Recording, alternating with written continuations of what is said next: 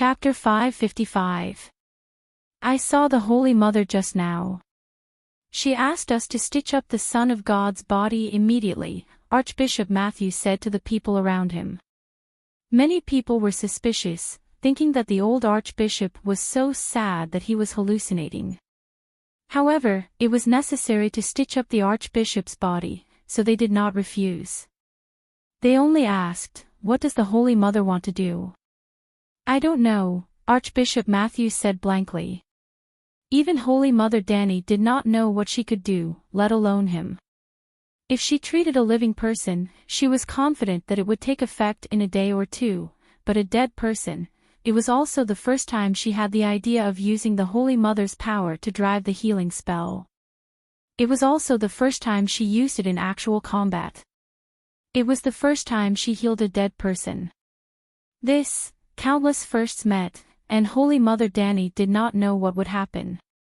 Therefore, she did not give Matthew any guarantee at all. Later, if the sparrow had saved the universe in his previous life and was luckily saved by the Holy Mother, then the Holy Mother would smile mysteriously. "Of course, I want to resurrect the Son of God." If the sparrow died and the experiment failed, the Holy Mother would tell the believers with compassion, "I am here to bring the Son of God back to heaven. You should be happy for him. The Son of God has completed his mission in the mortal world and is about to enter heaven, opening the next stage of the path of glory. You say goodbye to him."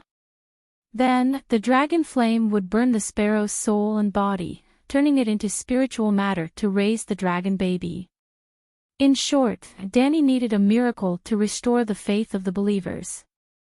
The life and death of the sparrow were not important. He had tormented Circe, tormented the academician, disgusted the Iron Throne and the nobles of the Seven Kingdoms, and owed a debt to the Iron Treasury. He had allowed Blackie to successfully usurp the priesthood of the Seven Gods. Even if he died, he could help the Dragon Queen complete a precious experiment. He had completed his mission and could rest in peace. As more and more believers chanted the Bible, the lines of faith converged toward Archbishop Matthew, and the door of faith opened. Following this door, the Holy Mother's power descended upon the great cathedral. In the eyes of the crowd, the statue of the Holy Mother suddenly shot out a beam of holy white light, enveloping the sparrow on the ground. Circe looked back and saw such a miracle. She could not help but be shocked. The Holy Mother had appeared. What frightened her even more was that the flesh and meridians of the sparrow's wound were slowly wriggling. It was actually growing. To be honest, even Danny was surprised by the effect of the Holy Mother's divine power and healing. Although the speed at which her divine power was being consumed shocked and pained her, the big sparrow's wounds were truly healing. However, Danny also noticed an abnormality. The big sparrow had died, and the yang spirit substance in its body had transformed into the yin spirit substance. At this time, the wound had healed, but the yin spirit substance in its body had not disappeared. This was not a small problem. This was because yin spirit essence represented dead spirits. Corpses with yin spirit essence were not considered living people. Danny even had an epiphany. Madame Stoneheart and the Lightning King were most likely resurrected by retaining their yin spirituality. They had lost the vitality of a human, so they no longer needed to eat and sleep like a living person. His physical body had lost its vitality, and the most precious part of his soul had been taken by Lalo. What was this kind of resurrection?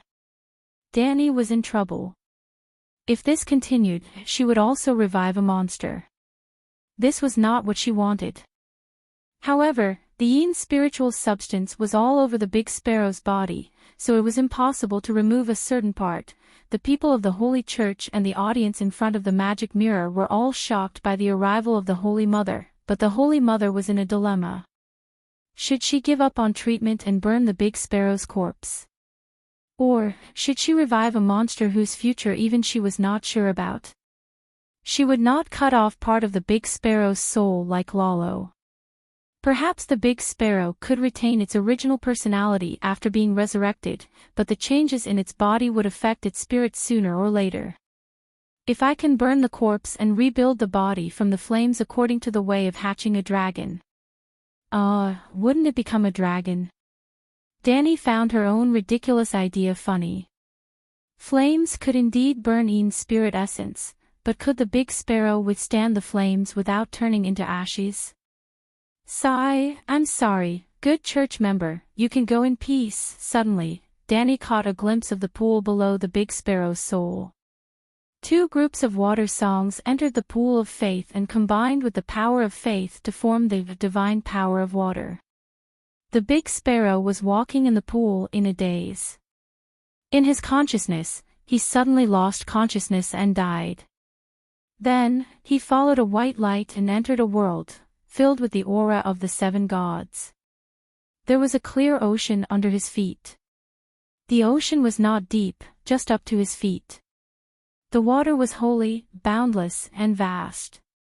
Needless to say, he must have come to heaven and cleansed his sins in the holy water. He would be summoned by the Holy Mother later. So, the big sparrow was taking a bath. Danny was stunned. It was not because of the big sparrow's actions.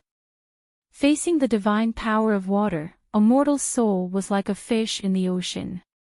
The key was that as the big sparrow washed his hands and face, the yin spiritual substance in his soul dissolved into the water. After a person died, the spiritual substance in the body would turn yin, and the spiritual substance in the soul would turn yang to yin. The divine power converted by the water song has such an effect. Danny was confused. Actually, this had nothing to do with the water song. The seven gods were the absolute gods of justice. The faith pool of the seven gods naturally had the attribute of purity in suppressing evil, repelling depravity and resisting evil. If the water song fell into the faith pool of the evil gods, the big sparrow would not expel the yin spiritual substance when he entered the water of divine power. Instead, it would dissolve the yin spiritual substance. Danny did not know this at the moment, and did not have time to study it. She was in the middle of the Holy Mother's descent. When she found that the divine power of water had such a special effect, she immediately extracted a part of it and merged it with the Holy Mother's healing art. Then, she poured it into the big sparrow's body. Buzz, the milky white holy light that enveloped the big sparrow was suddenly dyed with a trace of active gold. Everyone did not know what it meant, but they were surprised to see black blood oozing out of the big sparrow's pores. Danny was even more shocked than them. The effect of the divine power of water was unexpectedly good.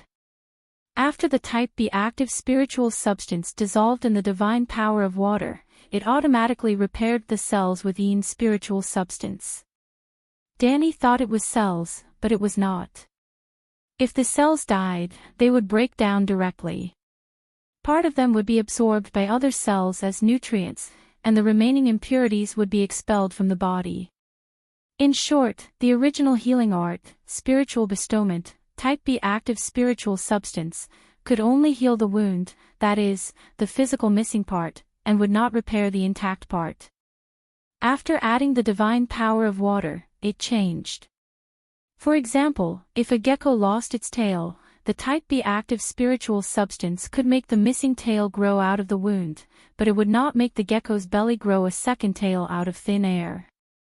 For example, if the hand was cut by a knife, the type B active spiritual substance could speed up the recovery of the wound. Driven by the Holy Mother's divine power, it could further speed up the recovery. The recovery could be seen with the naked eye, which could be called a miracle. But if it was poisoned, the healing art based on the type B active spiritual substance would fail, and the Holy Mother's divine power would be useless. Unless in the future Danny found another kind of spiritual substance that could deal with poison. That was off topic. Now, for the yin spiritual substance in the big sparrow's body, after adding the divine power of water, it was neutralized by the type B active spiritual substance. In a word, the divine power transformed by the water song in the faith pool of the 7 gods was especially effective for resurrection. What's the principle behind this? Danny was very surprised and also very confused. After coming back to her senses, Danny's heart ached so much that it was about to bleed. Originally there were 2 balls of water song, one big and one small, but now there was only one big ball left. And the divine power of faith, even if the big sparrow prayed for 100 years, it wouldn't be enough. The price is too high, it's a big loss. After carefully calculating the cost, Danny wanted to regret it. But it was too late to regret now. She could only brace herself and divide a large ball of divine power of faith to wrap the soul of the big sparrow. It was like wearing armor for the soul, and through the holy mark between the big sparrow's eyebrows, it was sent back to the body that had been dead for more than half an hour. Ah! The 2 silent sisters, who were helping the archbishop clean the blood that was seeping out of his skin, suddenly opened their throats and howled hysterically. The silent sisters, as their name suggests, swore an oath of silence and could not speak. Why did the devout silent sisters scream?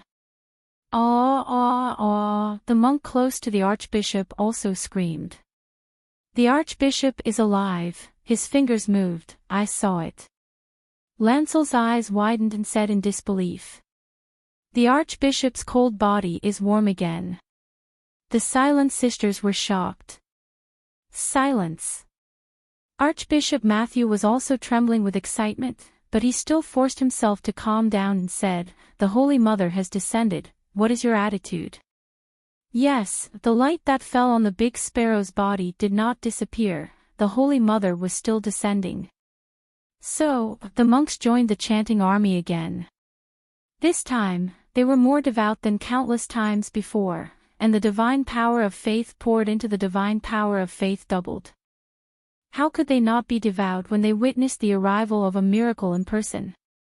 Not to mention the monks, the nobles and civilian representatives who participated in the martial arts competition were also shocked and looked at the statue of the Holy Mother with eyes full of awe. The Holy Mother is merciful. Stryker knelt on the ground and kowtowed to the statue of the Holy Mother. The Holy Mother is merciful. The devout nobles were in tears as they knelt down trembling. The Holy Mother is merciful, bringing the blessings of life, protecting every woman, her smile ends the war, gently protects the little children, whoosh. In the Holy Church, except for Circe and a few others, everyone knelt on the marble floor and chanted the Holy Mother's song, with the most humble attitude, the most reverent voice, and the most excited mood. Plop! Plop!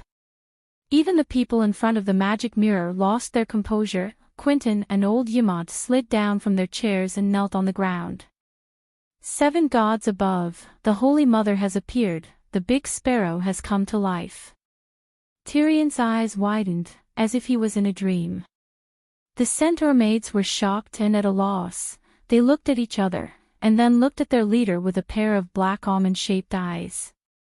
Then they heaved a sigh of relief. Calixie was still calm and unperturbed, her eyes narrowed, as if she did not care about the Holy Mother's appearance in the mirror.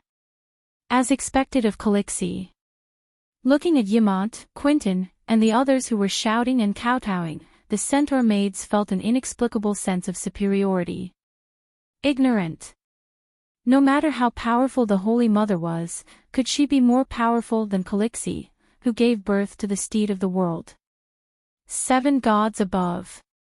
The big sparrow is really moving. Circe looked at the big sparrow in the middle of the kneeling crowd and saw him frowning and rubbing the back of his neck that Robert Strong had broken.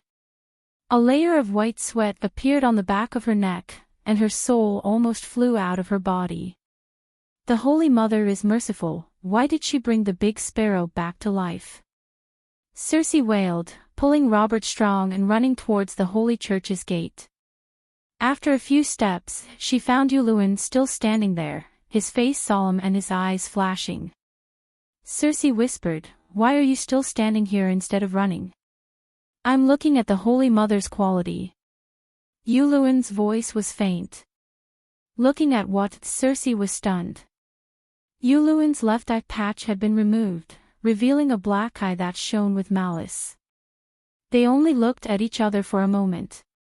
Whoosh! It was as if a tornado had fallen, sucking in their souls and drifting them into the depths of the cloudy sky. As if countless years had passed, Cersei came to her senses and pointed at Yuluin in horror. Your eye. Chapter 556. Yuluin smiled gently. His right blue eye was filled with tenderness, and the evil in his left black eye seemed to be an illusion that had never existed. It also rippled with endless affection. My left eye isn't blind. It's just that my pupils are of different colors, making them look very different. He pulled down the eye patch to cover his left eye and said with a smile. Cersei's heart trembled, and she felt inexplicably uneasy. However, she mistakenly thought that it was because of the resurrection of the Great Sparrow, so she didn't ask about the storm in her lover's eyes. She just kept complaining. The Holy Mother is too biased. She never responded to my sincere prayers. Today, she resurrected my great enemy. I have to leave quickly. The trial is over. Even if the Great Sparrow is resurrected, it won't change the result. Actually, you can let Robert Strong continue to compete with the Great Sparrow. He has just been resurrected and his body is very weak. Take advantage of his illness and kill him. Yuluin smiled evilly. This was priceless advice. The Great Sparrow's wound had healed, but the blood he lost couldn't be replenished in a short period of time. Even an ordinary soldier could overturn the Great Sparrow, let alone Robert Strong, who still had 90% of his health left. Are you stupid? This is the Great Cathedral. The Holy Mother has descended, and you still want to compete with him. However, Cersei had fear in her heart. She didn't listen to his bad idea and pulled up her uncle and daughter-in-law who were kneeling on the ground. Why aren't you leaving? Are you counting on the Holy Mother's mercy? The Holy Mother is merciful, but the Great Sparrow is vicious. Kevin waved his niece's arm away and said in disgust, You go back. I'll stay and repair the relationship with the Archbishop. I'll stay too. My trial has already been completed. I'm not afraid of the Holy Mother's descent. Marjorie's eyes were provocative as she smiled. The Holy Mother will never like a slut like you who likes to drink moon tea. Cersei glanced coldly at her wife and pulled Yuluin away. The Great Sparrow didn't chat with Kevin for long. He was in a daze. He was clearly bathing in the divine pool. How did he resurrect? He was also especially tired and didn't have the energy to toss and turn. At this moment, he endured his tiredness and led the cultivators and believers to recite the 7 stars Holy Scripture to the Holy Mother. Then, he announced the end of today's trial. Faced with Kevin's inquiry about the results of the trial, the Big Sparrow was silent for a long time before he nodded and acknowledged Cersei's victory. I've lost. The Church will no longer pursue the Empress Dowager's crimes, but I can't declare the Empress Dowager's soul to be pure in the name of the 7 gods. This is against the rules. Prince Regent Kevin frowned. Indeed, the winner of the martial trial should be endorsed by the 7 gods. This person's soul is pure and flawless, free from sin. That was why the trial by martial arts competition was so sacred. According to the rules, both sides of the duel are believers of the 7 gods, but is Robert Strong a human? I shouldn't have allowed that monster to enter the divine palace. It has tarnished the glory of the 7 gods. The Big Sparrow said coldly. He's just a little ugly. The Prince Regent's eyes flickered, and he didn't sound confident at all. The Big Sparrow stretched out its rough and cracked hand to Kevin. The Regent hesitated for a moment and put his right hand on it. Boom! A milky white flame suddenly rose from the Big Sparrow's palm and covered the Prince Regent's strong right hand. How dare you! White Knight Marlin, who was guarding the Prince Regent, thought that the big sparrow was going to burn Kevin with the same demonic flame that was used on Robert. He roared and was about to draw his sword to attack. "Stop!" Kevin quickly shouted and stopped him. "Sir Marlin Lant, the Archbishop didn't hurt me." At this time, the big sparrow also spoke. "This is the new magic that the Holy Mother gave me, holy healing." The old man turned to look at the statue of the Holy Mother with a soft smile and sighed. "The Holy Mother gave me the blacksmith's divine power before, hoping that I would use the blacksmith's power to cope with the coming long night. But I fought bravely and failed to live up to her expectations. I understood the past. So, I asked the Holy Mother to take back the blacksmith's power and give me the seal of the Holy Mother that saves the world. In the future, I will no longer hold a sword, and my hands will only exist to remove pain." Kevin said in surprise, "Did you see the Holy Mother when you were resurrected?" "Not only me, but you all saw it too. The Holy Mother is here watching all of us." The big sparrow's skinny old face faintly exuded a holy light. Kevin's body trembled and said in shock, "What did the Holy Mother say about this trial?" "The Holy Mother didn't say anything." The big sparrow shook his head. "How can she not say anything?" Kevin's thick eyebrows frowned. "It's about the reputation of the Empress Dowager and the legitimacy and holiness of the Iron Throne. How important it is. Shouldn't the Holy Mother give an explanation in person? Everything has to be handled by the Holy Mother herself. What do you need me as the Archbishop for?" The big sparrow said lightly. Kevin's face twisted. "You are a participant in the trial, and now you are going to be the final judge. I'm afraid, did you feel it just now?" The big sparrow asked without rhyme or reason, but Kevin felt the big hand that was holding his right palm loosen. "The holy healing technique is very magical. It's as warm as being washed by clean water," he said. "You bring Robert Strong here with his hands and feet tied.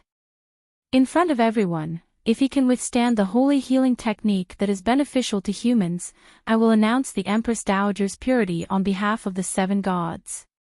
Otherwise, I can only admit that she is innocent and will not endorse her past actions." The big sparrow said. "This?" Kevin asked in a low voice, "Can the holy healing technique exorcise demons?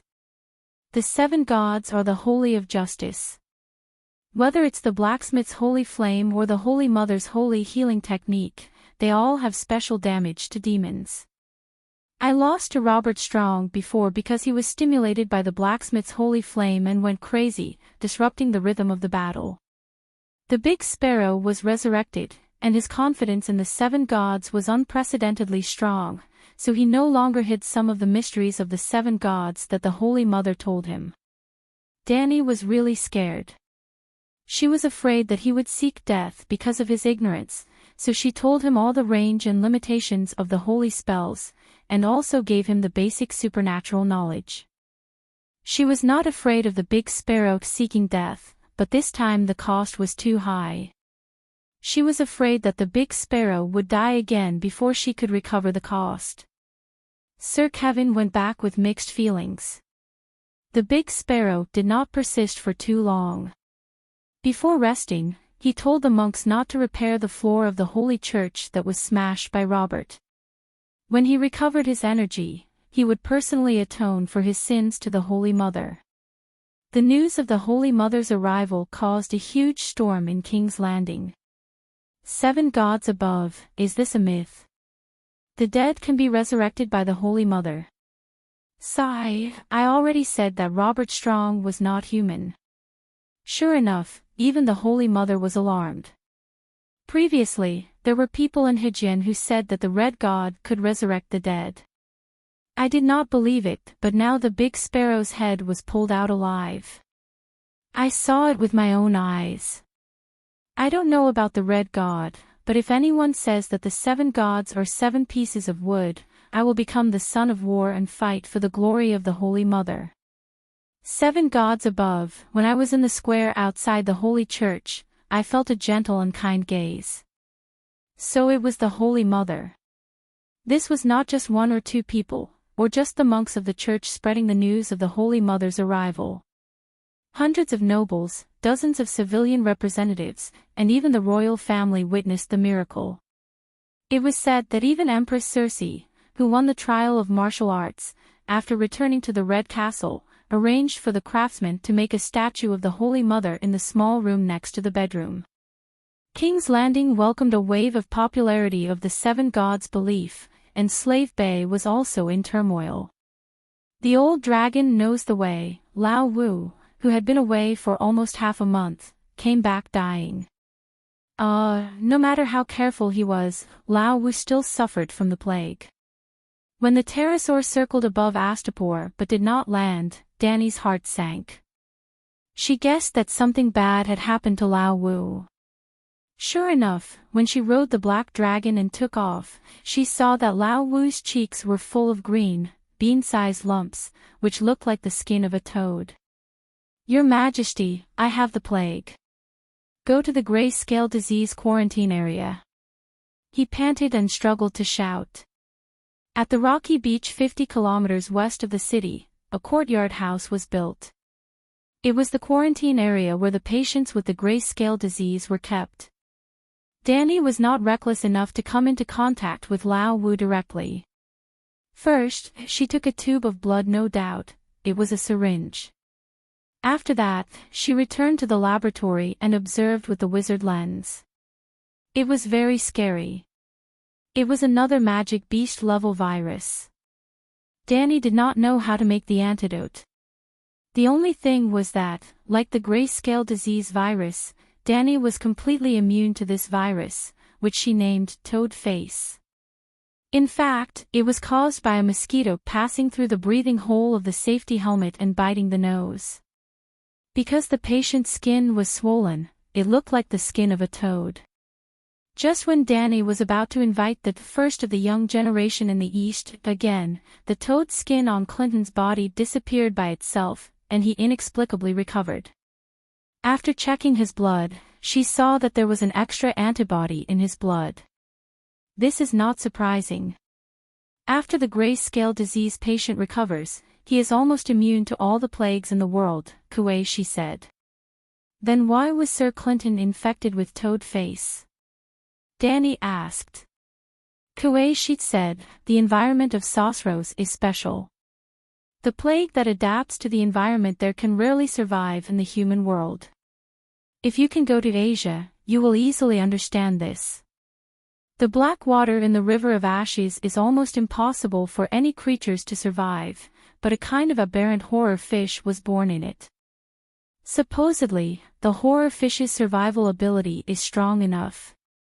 But after leaving Asia, the fish with rich dark energy in its body will die immediately. The same is true for the toad face virus you mentioned.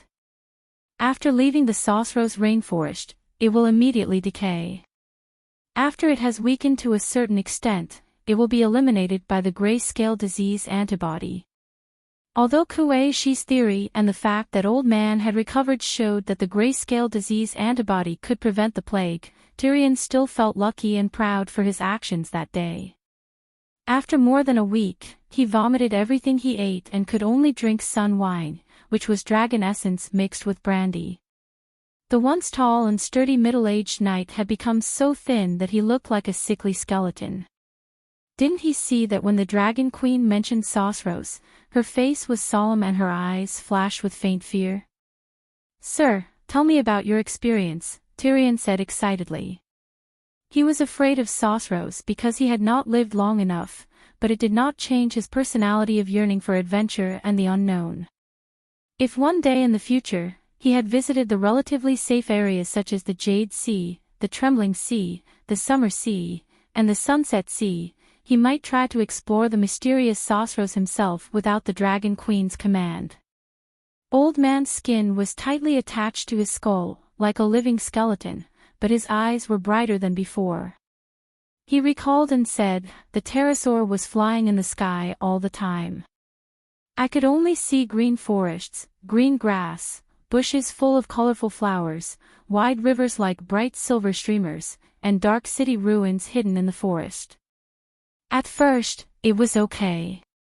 I drank the wine I carried, ate the dry food in my backpack, slept on the dragon's back at night, did not take off my clothes, did not light a fire, and found the dragon's nest safely after a week.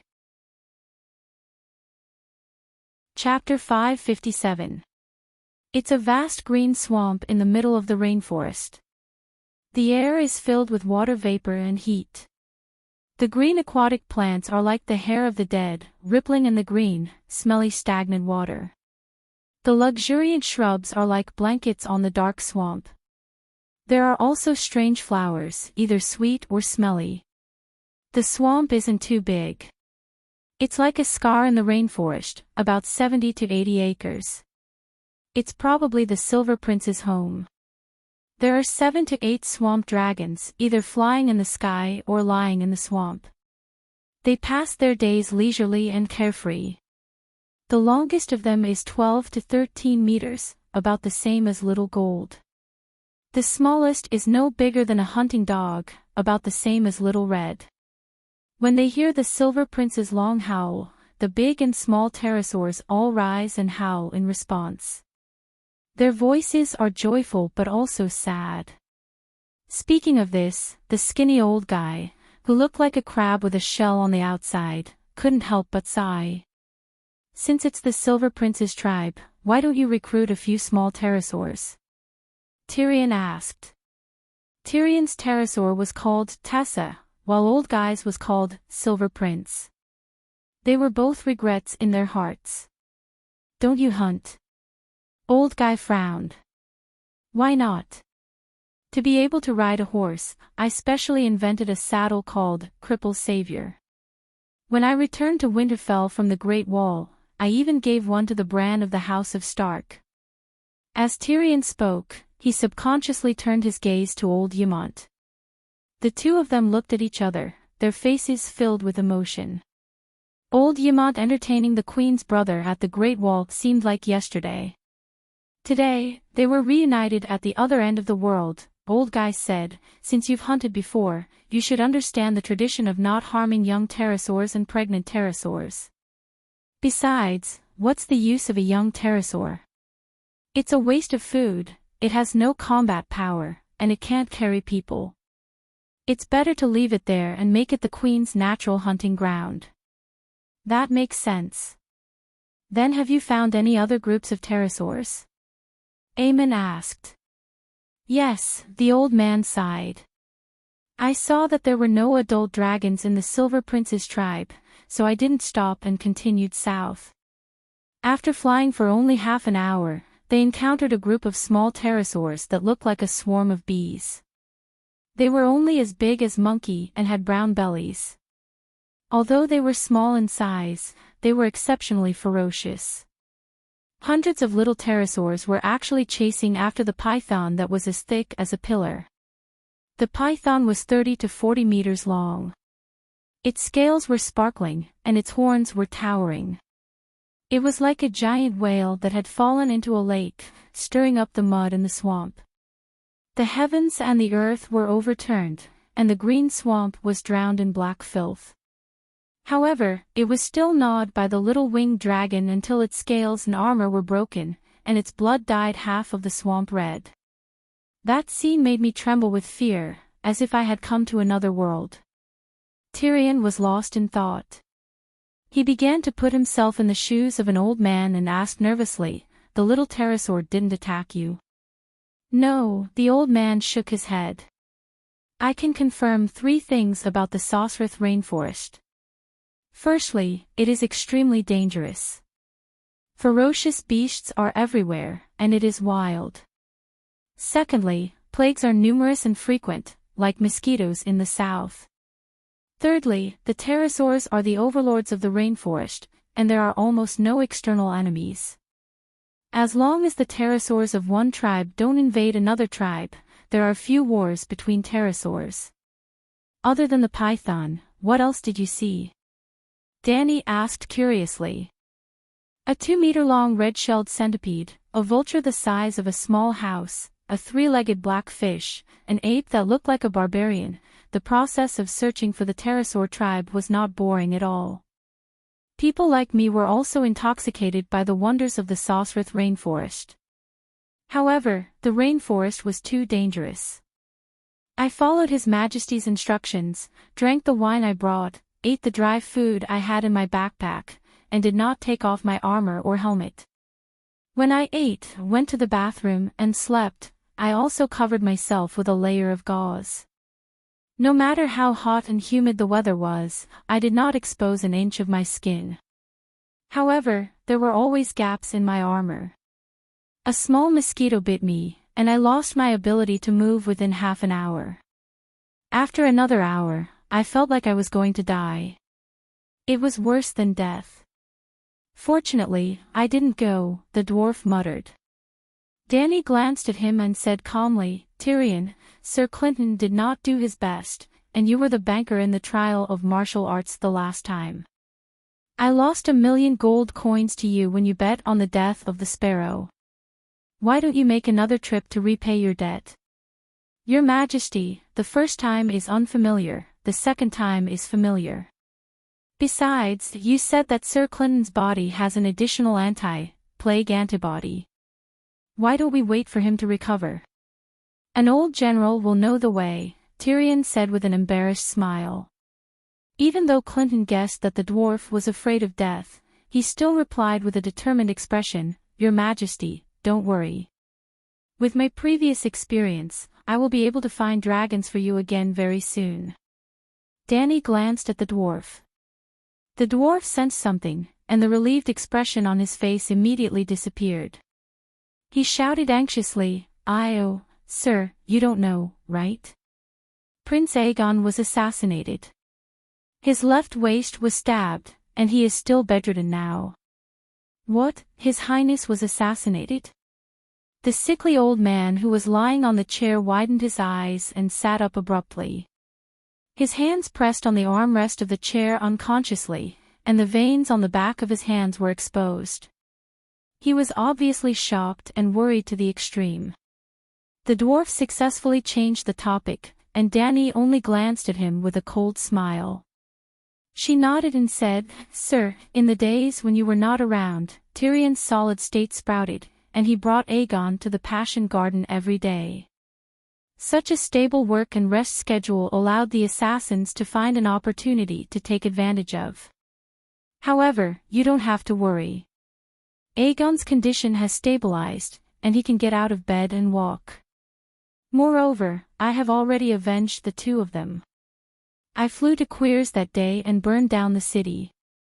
The headquarters of the regretful guests was reduced to a pile of scorched earth. After much persuasion, Clinton still could not sit still. He immediately went to the top 2 floors of the palace to visit Aegon. The father and son, one old and one young, one old and one young.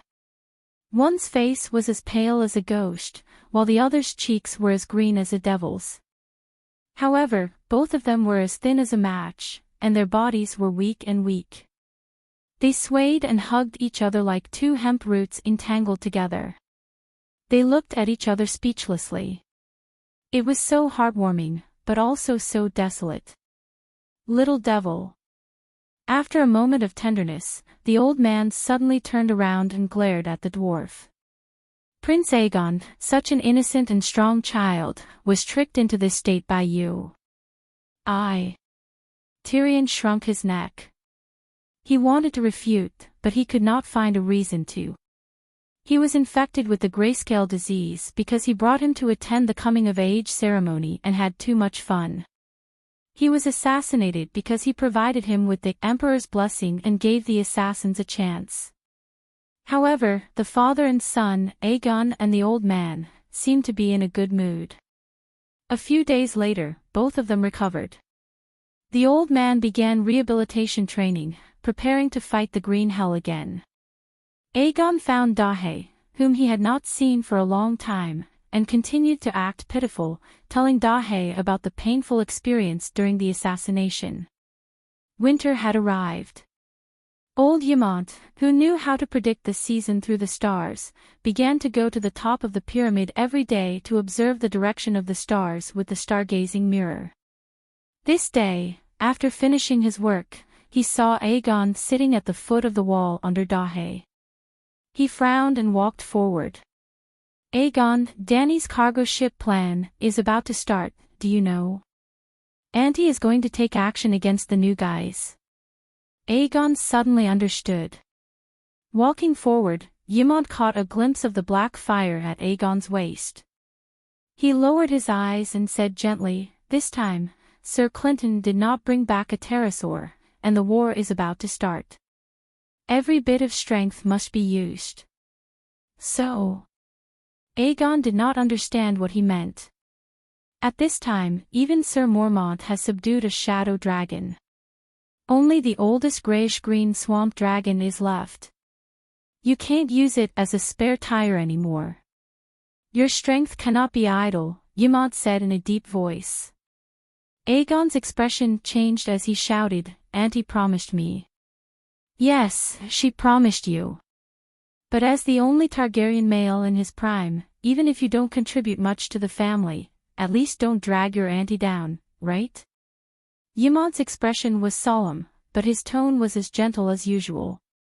Aegon's face flushed red as he argued, "I also participated in the battle against Tauros. I even killed 2 city guards. Yes, you are very brave. You live up to the name of Aegon." The old scholar nodded and praised. "Scholar, what are you trying to say?" Aegon suddenly regained his composure and looked at the old man in front of him. "Give the old pterosaur to the other knights. You wait for the next batch of pterosaur spares.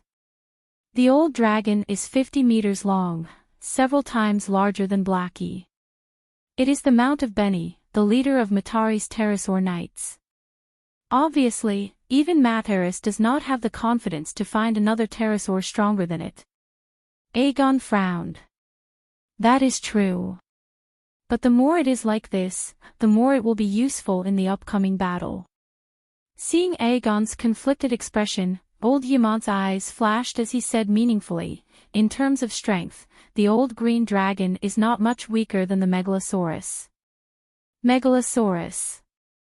Aegon looked up at the sleeping Blackie and said dejectedly, "Scholar, tell me, why is Blackie ignoring me?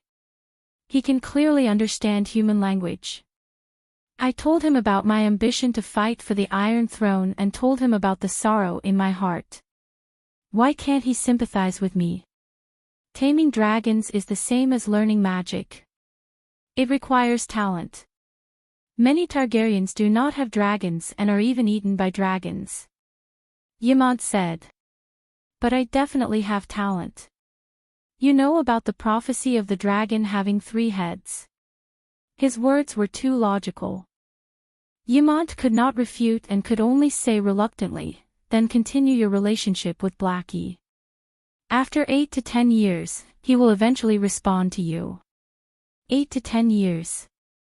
Aegon shrieked in despair. 8 to 10 years is a normal phenomenon. Many Targaryens sleep with dragon eggs in their arms from infancy. When the dragon eggs hatch, the man and the dragon grow up together. Even so, a 14-year-old dragon knight is rare. You are not lying to me. Aegon was even more desperate. If you don't believe me, you can ask Tyrion. He is an expert on the Megalosaurus. Ymont said unhappily. Tyrion was fanatically fond of dragons and was an expert on the Megalosaurus. Old Ymont was the same. The silly Aegon actually went to ask. Generally speaking, Scholar Ymont is not wrong. However, they spent more than 10 years as children. Their willpower and temperament are not mature yet. Hence, they are unable to subdue the Megalosaurus. Your Highness, perhaps it is more than 10 years. Tyrion said hesitantly. Actually, the dwarf wanted to say that Aegon had no talent at all. However, he was afraid that the prince would fly into a rage and beat him up. Do you think that I have no talent? Aegon said coldly. He was not stupid. He could guess the dwarf's thoughts from his expression. This. Everyone says that my lifeblood has magic. I also want to learn magic, but I still have no talent. The dwarf spread his hands and said, Dragons have 3 heads. Aegon said through gritted teeth. Your Highness, wake up. Dragons now have 20 heads. There will be more in the future. Pterosaurs are also dragons. Pterosaurs are also dragons. Aegon's expression changed a few times. He suddenly made a decision in his heart. The next day, Aegon said goodbye to Dahe for the last time. Dahe, if you continue to ignore me, I will go look for the old green dragon. Dahe could not be bothered to look at him. On the 3rd day, Aegon said again, this time it's true. If you ignore me, I will really go and contract the old pterosaur. Dahe, on the 4th day, Aegon stood in front of Dahe and swore, please give us a chance to be together. This is the last chance. This is not the 3rd time. I swear, this is the last time. Dahe wanted to bite him, but reason stopped him. Chapter 558. Targaryen, your words are like a mountain. Aegon remembered his aunt's words. So, on the 4th day, he didn't go to Dahe. But after ignoring Dahe for a day, on the 5th day, he couldn't help it and went to Dahe again. Dahe, look, I also have the mark of the paladin. Dahe was still a child after all. After being harassed like this, he finally couldn't stand it anymore. He went against Mother Long's instruction to be silent and cold in front of Aegon and roared angrily for the first time. Get out! Aegon's hair was flying in the air from the Megalosaurus. His face was pale, his stiff body was shaking, and his mind was muddled. He didn't even know how to leave the top garden. He rested for a day. On the 7th day, Dragon Queen's persuasion was useless. Aegon insisted on becoming a glorious paladin, which was a pterosaur knight. I can understand how you felt that day. It was like a new life. After completing the contract, Aegon was in high spirits. He rode on the back of the dragon pterosaur and shouted to the shorter little demon next to him.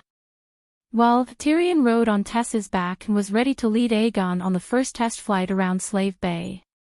Your Highness, after taking off later, you will have a second life. The feeling is completely different from riding a horse, as if the whole world is under your crotch. If I have to choose between a woman and Tessa to accompany me for the rest of my life, I will not hesitate to choose Tessa. Of course, riding a dragon during the day and a woman at night is even better, ha ha ha. Tyrion laughed proudly. Well, this guy really didn't talk big. He left Astapor in the morning, landed in Meereen City at noon, and had a good night. He returned the next morning. But the little demon only had fun once. The next day, he received a task and went out to do it. He didn't go to Sosrath Rainforest to find the pterosaur nest. Instead, he repeated Dany's journey west to the Westeros that day. He passed through the land of long summer, flew over Volantis, entered the strait, and landed on the stone island more than 6,000 kilometers away. Because, after more than 3 months of drifting on the sea, the first batch of 12,000 barbarians finally arrived at Queen's Point. Tyrion had 2 goals for this trip. The first was to bring the fire mage Pogba to Volantis and persuade Tam and Bo Ching to join the Dragon Queen. The second was to select a few shapeshifters from the barbarians and bring them back to Slaver's Bay. Pogba, the skinny man, was just a fire mage who performed for a living in Volantis. He was not the best young man in the East, with a bright future like Lisbon. Not many people knew him. But the man knew Tam. On the other hand, Dany already had the idea of recruiting her 2 old friends, Tam and Bo Ching, to help her. Needless to say, the more the merrier. Tyrion had volunteered for this mission. It was too monotonous to supervise the wildfire production every day and go to the Strait of Freedom to plunder ships the next day. He wanted to personally experience the feeling of living in the ancient parasol tree at dusk. But he also made two requests. First, arrange for Blackie to escort him and Tessa through the land of long summer. Second, if the dragon battle was lost, the Dragon Queen would allow him to surrender to the Alliance. That guy didn't even think about how much the Alliance hated him. He was still dreaming of going to the Alliance's prisoner camp to enjoy the treatment of Westeros. But, if he really surrendered, the Alliance probably wouldn't kill him. In this world, killing noble captives who surrendered was a taboo.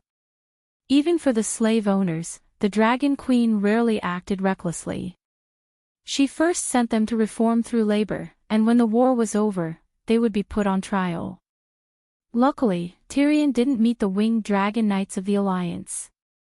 The Alliance only had a few dozen winged dragons in total.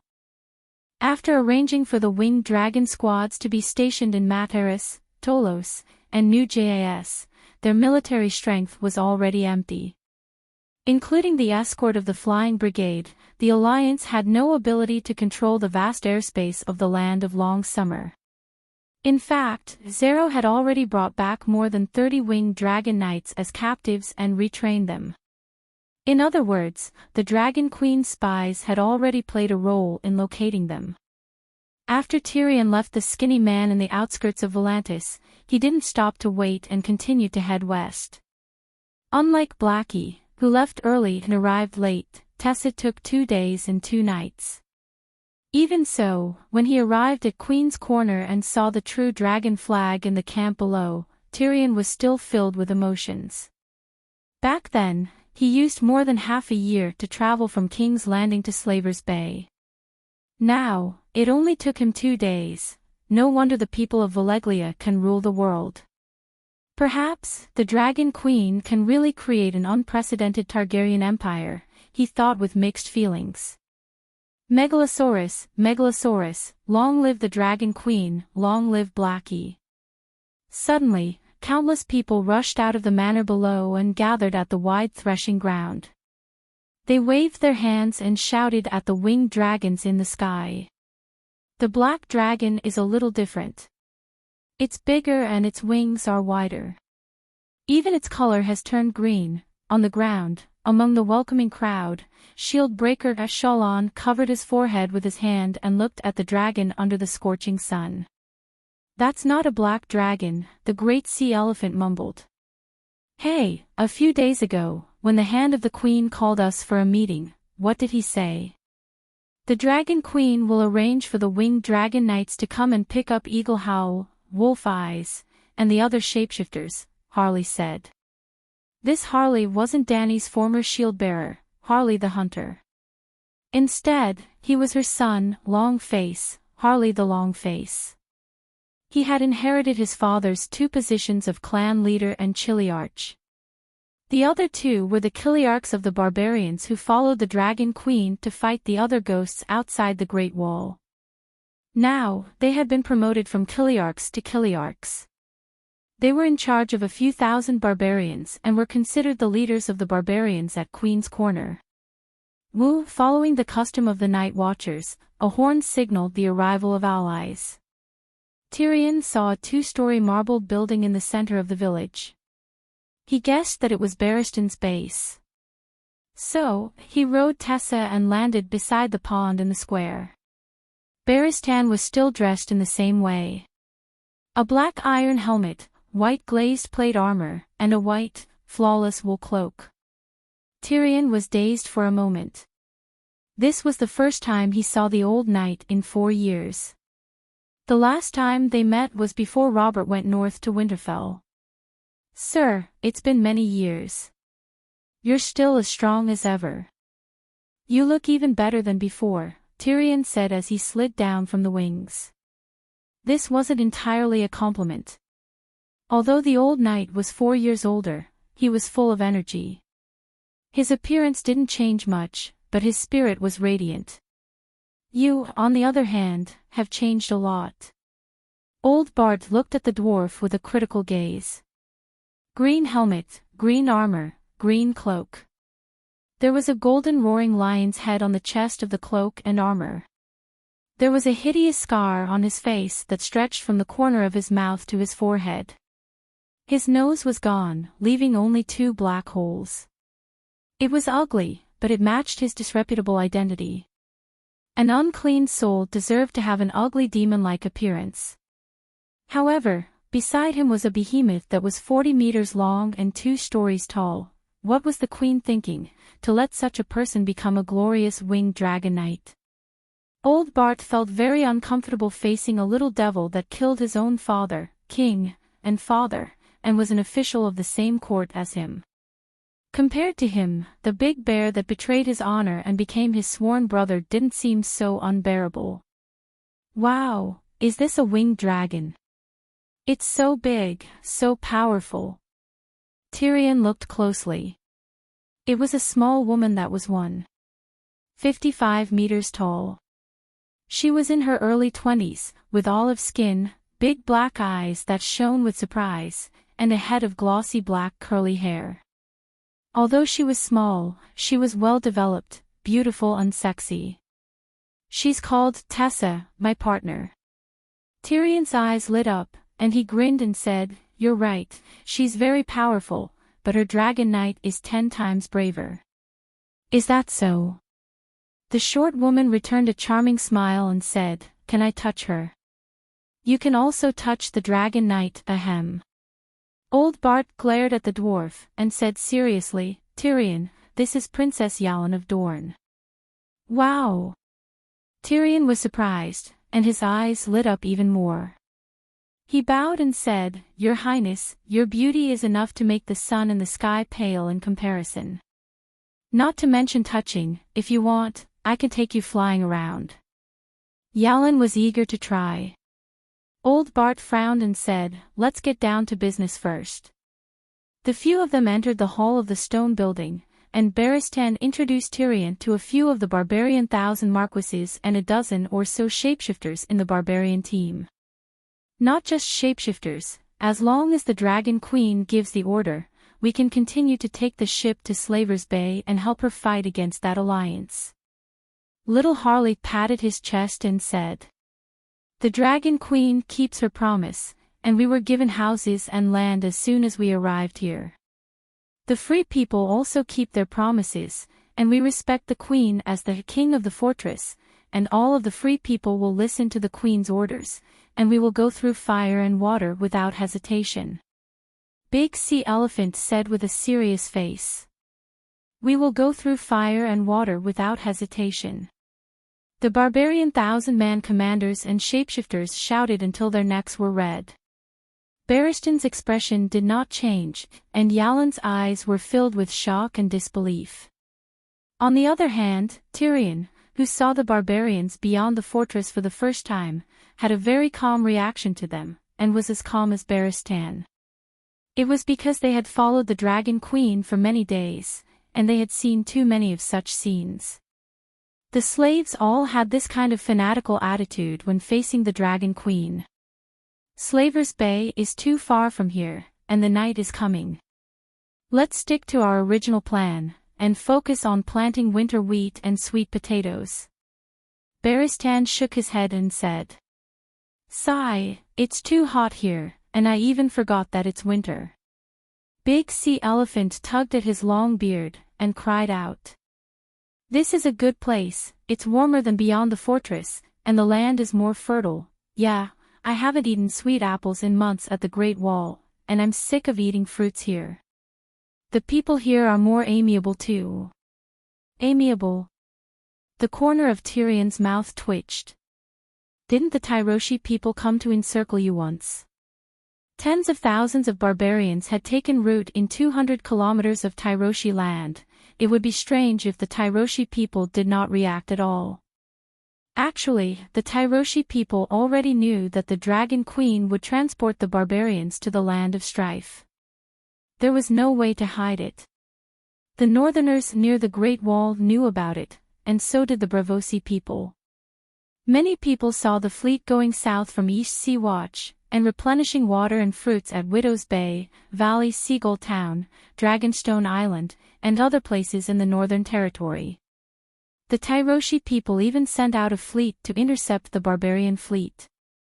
However, the naval forces of the three sister cities, Mir, Tyroshi, and Lisi, were mostly at Slaver's Bay to participate in the World War. The remaining fleets were no match for the Dragon Queen's Royal Navy. Then, the Tyroshi people sent 5,000 infantry and cavalry south to attack the barbarian village. Before the army set off, they were discovered by the shapeshifters' animal companions. Chapter 559. Danny had originally planned to leave Whitey in the Narrow Sea to stabilize the situation, but because the enemy in the Narrow Sea was unexpectedly weak, and because of the pterosaur, she called Whitey back to Slave Bay. Now that she had received news that the Tyroshi were going to attack the Savage Manor, she naturally sent Whitey back to support the barbarians. The barbarians had the advantage in numbers, and the 12,000 of them were all brave and fearless warriors, including the former number 1 general of the Seven Kingdoms, Commander Baristan. With the addition of the Megalosaurus, the Tyroshi army was wiped out when they were still 100 kilometers away from the Queen's Horn. It was also because of the battle that shook the cities on both sides of the Narrow Sea that Elaine did not immediately return to Sun Halberd City. She wanted to stay here and observe the Dragon Queen's next step for her father. Sigh, those Tyroshi are worse than women, and they can't compare to the fierce Night Watchers at all. Compared with the barren hills and turbulent rivers and unruly people beyond the Great Wall, the people here are really kind. Little Harley concluded with emotion. The dwarf looked at the barbarians with a blank expression. Other than the shapeshifters, what other plans does Her Majesty have? Elaine asked. Tyrion understood the true meaning of Princess Elaine's words. He glanced at the silent Baristan and guessed that Princess Elaine did not have the Queen's full trust. Nothing. Her Majesty is now focused on the upcoming Battle of Meereen, and can't pay much attention to the Westeros and the Free People. Sigh, the East Sea has the White Knight Geralt, and the Queen's Horn has the hand of the Queen, Baristan. We Free People don't need Her Majesty to take care of us anymore. Big Sea Elephant waved his hand. Yes, we can protect ourselves. Her Majesty can deal with the slave masters at ease. The barbarians nodded in agreement. Elaine's eyes flashed, and she did not mention this topic again. She only asked, the shapeshifters' animal companions are not as strong as the pterosaur, what can they do at Slave Bay? The barbarian commanders immediately looked at Baristan, and seeing that he did not respond, they all locked their mouths. Only little Harley smiled and said, whatever the Queen tells us to do, we'll do it. Why are you asking so much? This time, Tyrion was completely sure that even though Quentyn had already pledged her loyalty to the Dragon Queen, Dornmartel was still not her ally. Hi, Dragon Knight. After the meeting, Tyrion walked on the Yellow Road and observed the living conditions of the barbarians in the town. Suddenly, a fragrant wind blew and 2 huge mountains appeared in front of him. He looked up and saw the sexy and enchanting Princess of Dorne looking at him with a smile. What's wrong? Tyrion's expression did not change as he slowly shifted his gaze away from the mountain. You said that you would take me to ride a dragon. In the end, as soon as I turned around, he disappeared. Ylien pursed her lips and said in a seemingly angry and resentful manner. Your brother Quentyn also has a pterosaur. Tyrion said. Is that so? Ylien was pleasantly surprised and said excitedly, how big is Quentyn's dragon? It's not as big as mine. Other than Prince Aegon's Ilia, my dragon is the biggest because I'm the first pterosaur knight. Tyrion said proudly. Ilia. That's my aunt's name. Ylien was puzzled. Prince Aegon's pterosaur is the name of Prince Aegon's pterosaur. I originally planned to call him Riga, but Sir Clinton's pterosaur already has the title of Silver Prince, so, you don't even know about Prince Aegon? Tyrion frowned. Barristan might hide the secret of the Dragon Queen and Slave Bay, but Aegon was different. Yen was Aegon's cousin. Big cousin. I know, but... Princess Dorne's big black eyes looked around and said softly, that should be an imposter, right? Ah.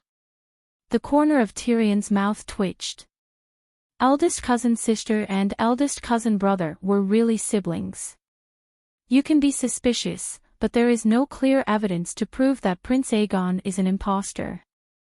If my aunt's child was still alive, anyone who took him in would ask my father for help as long as they still had a brain. At least, they would tell him. Then, does Varys have a brain? Yen smiled charmingly, but her tone was filled with obvious disdain. This was indeed a question that could take one's life.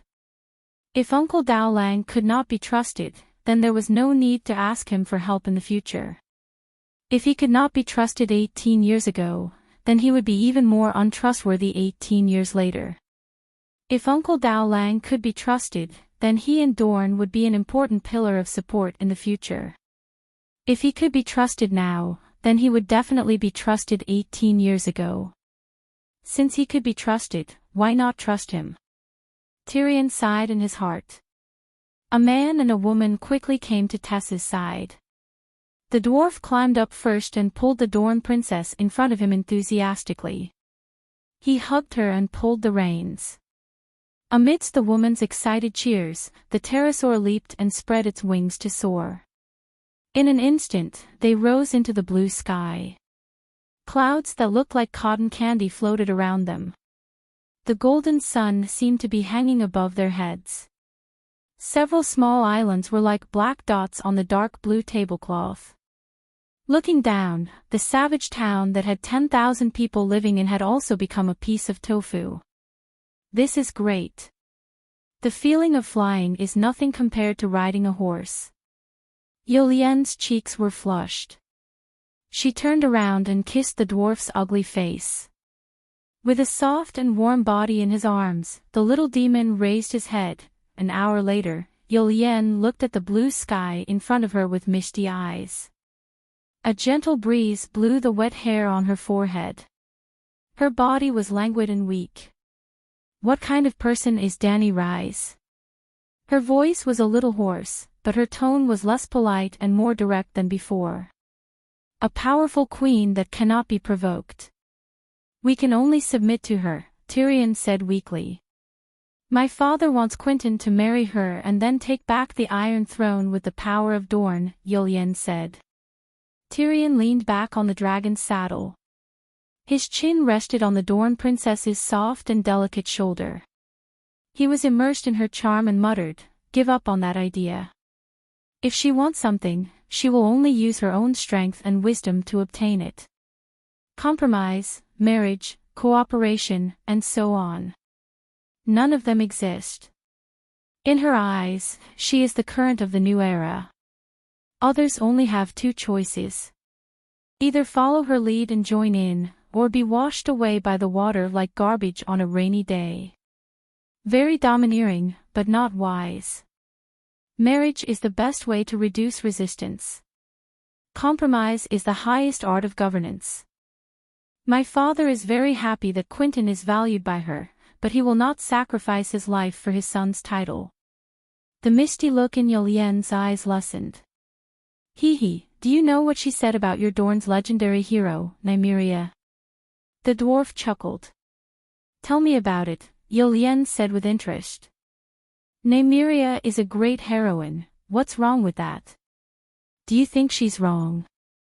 The Dorne princess was puzzled. There's also another sentence. Nymeria is a great heroine, but Dany Rise is the most unprecedented empress. Yen was stunned. Heroes are never free, empresses are unrestrained. If you don't use marriage as a condition for the alliance, she might have taken a liking to your brother. She said that he is a good person. But I heard that she keeps her promise. Targaryen, Her words are like a mountain. Yilian frowned. My dear, keeping her promise is her virtue. She is the most arrogant person in her personality. These are not contradictory. Back then, how much did the cruel Meg hate the church? Didn't she follow the rules and carry out the trial of the seven with the church's warriors? The contract that Quentin brought has nothing to do with Danny Rise. Her name is not even on it. How do you expect her to keep her promise? Moreover, the contract is binding on both parties. It is obvious that you Dornishmen broke your promise, broke my promise. Yolian was furious. She turned around and pinched the little demon's head. Awoo! Tyrion rolled his eyes and shouted, Princess, please spare me. If you don't want to hear the truth, I have a lot of words to make you happy. Humph. Yolian smiled seductively. She gently and slowly twirled it around her waist and picked it up again. Small person. Ghost. Big guy, speak clearly. How did we break our promise? May I ask how old are you, princess? The dwarf narrowed his eyes and said with a groan. You don't know? Yilian asked. Sigh, you are almost 25 years old this year. You are at least 10 years away from adulthood, right? The second son of the Duke of the Western region received a perfect aristocratic education. Not to mention the birthday of the Dorne princess, he knew the situation of the children of the famous count families in the Seven Kingdoms. You think I'm old? Old? I'm 3 years older than you. Tyrion shook his head and sighed. I got married late because no one wanted to marry me. Actually, since I was 14 years old, my father had been trying to arrange a marriage for me. He didn't care about me until I was 24 years old. He despaired. It wasn't that he didn't care about me. When I was 26 years old, he finally found me a young and beautiful virgin of noble birth. Speaking of this, the dwarf's eyes flashed with a mixture of sadness, regret, and sorrow. To be honest, other than not allowing him to inherit Casterly Rock, the old lion was barely a qualified father. As for Tessa, it was not targeted at anyone. The patriarchal old lion was extremely harsh to every child in the family. Cersei and Jaime were not any happier than the dwarf. Tyrion could use a joking tone to boast about killing his father in front of anyone. Only to himself, he had to tell the truth. He regretted it so much. He should not have gone to find his father that night. If he had followed Jaime's plan, he would have escaped the Red Keep and become a pure and innocent little demon. It would have been 10,000 times easier and happier than being an evil creature now. Perhaps, he could let go of the evil thoughts in his heart. His mind would no longer be filled with revenge, Lannister, and Westeros. He could stay at Slaver's Bay and be a knight for the Dragon Queen. He could be a true knight like Barristan, like Clinton. Yes, he was an evil creature now. Patricide was the greatest crime in the world. If he was not an evil creature, who was? If he was a true degenerate, like Cersei and Wade Fry, he would not be so tormented. Unfortunately, he was not. He was one of the few kind people in the Seven Kingdoms. Just like his brother Jaime. He had the true spirit of a great knight, but because of fate, he became the most shameful knight in the Seven Kingdoms. Both brothers were tormented by fate and did not know when they would be free. Jaime met his destined girl and was on the road to redemption. Tyrion met the Dragon Queen, it seemed like, shaking his head to get rid of the distracting thoughts. Tyrion continued, if Prince Adullin strictly adhered to the sacred marriage contract with Sir William Darry, he should have secretly married you to Viserys after you reached adulthood. At least, the poor second prince would have known that he had a fiancée. Chapter 560. Elaine's expression changed and she said, Robert was still alive at that time. If he knew about our marriage with the Targaryens, what would have happened to Dorn? If that's the case, then let's not talk about the contract anymore. If my sister wasn't so despicable, the unfortunate Robert would probably still be alive and could even live for another 20 years.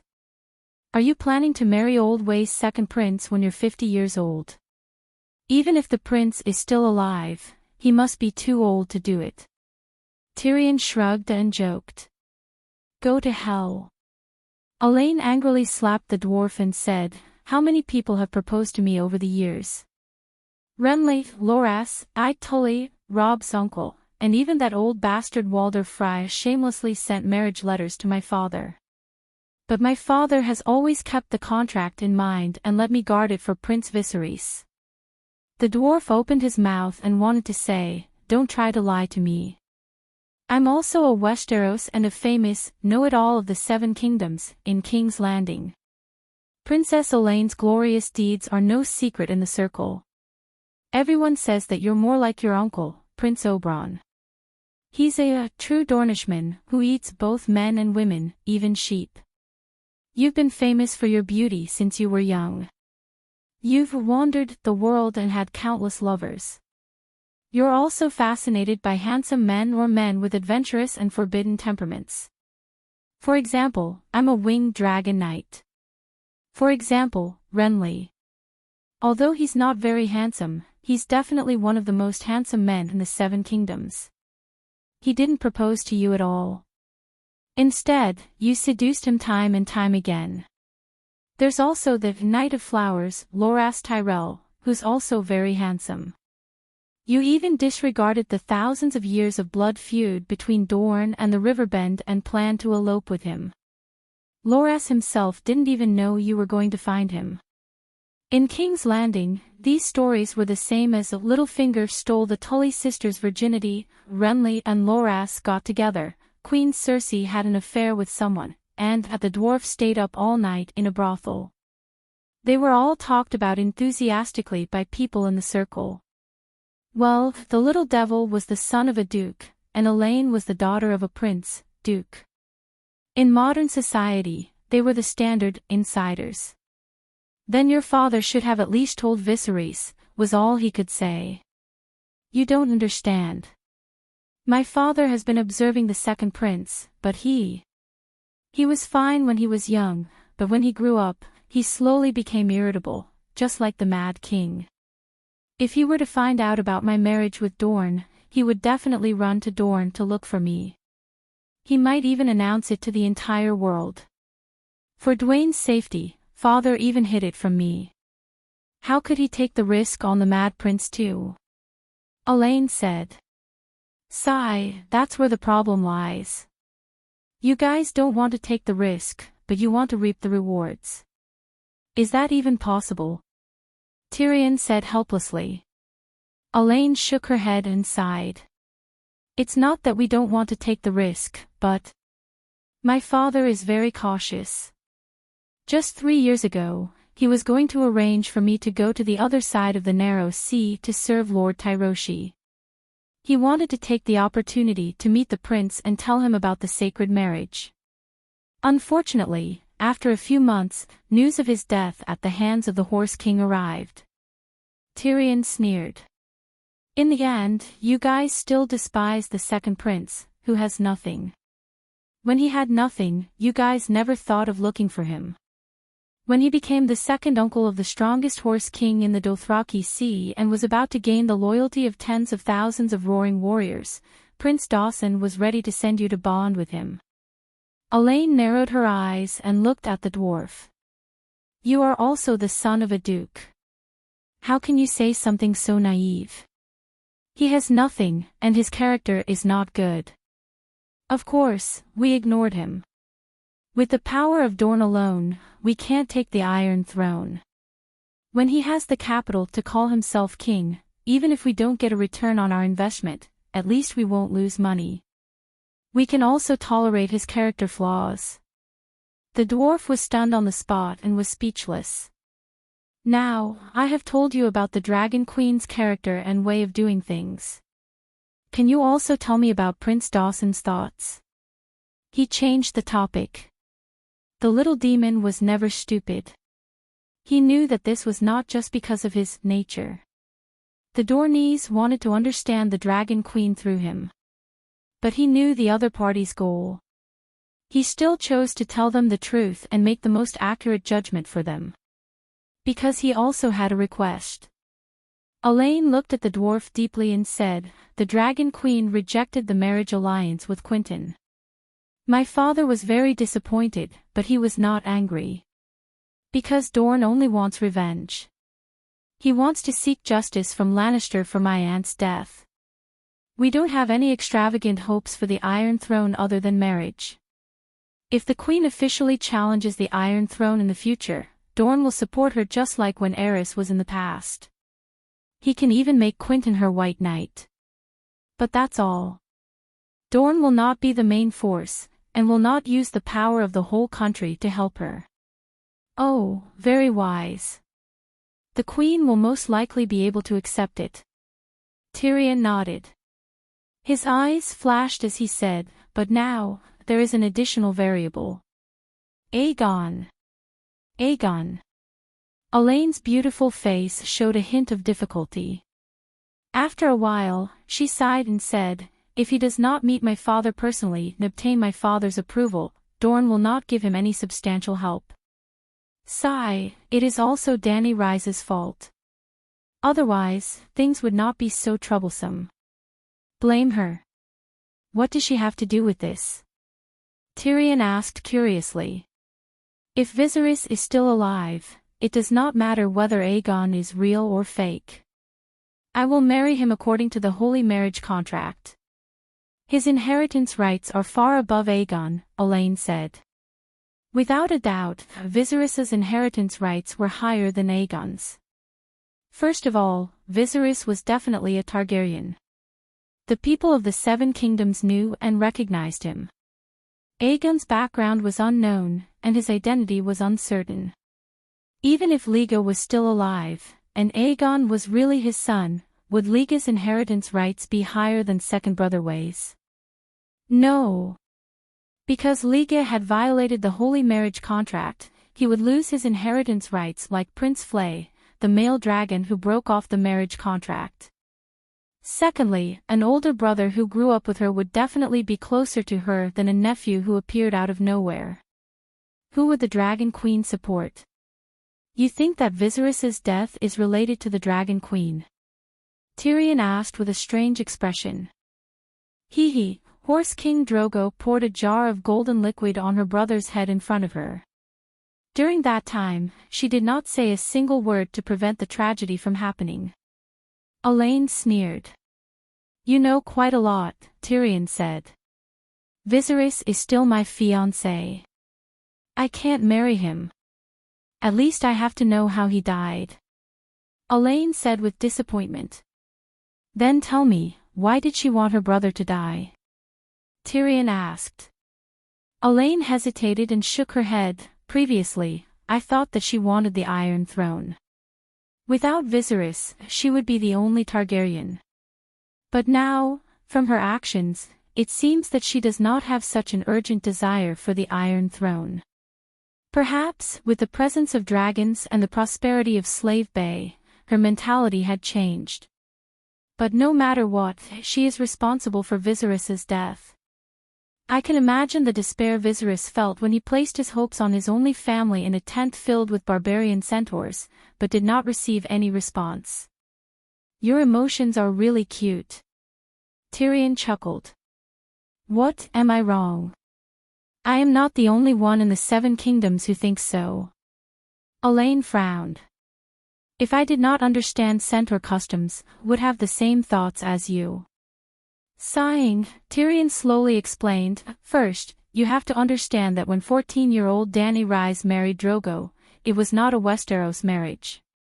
Instead, she was sold to the Horse King like a slave. Her selling price was 20,000 Dothrak roaring warriors." This. Elaine was shocked and said in disbelief, "They had a wedding in Pentos. This is not contradictory. He bought her to be his wife. Also, do you think that Calixi's position is equal to that of a queen?" In most colossus, the Call's horse has a higher position than Calixi. So, among the centaurs, there has never been a situation where Calixi is the regent after the Call dies. But I heard that she has a group of loyal centaur warriors under her command. That is because she is strong. Her current colossus are made up of two types of centaurs. They are either her original cars or the centaur slaves that she freed in the past few years. Her centaur husband has 50,000 roaring warriors and 100,000 centaur tribes. But her original cars was less than 100. The rest of the centaurs left her the moment Drogo died, and some even became her enemies. If my sister was in her position, she would not even be able to get past the Red Wasteland. So, even if the Mad King was reborn or Riga was alive, if the Horse King wanted to kill them, she would not be able to stop him. Then she should at least try, instead of remaining silent, Yelane muttered. Hee, you can try to draw your sword in Horse King City. Other than the Dragon Queen, anyone who tries to use force in Horse King City will only end up dead. Moreover, Viserys pointed his sword at Drogo's wife's pregnant stomach in front of several Khals and threatened to kill his son. Other than killing his second brother-in-law, Drogo had no other choice. Now that I think about it, your father did the right thing. What is scarier than marrying the Mad King is marrying a Mad King who has no power and no crown. The two of them were silent for a moment before Tyrion asked, "How is my niece, Myrcella? Why are you suddenly asking about this?" Elaine was surprised. You forgot that I was the one who sent her to Dorne. If something happens to her, I will feel guilty for the rest of my life. Tyrion looked at the Princess of Dorne and said, I'm sorry, she is not good. Elaine turned her head away, not daring to look into her lover's eyes. I harmed her. Uncle Oberyn's death made me lose my mind and try to. Tyrion waved his hand and interrupted her. I know that the Dark Star cut off her ears and cut her face. I only want to ask how she is now. She is a strong and brave child. My father had sent people to High Hidden City to search for Jiro Dane to avenge Myrcella, but Jiro went to Braavos and became Dany Rise's White Knight. What do you mean by she is? Or is Jiro a spy that she planted in Dorne? He is looking for opportunities to destroy the relationship between Dorne and the Iron Throne. Elaine was ashamed and confused. My dear, your imagination is too rich. She had just stepped onto the land of Westeros for the first time. Chapter 561. Tyrion did not know whether to laugh or cry. That time, she was supposed to go to Young Halberd City to meet your father. It was purely an accident that she met the Dark Star. Meet my father. Why didn't she go? Yelene asked anxiously. She went to Young Halberd City and circled around the Sun Tower. Your father was at Flowing Water Garden, Tyrion said uncertainly. Sigh, according to the time she arrived at the old town, my father is really at Flowing Water Garden. Yelene sighed regretfully. Can I bring Messai back? Tyrion suddenly asked. Seeing his serious expression, Yelene became curious and asked, You dare to return to King's Landing? No, I'll bring her to Slaver's Bay and hand her over to the Dragon Queen as a hostage. You. She's your niece. 7 layers of hell. Do you hate your sister that much? Yelene asked in disbelief. You don't understand. I'm saving her. To the current Lannister, the safest place in the world was Dany Rise. Well, except for me. What did you do with Princess Yelene? After the adulterous couple finished their business, they roared in the sky for more than an hour. It was not until the gold and red dusk appeared in the west that they flew over the golden, empty ocean and landed in the town of savages where the houses were arranged in the shape of the letter Hui. Princess Yelene walked away with a satisfied expression. Barristan immediately called out to the dwarf. Hey, we're a perfect match. She's like dry wood and I'm like fire. What can we do? What does it have to do with you? Tyrion said lazily. Tyrion, I have to remind you. Now that you're serving Her Majesty, you should at least be loyal. White Knight said sternly. I swear, I did not betray the Queen. Tyrion raised his hand and said. She did ask me about the Queen's personality and behavior, and I did tell her. However, this is the most basic rule between nobles. Unless Her Majesty sees Dorne as her mortal enemy, it's necessary to understand and communicate with each other. You might not believe me, but just now, I resolved a misunderstanding between Princess Elaine and the Queen. When I return to Slave Bay, I will report to His Majesty the way the Dornishmen do things and think.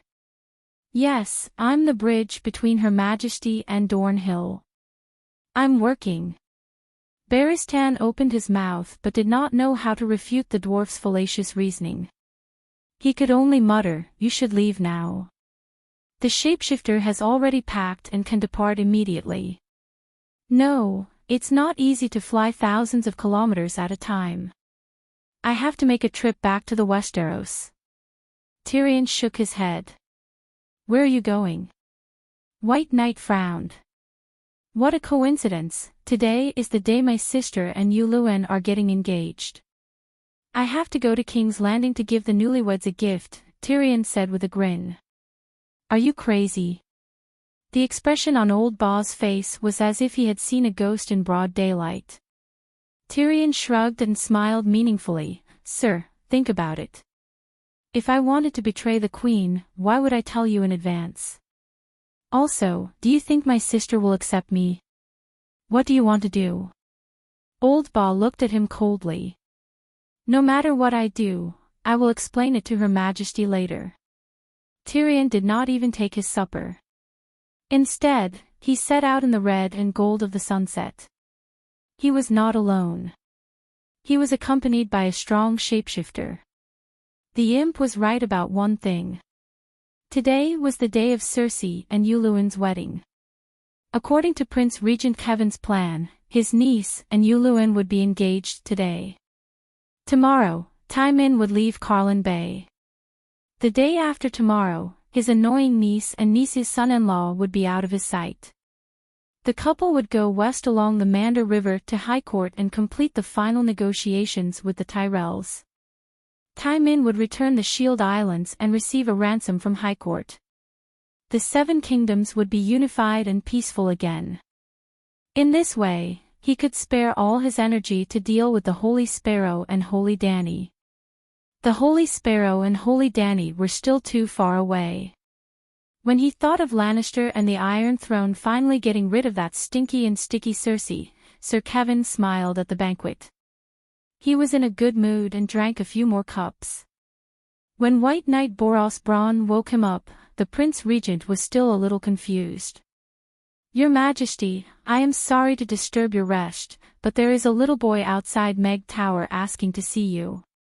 He said that Preceptor Pycelle has received important news and requests to meet with the Prince Regent immediately. What time is it now? The Prince Regent sat up and asked, rubbing his face. Your Majesty, it is 3:00 in the morning. It is almost dawn, Knight Bronn said. It is so late. Why not wait until dawn? What is it that is so urgent? Although Kevin was complaining, he immediately woke up and began to put on his clothes with the help of 2 lion golden armor guards. Black Wings brought black news. Something big must have happened for Pycelle to be in such a hurry. I asked, but the child doesn't know anything. Why don't you stay in the bedroom and I will bring Preceptor Pycelle here? Knight Bronn said. Forget it, I will go myself. It is freezing and snowing outside. The old preceptor is already 85 years old, and he has been through the agitation of being paraded around the streets by the doctors. Let's not torture him anymore. Unlike Cersei and Tyrion, who were harsh and cold to Pycelle, Sir Kevin respected and relied on the preceptor from the bottom of his heart. He knew how loyal and wise Pycelle was to Lannister.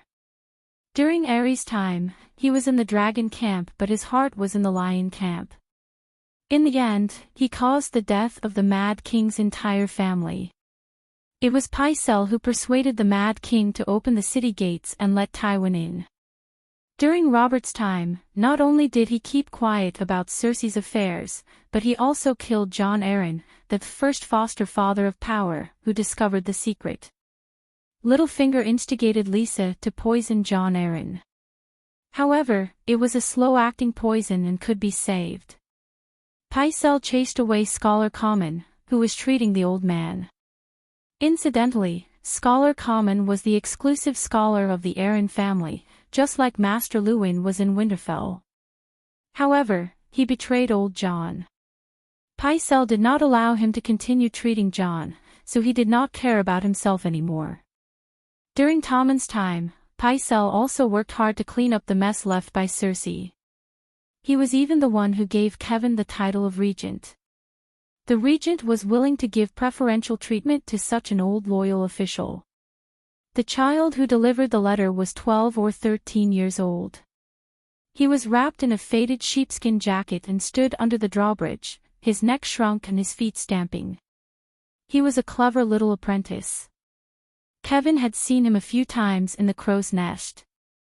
The Red Castle was divided into two castles.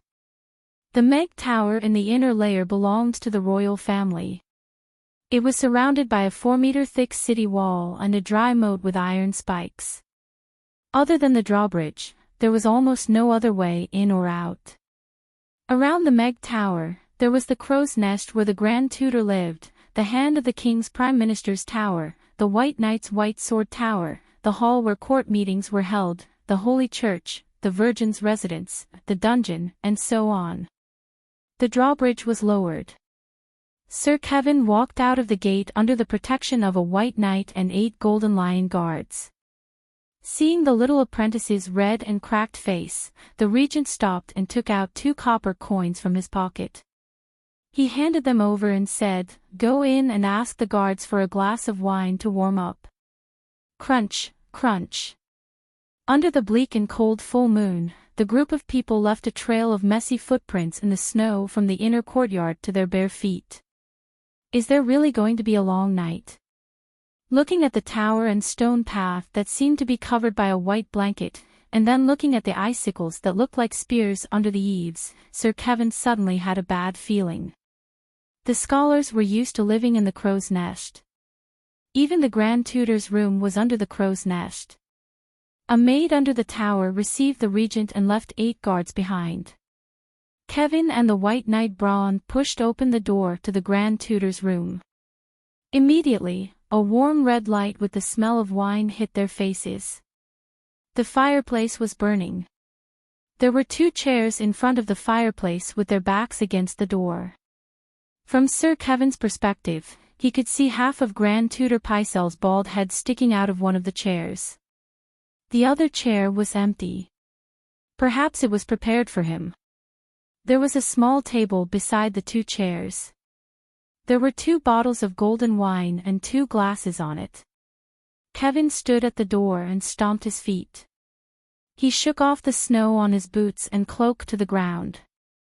Then, he untied the thick golden lion cloak and stepped into the room. "Grand Tutor, why did you call me over so late at night?" The regent handed the cloak to the White Knight and walked towards the fireplace. "Your nephew is back," a voice by the fireplace replied. "Jaime is." Kevan just opened his mouth and his expression suddenly changed. He said in disbelief, "Tyrion." "Shoo, lower your voice." The high-backed chair beside Pycelle turned around, revealing the dwarf nestled in it. Tyrion had a smile on his face, but he held a short crossbow in each hand. One was aimed at the old uncle, and the other at the White Knight. "Don't move." The White Knight Bronn was thinking that he had armor and might be able to fight a wave. Then, a dark shadow quietly approached from behind him, and a cold blade pressed against his throat. The White Knight immediately turned into a stone statue. He stood obediently with his hands by his side, motionless. "This is the White Knight." Ha ha ha. Tyrion tossed his crossbow onto the thick Myrish rug and rocked back and forth in his armchair, laughing. Uncle, if you bring a prostitute here, she can at least scream.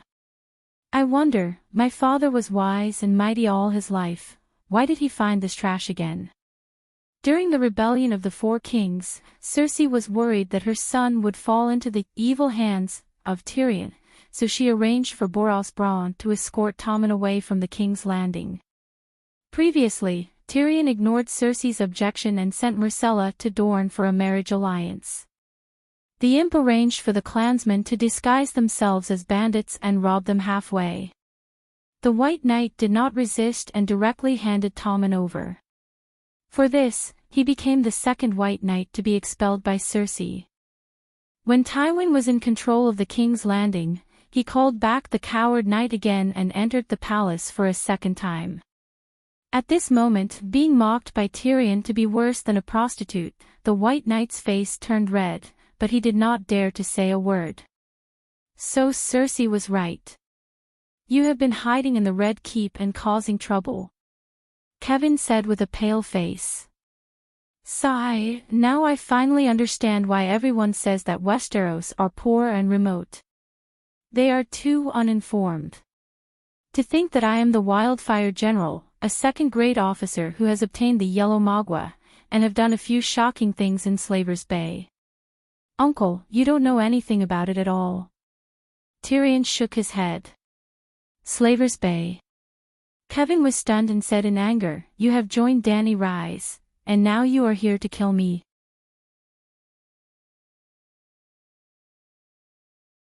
Chapter 562. If I wanted to kill you, you would have died a long time ago. Tyrion handed him a glass of wine and said, Have a glass of wine. When your anger has subsided, we can have a good talk. Kevin looked deeply at his nephew. He did not take the glass of wine, nor did he care about the restrained White Knight. He strode to Pycelle's side and began to examine him. What did you do to him? He drank a glass of poppy milk and fell asleep. Tyrion shrugged and put the glass back on the table. I would never have thought that you would kill your father.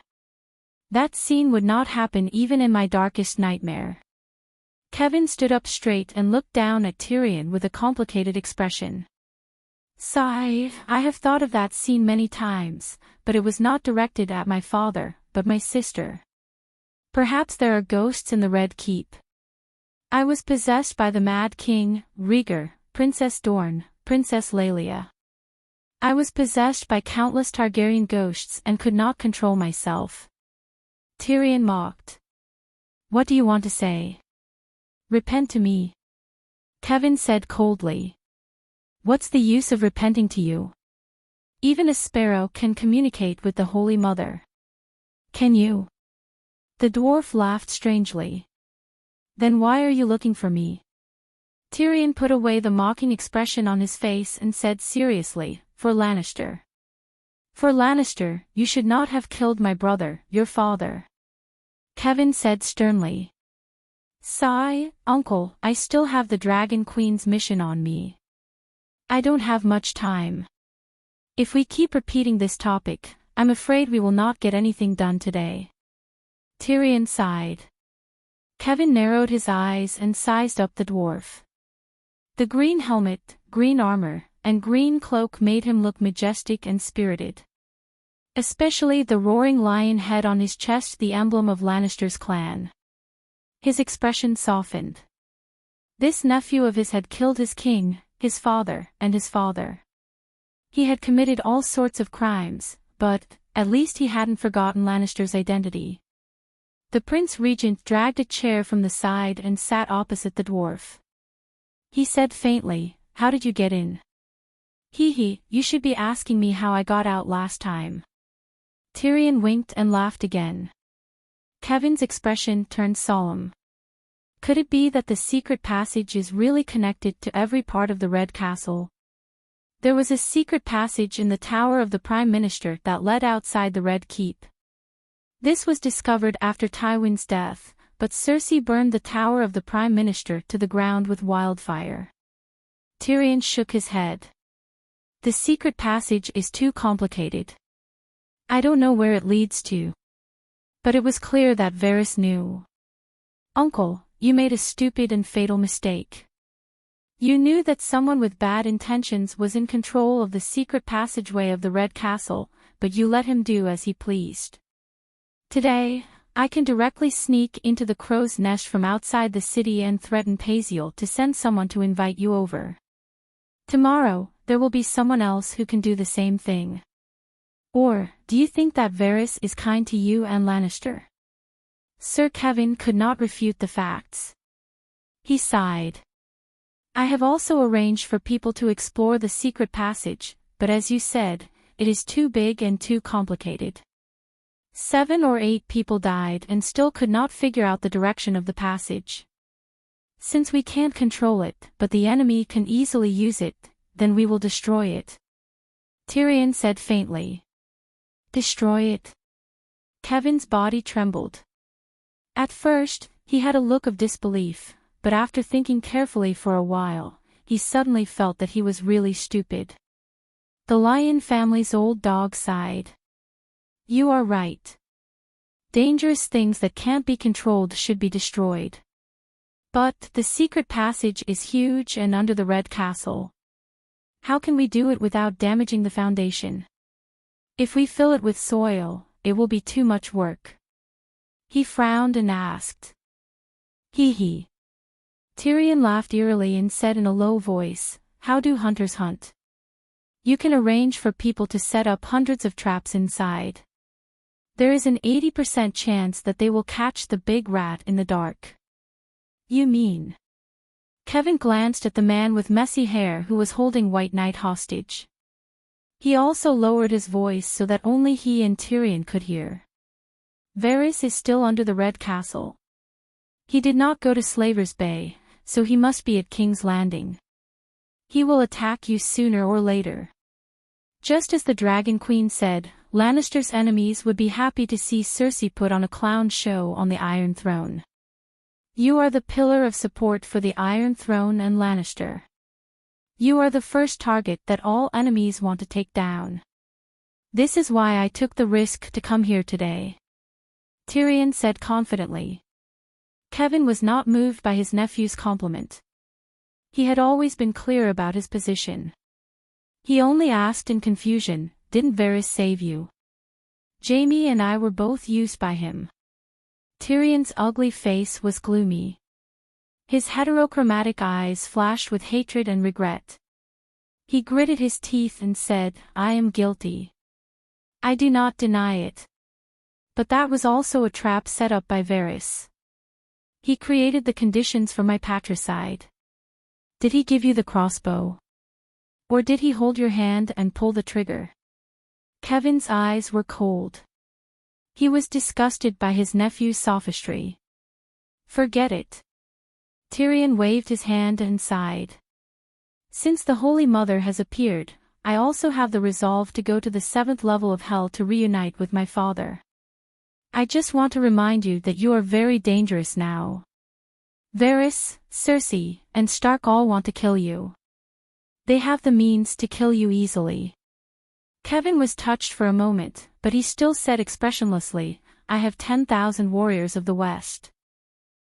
Luckily you did not say, I am the Prince Regent, I have a White Knight. Tyrion said with a smile as he pointed at the White Knight in the corner of the door. I will set a trap in the secret passage and make sure Varys does not return. Your sister married Yuluen yesterday. I will arrange for her to leave King's Landing tomorrow. Stark, other than your reckless wife, is there any other Stark alive? Kevin said slowly. Don't underestimate Varys. He is not alone. Illyrio of Pentos is supporting him. The funds he used to train Little Bird all came from the spice merchants. Tyrion had no loyalty to Varys and Illyrio. Without hesitation, he told them Aegon's secret. This is too scary. What are they trying to do? Kevin was shocked. Cold sweat broke out on his back. Tyrion laughed coldly as he revealed another big secret. I am not sure about Aegon's mother's identity, but I am 90% sure that he is Illyrio's son. They want to use Targaryen's name to usurp the Iron Throne. That fatty is too arrogant. Does he really think that he and Varys are the only two smart people in this world? In Pentos, he showed me a statue of him when he was young and a portrait of his wife Syra. Unfortunately, I also met Prince Rhaegar and Princess Illyrio at the same time. When we were still at the Lorne, I was already suspicious of little Aegon's identity. When they first met, little Aegon had dyed his hair blue to disguise his identity. Even Clinton and Ashera had called him by his alias. Everything was hidden from Tyrion. Then, the difference between the mercenary Griffin's son and Aegon's son, and the difference between Prince Aegon and a fake prince, which was greater? Clearly, the former to the latter was like a linear equation to addition and subtraction. Since Tyrion could solve difficult junior high math problems, why would he make mistakes in elementary math? But what did the Targaryen family's rotten business have to do with him, a Lannister? He only wanted to borrow power for revenge, or perhaps, redemption. Therefore, he did not hesitate to bury the secret in his heart. He even took the initiative to help Aegon confirm his identity as Rhaegar and Illyrio. However, he decided not to hide it from his uncle. 7 gods above. Kevin was shocked. His face was pale and his body swayed. I can't handle this situation. It's your father. You shouldn't have killed him. His thoughts were in a mess and he spoke incoherently. Tyrion rubbed his temples tiredly and sighed. My father has already gone to the 7 hells. Let's not disturb him anymore, okay? Kevin glared at his nephew and said, since you suspect Aegon, why did you encourage him to fight for the Iron Throne? I want revenge. If the devil can help me, I will also pledge my loyalty to it. Moreover, Prince Aegon is a good person. I like him far more than Joffrey and Tommen. Tyrion said matter-of-factly. You killed Joffrey and Tywin. You are the root of all evil. Who else do you want to take revenge on? Sigh, I don't know. After killing my father, I hated Cersei. I wish that all the Westeros would be killed by the other ghosts, including you and Jaime. Tyrion looked at his uncle and said. Kevin did not scold him. He only sighed helplessly and said, perhaps, Tywin was too harsh on you. He somewhat understood his nephew's state that day. A child with love in his heart fell into that situation. Love would only make him more miserable. Hatred was the only thing that could keep him alive. What about now? The regent asked. Now? Tyrion shrugged and laughed. Uncle, do you know? I am a dragon knight, a pterosaur knight. The dragon queen gave me a pterosaur. I call her Tessa. Pterosaur. Dany Liz went to Sosrath Rainforest to tame a pterosaur. Kevin furrowed his brows. He wasn't surprised by his nephew's reaction, but rather worried. You can find the answer to this question yourself. The upper echelons of the Alliance know. But don't ask me. I am the Queen's Knight now. Tyrion did not wait for his uncle to ask and continued, Tessa gave me a new life. My wish now is to live freely.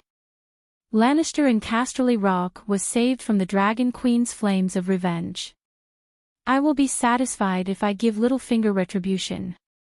If Cersei really went to the Iron Islands and let the salty and cold sea breeze crack her delicate face and turn her into a wrinkled old woman, I will definitely forgive her for hurting me. Unfortunately, I know her too well. Everyone's pursuit is the nourishment for her to live. The right to do as she pleases is like the air she breathes. Just like a fish cannot leave the water, Cersei is also unwilling to leave the King's Landing stage.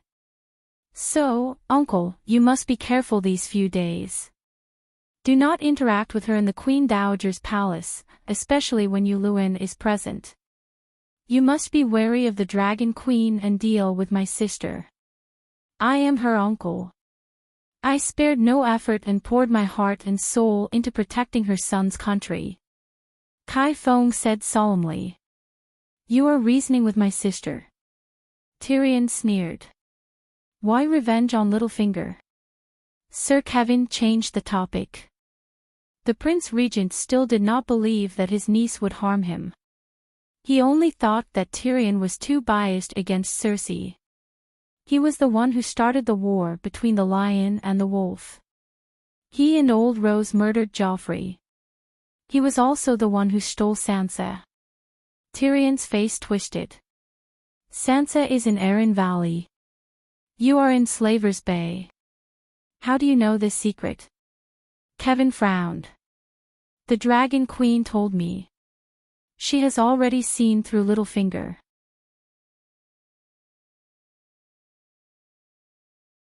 Chapter 563.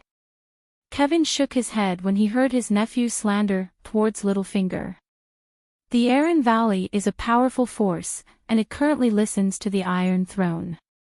Littlefinger is of low birth, and even his position as Valley Guardian was only secured with our support. He won't be stupid. Uncle, why don't you invite him to the King's Landing as the regent? Let's see if he dares to come. Tyrion smiled. This. Kevin's expression changed. He had indeed invited Littlefinger, but Littlefinger had rejected him without any hesitation. What does he gain from murdering Joffrey? What can he gain from the rebellion of the Four Princes? Chaos. Tyrion sighed. The Dragon Queen is still the one who sees things more clearly. We are all in the situation, and it's hard for us to understand. We should listen to Dany Rise's words the other way around. Don't you understand that? Kevin sneered. Are you sure? Tyrion was not impatient. Instead, he laughed strangely. She said that other than your lack of courage, your talent is not inferior to my father's. She also said that she has never seen an idiot like Cersei who played a good hand so badly. According to your logic, you are an idiot, and Cersei is wise and powerful. Kevin did not expect the Dragon Queen to have such a high opinion of him. He was inexplicably happy, but also embarrassed. He blushed and changed the topic. You warned me to be careful of Varys, Cersei, and Stark, but how did Sansa Stark hurt me? Stark's family is not completely dead. The only confirmed dead person is Robb. 7 gods above, Robb was also resurrected by my sister. Tyrion lowered his voice and looked serious, but he suddenly thought of Robb's head. He could not help but groan and slap his forehead. He lamented, the Dragon Queen was right. Stark's family is all monsters. You also know about the trial by martial arts? Kevin asked curiously. Dragonstone Island also sent a representative to participate. Professor Marwyn was the one who notified Slave Bay. Tyrion said with a natural expression. That isn't Robb. There are many people in the world who look alike. Kevin said with an unnatural expression. I hope you can say the same thing to Lady Catelyn one day, Tyrion sneered. Catelyn Tully. Lady Stoneheart of the Riverlands is Catelyn. The red-robed monk of Mill revived her. That's impossible. How can a dead person come back to dash? Kevin stopped halfway through his sentence. The times have changed. Perhaps the long night is real, and the gods are showing their miracles. Tyrion sighed. Damn it, I get it now. Kevin's expression suddenly turned ugly. Jaime might have been captured by Lady Stoneheart. Cersei had purposely arranged for someone to spread the news of her engagement to Uluin and Riverlands, hoping to lure Jaime out. If Lady Stoneheart is really Catelyn, then he must be trapped. He once swore to Lady Catelyn that he would release Sansa and Arya once he was free, but, sigh. Jaime, he is an adult. He should be responsible for his oath. We are powerless to interfere. Tyrion was stunned for a moment, then said softly, I heard from the Dragon Queen that Stark was blessed by the old gods. His children all have the strongest transfiguration talent. What are you talking about, transfiguration? Reality is not a legend. Kevin frowned. Uncle, if it wasn't for the mysterious power, why would I risk my life to warn you? Listen to what I say, don't doubt me. I hope to help you and Casterly Rock as long as I don't expose secrets that harm the Queen's interests. After all, I am also Lannister. Tyrion smiled bitterly. Speak. Kevin said in a low voice. Transfiguration can merge their souls into an animal's body. If the transfiguration is smart enough, it is easy to kill someone. For example, find a rat as an animal companion, smear poison on its claws, sneak into the palace in the middle of the night, and do it to you and Tommen. The children of the House of Stark can do this easily, especially Arya Stark. She is not only a transfiguration talent, but also a faceless one. Ugh, Dany was indeed a bit of a blabbermouth, spilling all kinds of secrets. Tyrion was such a careful and shrewd person. He secretly heard and memorized many secrets of the Westeros. There were secrets, and there were also spoiler-like speculations. It was not Dany's fault for blabbering. In reality, she was thousands of miles away in Slave Bay, surrounded by many trusted people. She rarely hid secrets that had nothing to do with her. To put it bluntly, even if the whole world knew that Arya was a blood child, so what? Arya was not her daughter. Forget about Arya, even the secrets of the three-eyed crow Blinden were often mentioned by Dany and Ymont in front of everyone. To put it bluntly, these secrets would only affect the people involved. It had nothing to do with Dany. In fact, the more people who knew about it, the better it was for her. Would Arya treat her as a friend? Would Blinden treat her as a family member? Would Uncle Finger swear loyalty to her? That was impossible. 7 gods above, are you telling the truth? Kevin said in fear. The Queen does not treat me as an outsider, and there is no need for her to lie to me. Or do you think that she is the kind of person who speaks without thinking? But now, you have betrayed her trust, Kevin said meaningfully. The Queen should be able to understand the actions of a vassal trying to protect his family. If I knew the secrets you revealed tonight, you would be dead, Kevin said calmly. Sigh, loyalty and filial piety have always been difficult to achieve. However, we are only halfway through today's matter. What comes next is the main event. So, don't be in a hurry to sentence me. Tyrion chuckled and waved his hand. He poured another cup of wine for himself and his uncle. Previously, I was the dwarf of the Lannister family, and I provided some good advice to my uncle to protect his family. Now, I am the Queen's Minister of Government Affairs, a second-grade official, a wildfire general, and a flying dragon knight.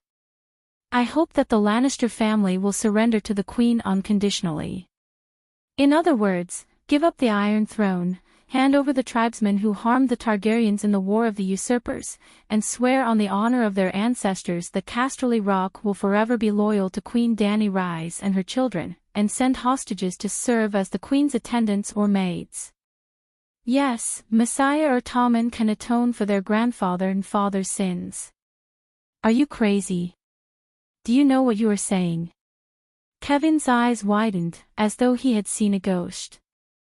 I am very clear-headed, more clear-headed than ever, Tyrion said seriously. You are crazy. Kevin shook his head. I told you to be wary of Varys, Cersei, and the House of Stark's assassins and shapeshifters. They can only harm you, and indirectly endanger the entire Lannister family. The only thing I did not warn you about was the Dragon Queen. Why? Because you do not need to worry, and there is no use in worrying. If she wants to kill you, it will be easier than killing a dog.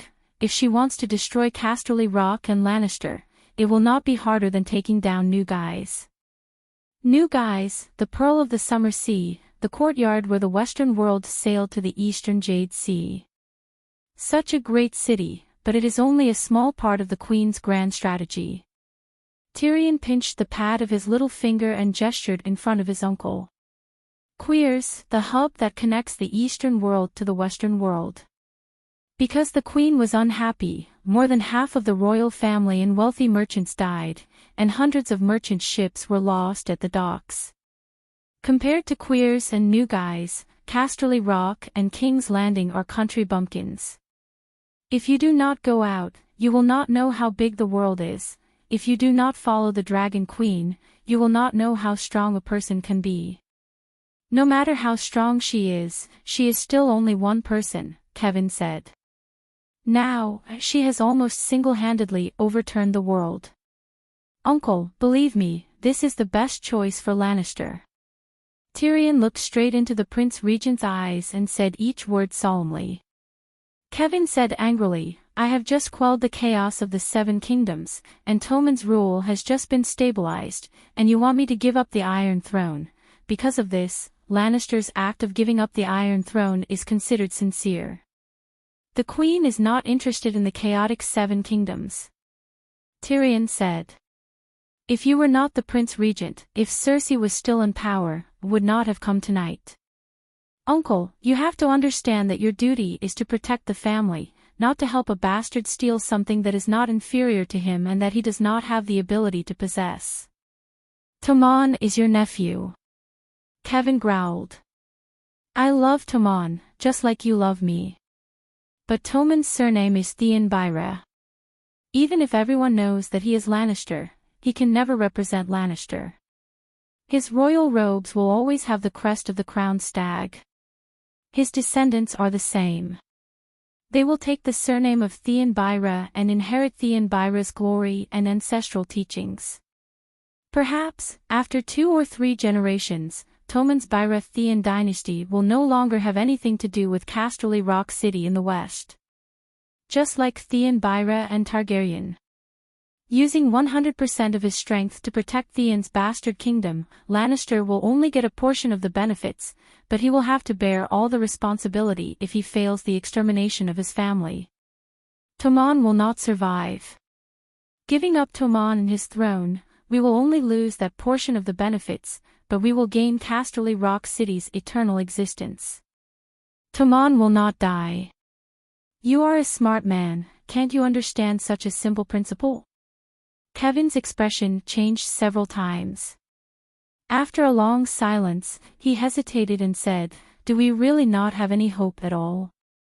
Not at all, Tyrion said with certainty. Your father prepared thousands of scorpion crossbows in advance, Kevin said softly. Oh, father is mighty, father is farsighted.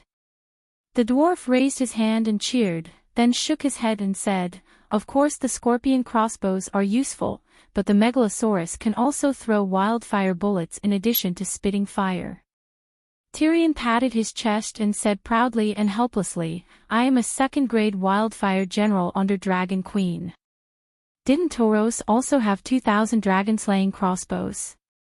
Weren't they burned to ashes by the Tyrion-oiled wildfire bullets I made? Believe me, I am an expert. An expert's words can't be wrong. She doesn't intend to abide by the oath of ending the long night as king. Kevin asked again. Tyrion smiled bitterly. If the long night is real, even if there are no deviant ghosts, can you survive 10 years of long winter? If the long night doesn't come, the oath will naturally become invalid. Kevin hesitated for a moment. Thinking that his nephew was also thinking about Lannister's future, he decided to tell him another trump card of his side. You don't know, Yuluin has the dragon's horn. Rumor has it that he was defeated by the combined forces of the Dragon Queen and the 3 dragons. Actually, if he wasn't greedy, he really had a chance to take the green dragon and the white dragon. If we have the Megalosaurus, our chances of turning the tables are not small, he said softly. I have seen things scarier than the dragon's horn in Toros. Recalling the terror of the dragon slayer, Tyrion could not help but shiver. He smiled bitterly and said, "Uncle, times have changed, and the mode of war has also changed. In the past, it was mortals fighting, but now..."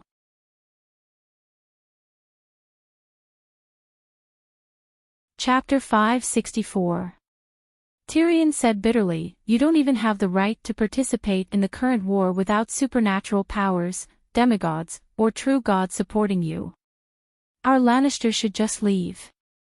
Don't cause trouble, we can't afford it." Kevin also remembered the scene of Big Sparrow's resurrection and sighed, "If you didn't lie on purpose to help Dragon Queen trick me, then the City of Knowledge's true world is really necessary. Hey, don't be naive, the people still want the world of Eversummer. What do you want me to do?" Kevin was helpless, and his attitude began to change. "Send that troublesome sister of mine away as soon as possible. Don't let any animals, such as cats, dogs, rats, or birds, come near you and Tomon. Immediately write a letter to Dragonstone Island to ask for forgiveness and loyalty. My father is dead, my brother Jaime is also missing, and if I put in a few good words in front of the Queen, there is a high chance that she will forgive me. Moreover, the Queen is fair and magnanimous, even letting Stannis and Stark go, she will definitely give Jaime a fair trial. After the Iron Throne is handed over, the Lannister army stationed at King's Landing and Riverside can all be transferred back to Casterly Rock. At the same time, our family's gold can be used to buy food. As long as Casterly Rock has soldiers and food, we won't be afraid even if Chanya comes." Kevin's expression was conflicted, his fists unconsciously clenched, large beads of sweat seeped out of his forehead, and countless conflicting thoughts emerged in his mind. Rationally, he felt that the imp's words made sense. He was not his brother Tywin, he did not have the ambition to fight for the Iron Throne, nor did he have the ability to deal with the increasingly complicated situation. Not to mention the Dragon Queen, just the pressure from the Holy Sun, Big Sparrow, was enough to make him breathless. If the deviant ghosts and Chanya were really... Recently, there was news that many nobles had gone to Dragonstone Island to see the deviant ghosts. Even if Chanya did not come to Lannister, what was the difference between the Dragon Queen and Chanya? Both brought him and Lannister Everwinter. Take a step forward and you'll fall off a cliff. Take a step back and you'll be able to see the vast sea and sky. But his nephew wanted him to give up the Iron Throne. How could the Iron Throne be abandoned so easily? After a while, he wiped away the sweat on his head and stared straight at the dwarf, asking, "Are you really not here to help the Dragon Queen earn money from me?" Tyrion picked up the crossbow by his feet and shook it a few times. "If I kill you, Tommen's rule will immediately collapse." Kevin's eyes darkened as he forced a smile. "What do you want?" Tyrion said bitterly, "I just want to be loyal and filial. It's that simple, that simple. I have sworn allegiance to the Queen several times before, and I do not wish to break my oath. But I cannot deny the fact that I am a Lannister. I do not wish for you to die. I do not wish for Aunt Xena to die. I do not wish for so many innocent cousins to die under the dragon's flames. I once had a nightmare. In the dream, I charged into battle for the Dragon Queen and killed Jaime, you, Aunt Xena, and countless Lannister. I did not even need to wake up. I cried in the dream. As long as you do not run away, it is not difficult to recognize your own heart." Kevin's eyes flashed. "What if I refuse?" "You will not. This is the best choice," Tyrion said coldly. The cold wind whistled outside the window, and only the crackling of the fireplace could be heard in the room. The uncle and nephew looked at each other, and the air became heavy. Not far away, the Transfiguration user and White Knight felt as though a piece of lead was pressing down on their hearts. "What if I refuse?" Kevin repeated his previous words. Tyrion raised his crossbow and pointed it at his heart. He said coldly, "There are too many people I want to save, and you are only one of them." "Are you serious?" Kevin raised his eyebrows. If I kill the diehards, the rational and weak ones will only hate me. Anyway, I have already killed my father. I am not afraid of bearing more sins. At most, I will go to the 7th level of hell. I do not care. The Queen's hands are not stained with Lannister's blood, and she does not need to worry about Lannister taking revenge on her in the future. It is the best of both worlds. If it were you, would you do it? Tyrion's voice did not have a trace of warmth. There was no other expression on his face besides indifference.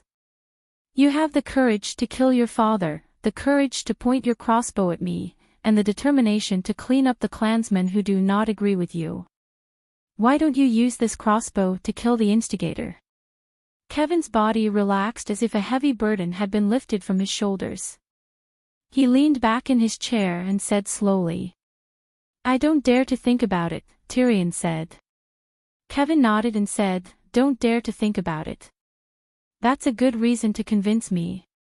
A person who could kill his father could also betray his vows, but he did not even dare to think about it. How terrifying would that woman be? I agree with your suggestion. I surrender to Dany Rise. She can take my life. If she is still angry, she can kill Jaime and Cersei. I only have one request. Do not harm the children. They did not participate in the War of the Usurpers. They are innocent. Kevin said with a faint smile. You worry too much. The Queen is beautiful and kind. She has compassion for the refugees and slaves of Hijin. There is no reason for her to mistreat the people who are loyal to her. Tyrion also smiled. I need a few days. Kevin stood up and prepared to leave. Tyrion also stood up and opened a narrow secret door that was about half a man's height. I trust you, he said with a smile. Kevin took his cloak from the wall and glanced at the secret door. He suddenly said, Tyrion, will you really kill me? Tyrion smiled at his uncle and suddenly raised his crossbow. Under the shocked gazes of the other 3 people in the room, he shot an arrow through the White Knight's throat and the unconscious Pycelle's heart. Gods! The barbarian in disguise looked at the dwarf with a blank expression. Kevin was furious. Sure. Tyrion threw away his crossbow and smiled. You can shout after I leave. Is this how you prove your magnanimity? Kevin said with a pale face. No, I'm helping you clean up the trash. Tyrion shook his head and smiled. I don't deny Pycelle's loyalty to Lannister, but he is too old and his energy has declined. He is useless. But the Queen knows that he was the one who let the lion into the city. He deserves to die. Last time, during the parade, among the crimes announced by the 7 doctors and scholars, many of them were related to Pycelle. He deserves to die. As for Burrows Braun, kill him and make room for him. You can find a stronger White Knight with more chivalry. I told you to be careful of Stark. You need a good bodyguard. Also, this guy has heard too many secrets. Do you dare to trust him? Kevin was stunned and said with a complicated expression, You have changed. I know. I am more like a little devil now. Tyrion smiled. No, you are more like Tywin. Before, you only had his wisdom. Now, you have his ruthlessness and decisiveness. Kevin sighed. No wonder Xena kept saying that Tyrion was the one who was most like Tywin. She was right. There were 3 laws in A Song of Ice and Fire. First, prophecies would always come true. Second, oath-breakers, kinslayers, and those who violated the guest's rights would not have a good ending.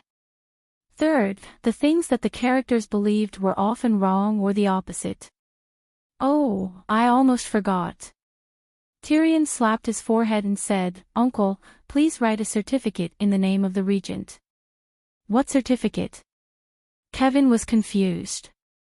I plan to go to Dorne and take Messiah to Slaver's Bay as a hostage. But Prince Dorang swore to ensure her safety and not let her fall into any danger.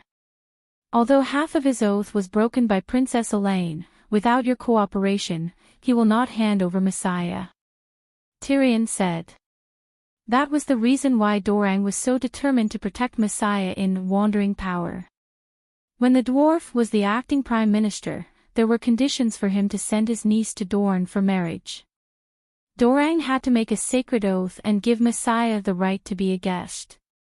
Under the protection of the double oath, unless Dorang died, no one could touch Messiah in Dorne. The sudden rise of the Dark Star was a complete accident. Since you know what Messiah went through, you still have the heart to take her as a hostage. Kevin said coldly. Her Majesty the Queen is also the chief bishop of the Seven Gods. Tyrion laughed proudly. What do you mean?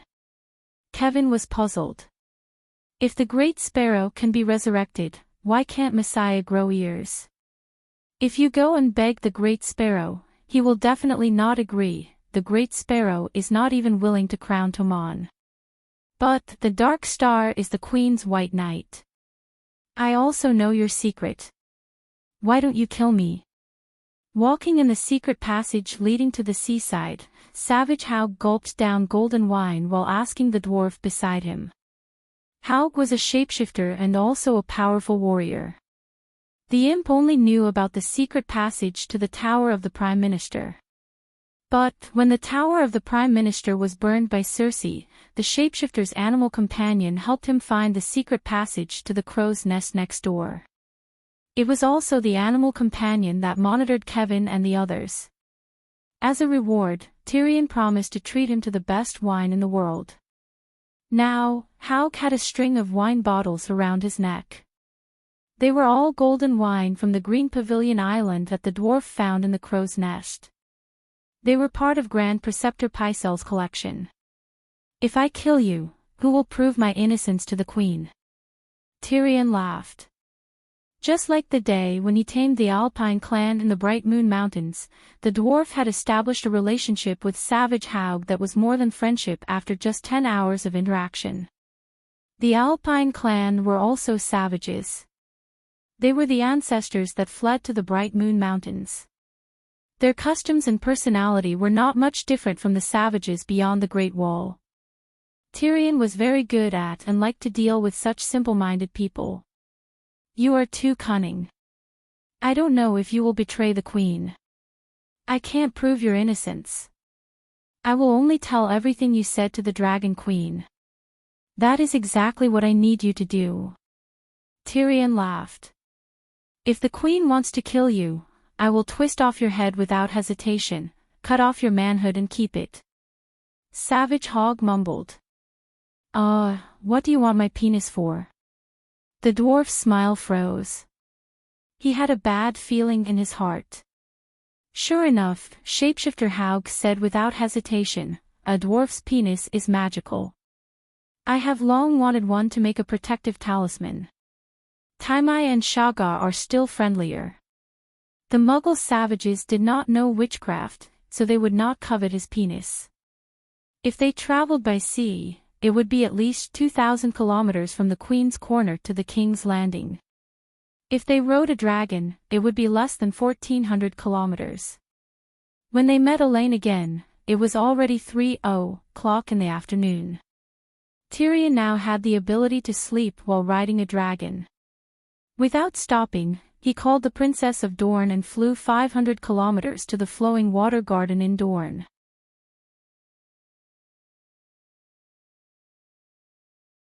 Chapter 565. Sigh, I didn't expect the legendary #1 of the young generation in the Western Continent to be you, Tam sighed. The big smile on the Dragon Queen's face when she met an old friend froze. #1 of the young generation in the Western Continent. She began to imitate Erlu, puffing up her cheeks and grinding her teeth. General Wildfire was back. After more than a week, he finally brought back a 12-year-old ugly lowly, 2 mages, and 4 shapeshifters. Tam was an old acquaintance of Danny's and could be considered half of her teacher. While the others were brought to the bedroom by the maids to wash up, Dragon Queen affectionately called the shadow binder to the study. The two of them closed the door and reminisced about old times. Yes. Tam did not notice the change in his little sister's mood at all. He said with a complicated tone, "Other than those demigods who have existed since ancient times, you are almost unrivaled among the young generation. Do you know the king crab of Gettlho? I killed him," Danny said. "Without the dragon, would you be a match for the king crab? My dragon is part of my strength. 8,000 unsullied and 40,000 mother of dragons guards are also part of your strength. According to your calculation, doesn't that mean you are invincible beyond the realm of true gods?" To a transcendent mage, only their own strength was real. For example, one day in the future, your Megalosaurus will become a dragon god, but you will still be immortal. 100 years later, the Megalosaurus will still be the Megalosaurus, but you will only be a pile of dirt. Even though he knew that the person in front of him was the Dragon Queen and not his little sister, Layla, the shadow binder could not help but treat her like a new apprentice and teach her earnestly. "I'm not being arrogant." Danny sighed and said awkwardly, "It's just that the number one of the young generation has been tormented by Lisbon. Now, don't call me that in the future. That's what everyone in the transcendent world says." The shadow binder dealt a heavy blow to the Dragon Queen. Danny's beautiful face was a little twisted, and she said hatefully, "Say, if I destroy the evil gods in the city-states of the western continent, such as the Black Goat of Kor, will my title change?" "You." The shadow-binding warrior was stunned. "So that's how it is." "What? Have you already wanted to kill the Black Mountain Goat?" the shadow-binding warrior asked. "What happened?" The shadow-binding knight said slowly, "Demigods can predict their own safety. The Black Goat has existed for thousands of years and lived through the Voleglia era. Its believers are spread all over Kal and the northern forest tribes. It is undoubtedly a powerful god. Some time ago, he suddenly appeared without the sacrifice of believers and summoned all the priests to participate in the encirclement and suppression of the Slave Bay. Almost every Khalasar in the Dothraki Sea had received gifts from the core merchants, and there were also Black Goat priests who acted as lobbyists for the Khal. It's very likely that he predicted your malice toward him. So mysterious. From now on, if you want to deal with transcendence, never say it out loud. Don't let a second person know about it. There are too many existences in this world who know about prophecies," Tam said seriously. Danny remembered Tam's words and asked with a smile, "Then, when you were in Volantis, did you predict my identity?" "After the fire burned the Black Tower, I had some doubts. However, I came from Yasha only to hatch dragons," the shadow-binding warrior said strangely. At this point, Tam also asked the question that had been in her heart for a long time. "What's the secret of hatching dragons?" "Hatching dragons is a kind of talent. It has nothing to do with Lalo or the sacrifice of evil gods. It's just like how I can learn the Grand Wizard meditation technique. Other people can't learn it even if they get their hands on it." The shadow-binding warrior was stunned. After a while, he sighed and said, "Then you are very vicious when you spread the news that sacrificing your loved ones can hatch dragons. In the past 6 months, I have sacrificed at least 300 people to Lalo." Although the shadow-binding warriors don't mind blood, killing without reason. Sigh. Danny raised her hand and looked around with her big round eyes. She shouted, "I won't take the blame for this.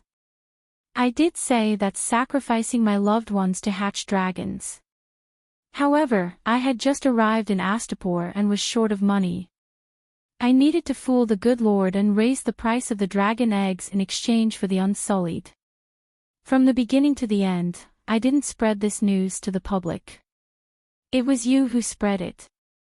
During this period, I even made a few public statements.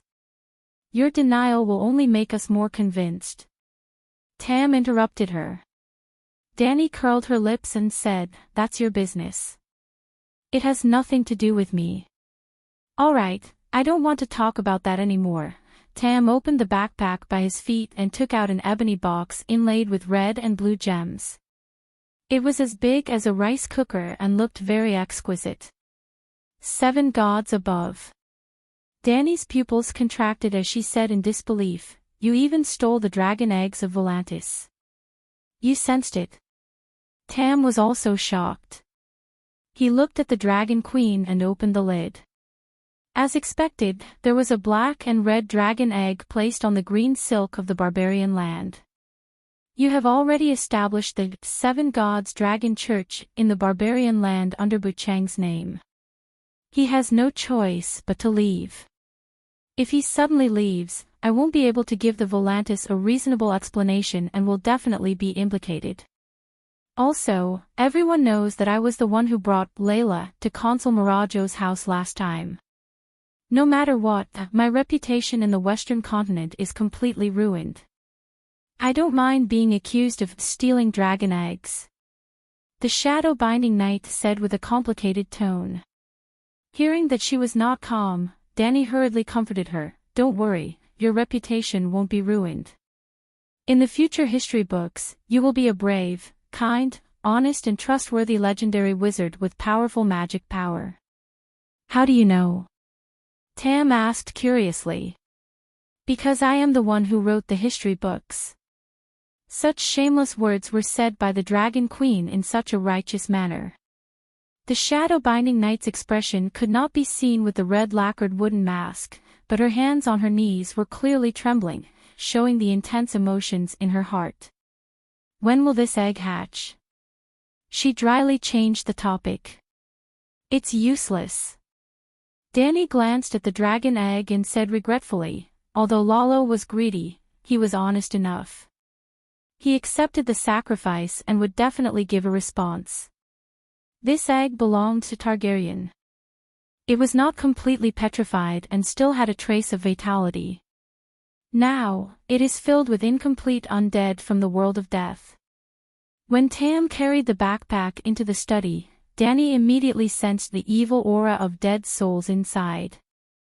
However, Tam was a shadow-binding knight who often sacrificed evil gods. The Dragon Queen thought that the evil aura came from the magic materials or magic tools carried by the wizard. "Is the dragon egg really useless?" Tam asked with a trembling voice.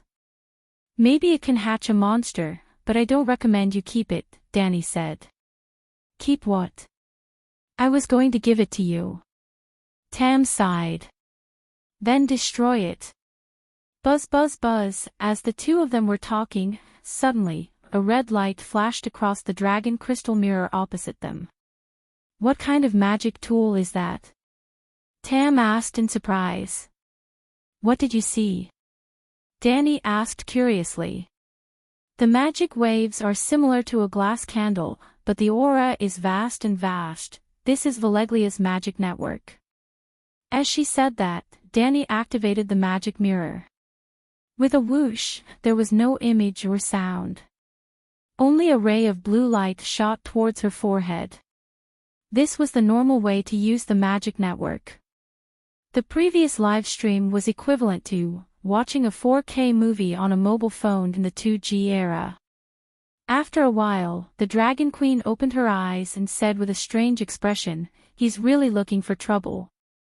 Under the lead of the centaur maid Kiki, Tam carried the backpack and left the Queen's study. He went to the VIP bedroom on the top second floor. Then, Tyrion brought his niece to meet the Queen. "Your Majesty, this is Myrcella, my niece." "Greetings, Your Majesty the Queen." Without needing her uncle to teach her, the big lowly bowed to the Dragon Queen with great familiarity. "Come and sit down."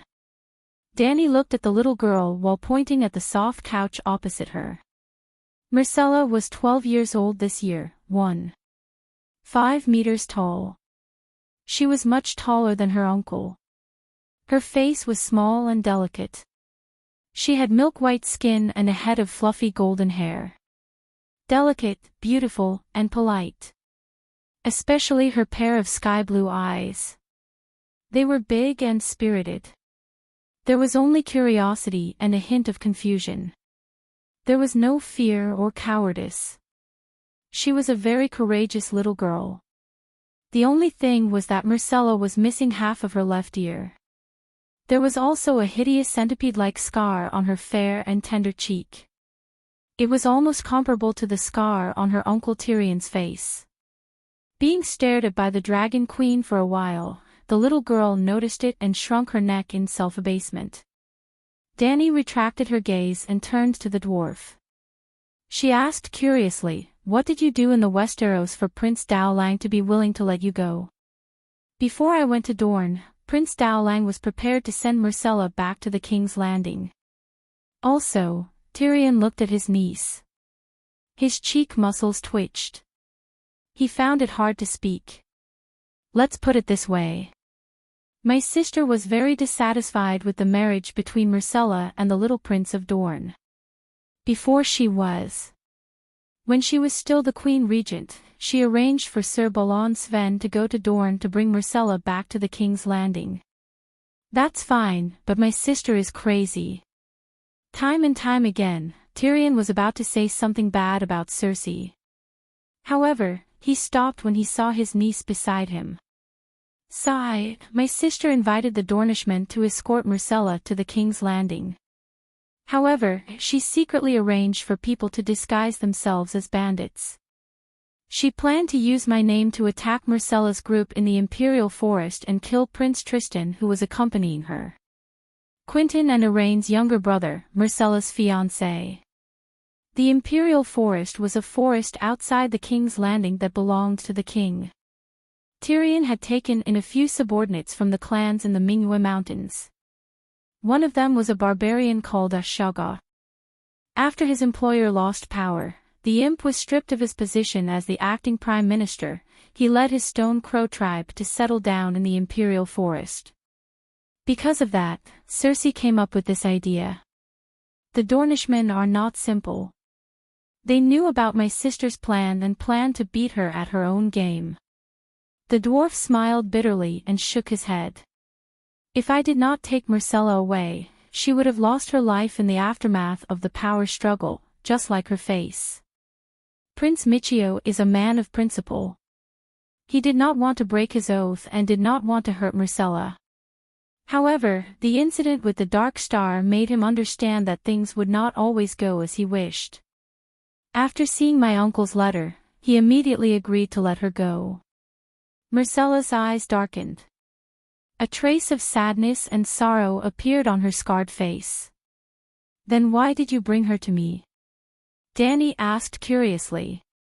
"Your Majesty, I have done something." Tyrion pulled himself together and said proudly, "I convinced my uncle to give up the Iron Throne and lead Casterly Rock to surrender to you. Soon, you will receive his letter of loyalty." Dany shook her head and sighed. "I can't receive a letter from a dead person."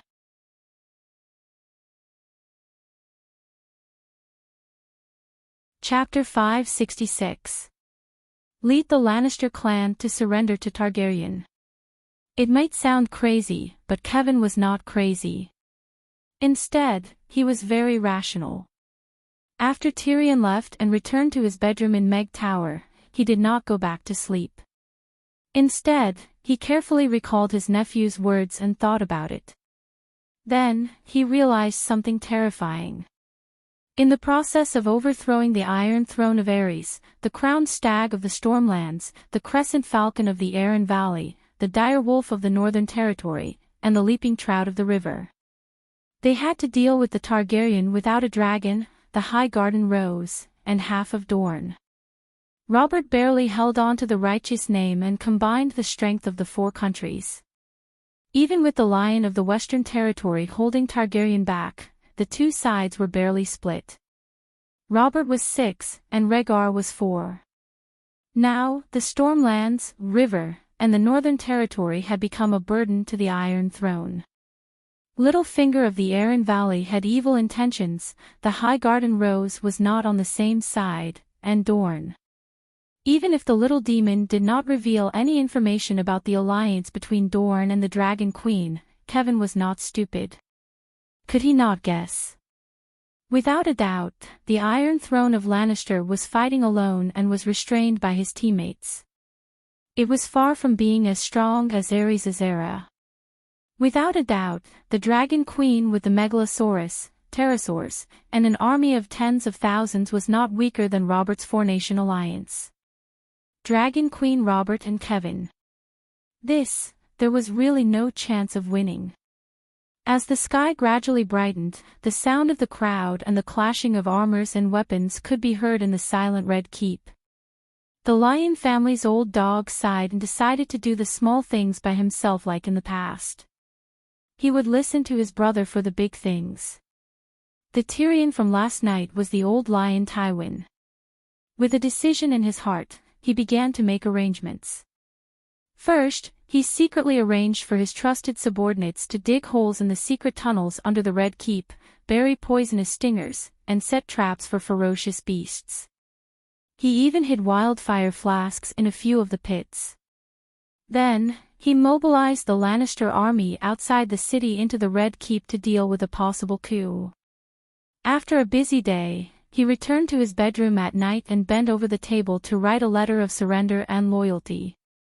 At midnight, the regent finally completed a sincere declaration of surrender that was neither servile nor overbearing.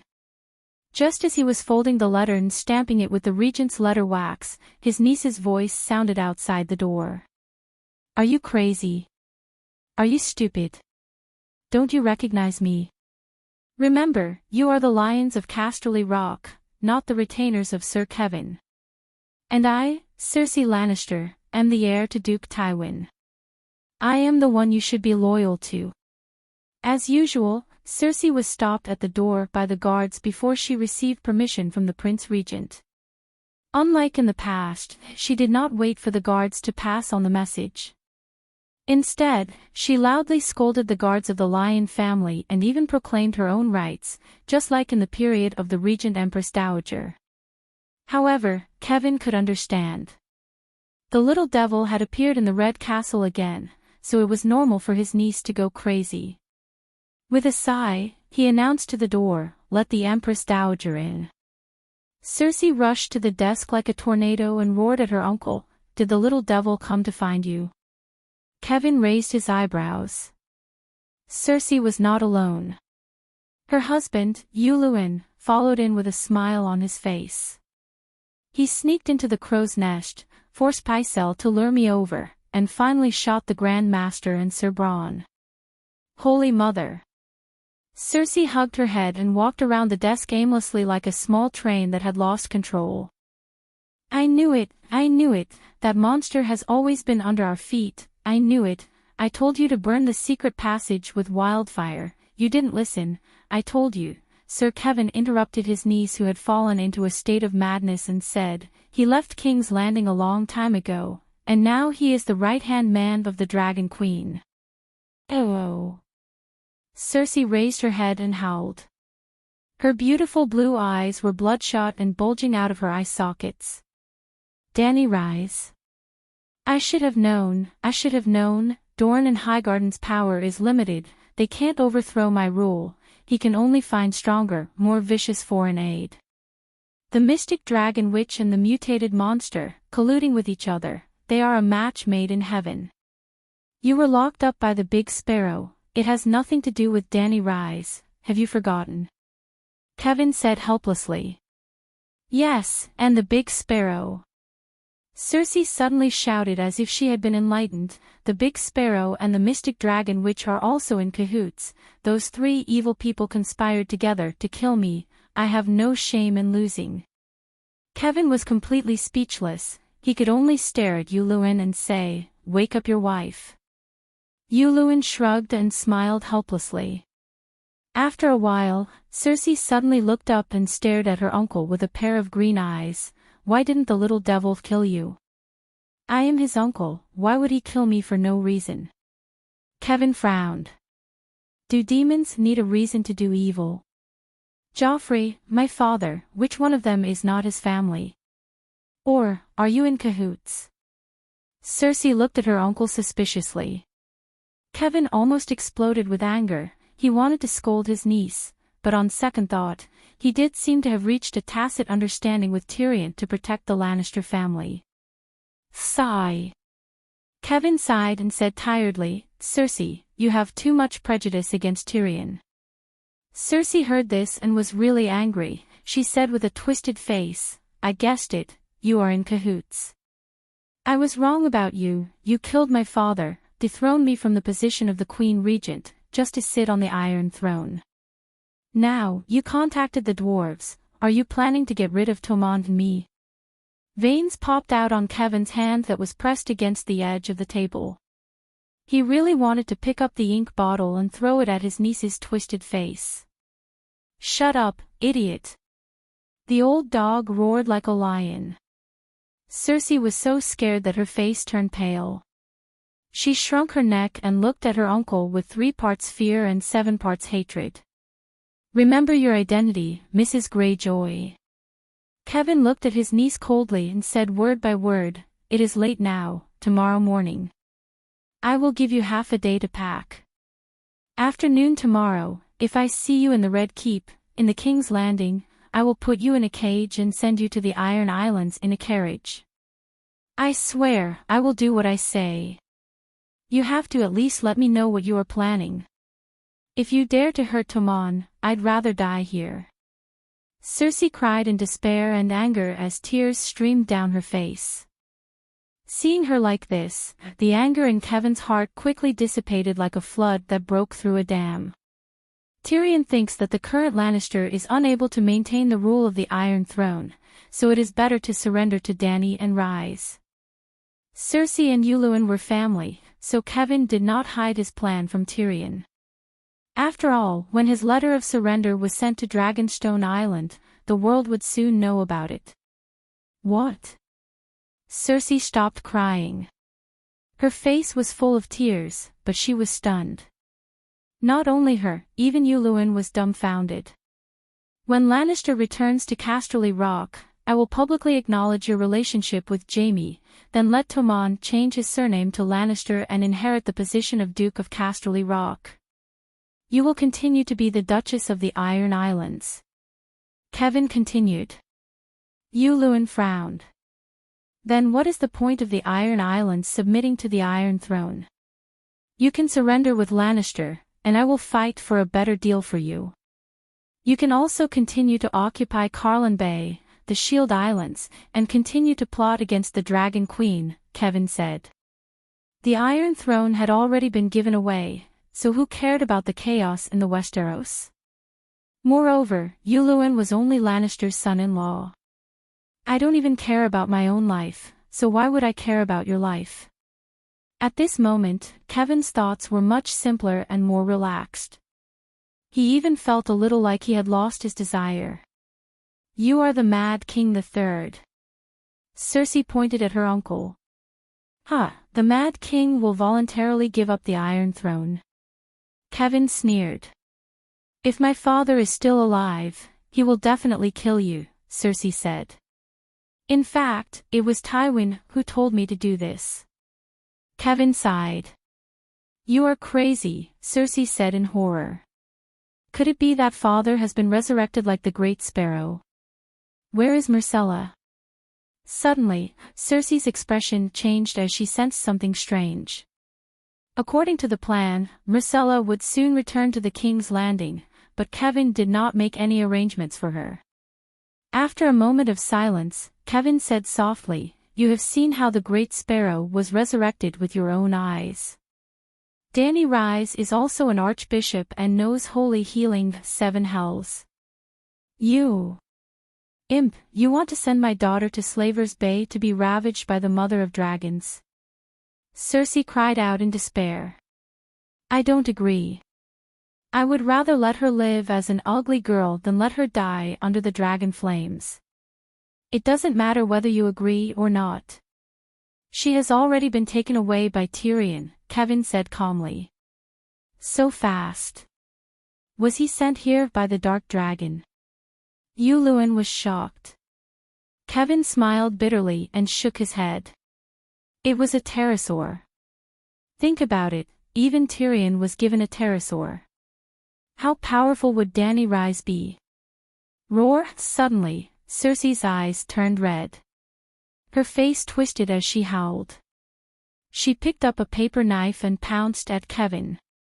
Old dog, give me back my daughter's life. Kevin sighed. He opened his right hand and grabbed Cersei's wrist like an eagle catching a chick. He pressed his left hand on her forehead and pushed her hard, causing her to fall heavily on her butt. Sob, sob, sob, you killed my daughter. I will not let you go even if I become a deviant. Old dog, old dog. Cersei spread her legs and sat on the mirror blanket. She wiped her tears sadly and cursed viciously. Don't cry, my dear. Your chance has come. Back in the Queen Dowager's chambers, Yuluen hugged the sobbing Cersei with a strange smile. What chance? My daughter is dying. Sob, sob. Cersei's eyes were filled with tears. It was as if she had returned to the day when Joffrey died. In Cersei's eyes, there was no queen more gentle and magnanimous than her. Even so, Sansa lived in fear every day. She suffered verbal insults and physical beatings. Joffrey often let the White Knight beat Sansa. The Dragon Queen was far more vicious and cruel than her. She did not know how to torture her poor Myrcella. Do you want revenge? Yuluen asked darkly. Can you kill Dany Rise? Cersei asked with red eyes. No, but the most important thing now is not her, but your uncle. Are you willing to surrender and leave your fate in the hands of the Mother of Dragons? Yuluen asked with a smile. Uncle. Cersei's face turned fierce. You should have killed him for me. There are guards outside. Yuluen sighed. Then what should we do now? Cersei asked blankly. Do you know how Stannis killed Renly?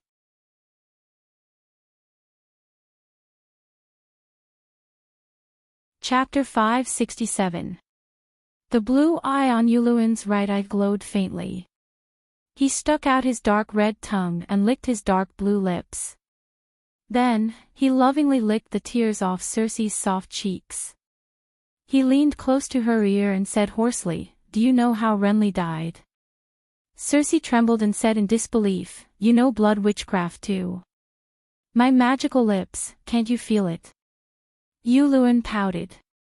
It feels comfortable, but ugly. Cersei spoke her truest feelings.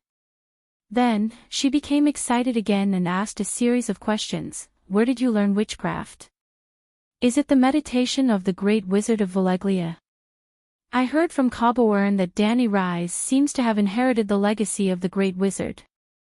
You have been to the ruins of Valeglia, so you should know it too, right? Can you teach me?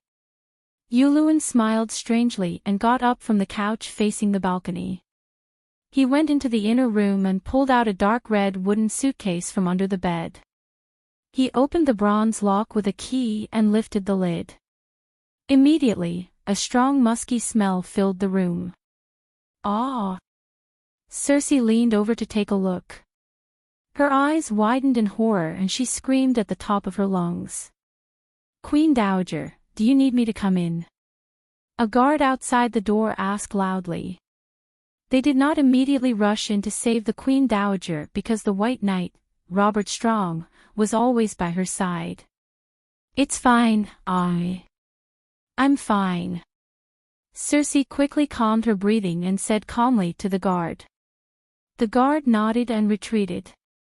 Cersei leaned over to Yuluen and pointed at the human swine in the wooden suitcase. She cursed softly, 7 gods above, are you crazy?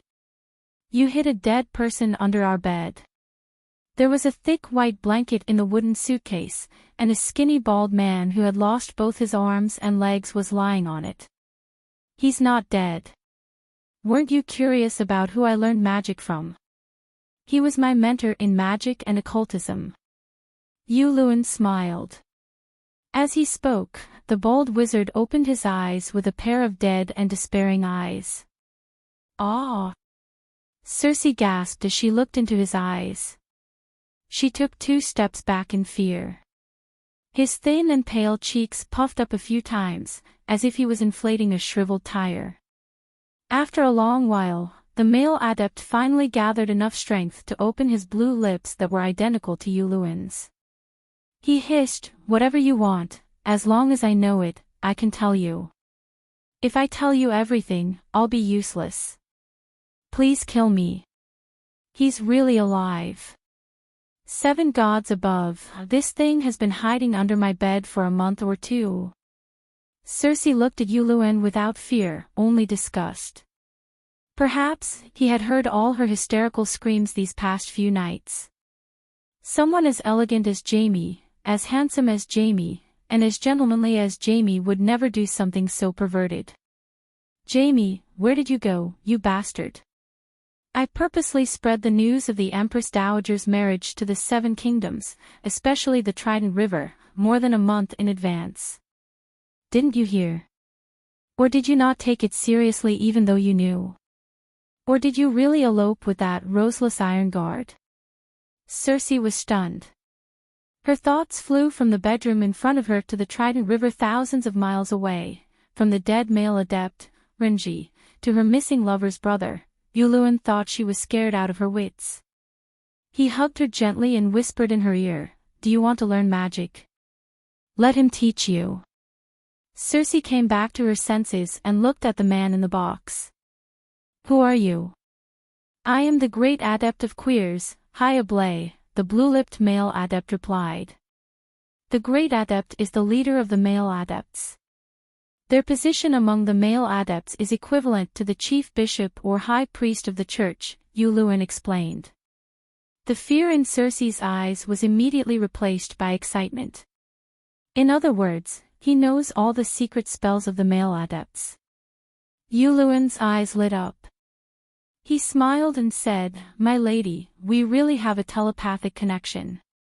When I learned of his identity that day, I also wanted to steal all the secret spells of the male adepts." "What telepathic connection? Who wouldn't put money in their pocket if they found it by the roadside?" Circe rolled her eyes at her husband and asked, "How did you meet him?"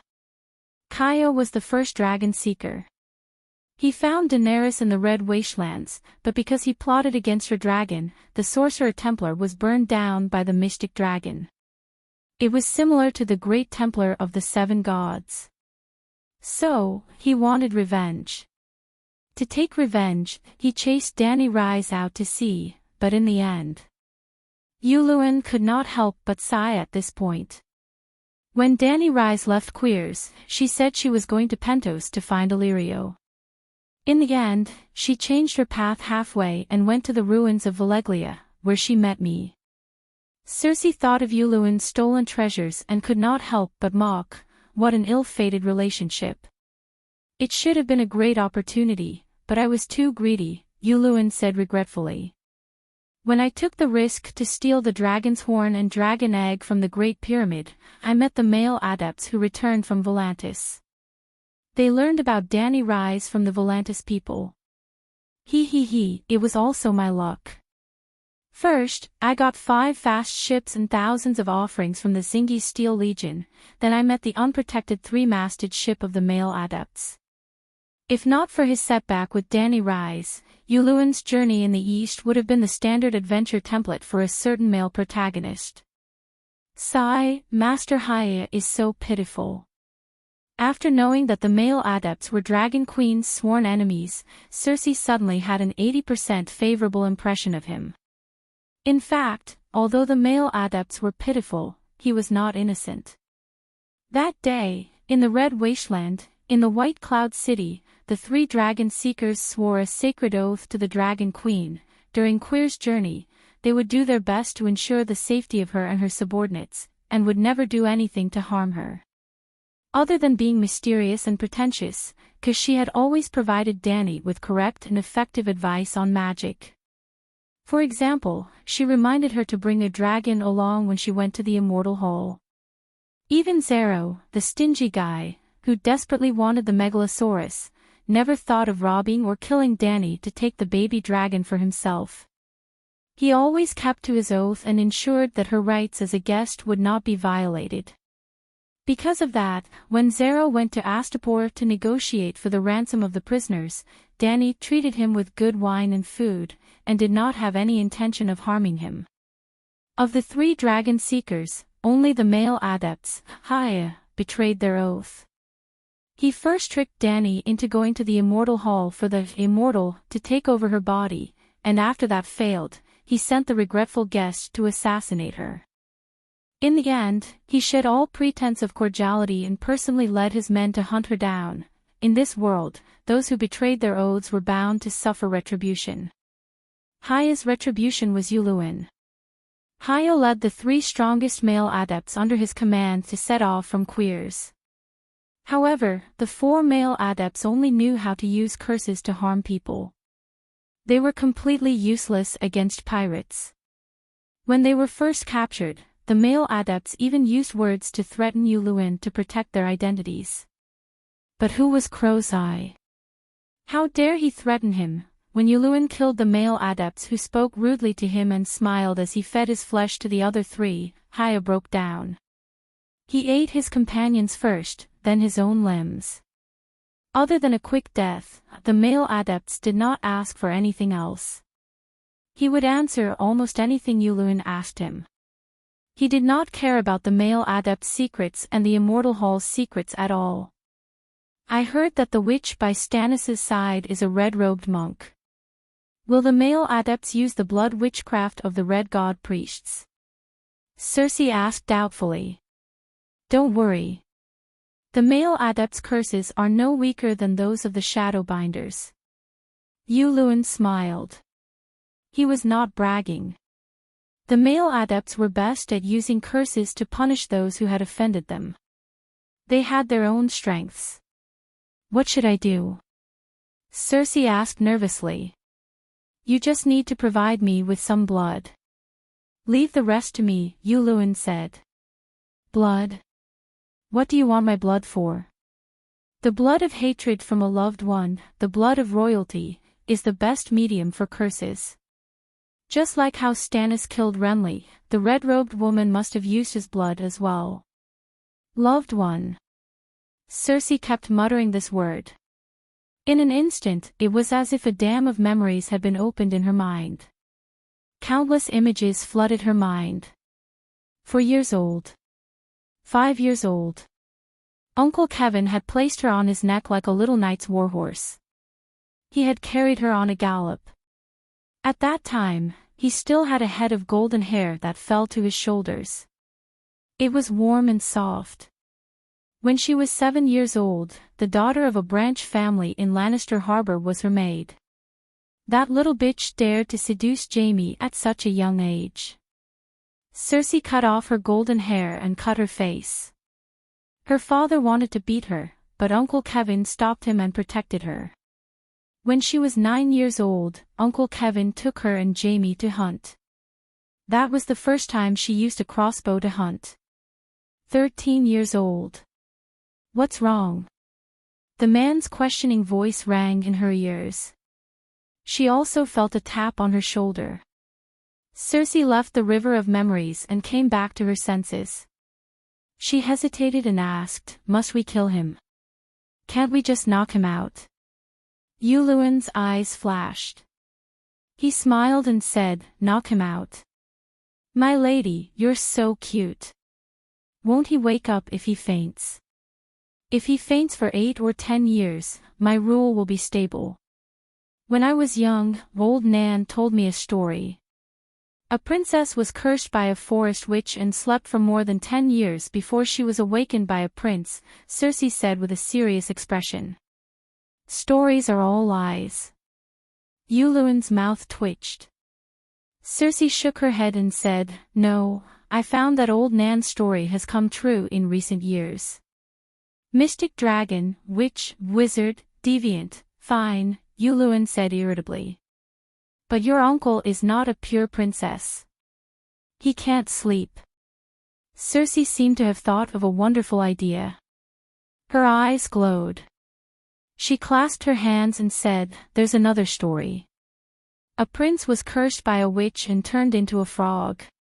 How about you turn my uncle into a lion? Either you kill him, or we return to the Iron Islands and bid farewell to the Iron Throne. Then, we can pray to the Mother of Dragons that the evil Mother of Dragons will forget your father's death and treat Myrcella and Tommen kindly." Yuluin's eyes were dark and his voice was low and hoarse. "The Iron Throne, Myrcella, my daughter." In an instant, Cersei's eyes turned red and tears gushed out like a fountain. "Your uncle is dead. He can no longer be loyal to me," Dany said. "What did you say?" Tyrion's vision blurred.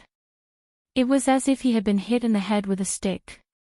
He was confused.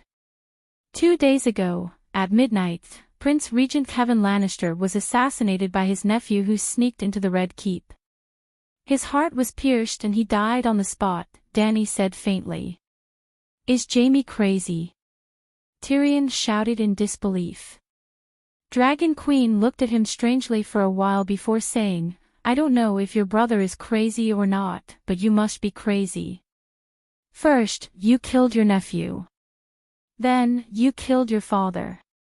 Now, you even killed your uncle. There is no one in the world more vicious than you. 2 days ago, Uncle Tyrion did not kill second grandpa at Flowing Water Garden." Myrcella's eyes were red, but her gaze was clear and firm.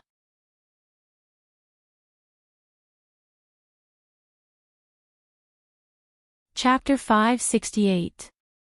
"Missai, you must be tired after flying for 2 days and 2 nights. Go take a nap. There's a banquet tonight." Tyrion regained his senses and forced a smile. Missai's face turned pale. She could vaguely guess that her mother had something to do with her second grandpa's death. But she held back her tears and bowed to the Dragon Queen before leaving with the Centaur maid. Sigh, even Messai guessed it. The dwarf no longer hid anything and revealed his tired and sorrowful face. He smiled bitterly and said, "Did my sister do it? I don't know. Dragonstone Island only sent news of Kevin's death and the chaos at King's Landing. I don't even know what you did to cause his death." Dany shook her head and said, "If they didn't spread the news that I was the murderer, I would suspect Varys, Stark or someone else. But I'm too familiar with this feeling. It's exactly the same as when the Kingsguard ambushed Prince Dorne and framed me. It must be that bitch Cersei." Tyrion's ugly face was extremely twisted.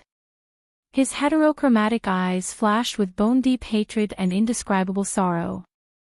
"You haven't told me what you did." Dany glanced at him and said calmly. "Sigh, I wanted to take the Iron Throne for you and protect Lannister as much as I could." Tyrion used the opportunity of rubbing his face to wipe away the tears at the corner of his eyes. He slowly told the Dragon Queen his thoughts and the process of his journey to the Westeros without leaving out a single word except for his guess about Aegon's identity. "I thought that even if you don't hate Casterly Rock City and Lannister, you shouldn't love them so deeply." Dany said strangely. "Isn't this human nature?" Tyrion shook his head and smiled bitterly.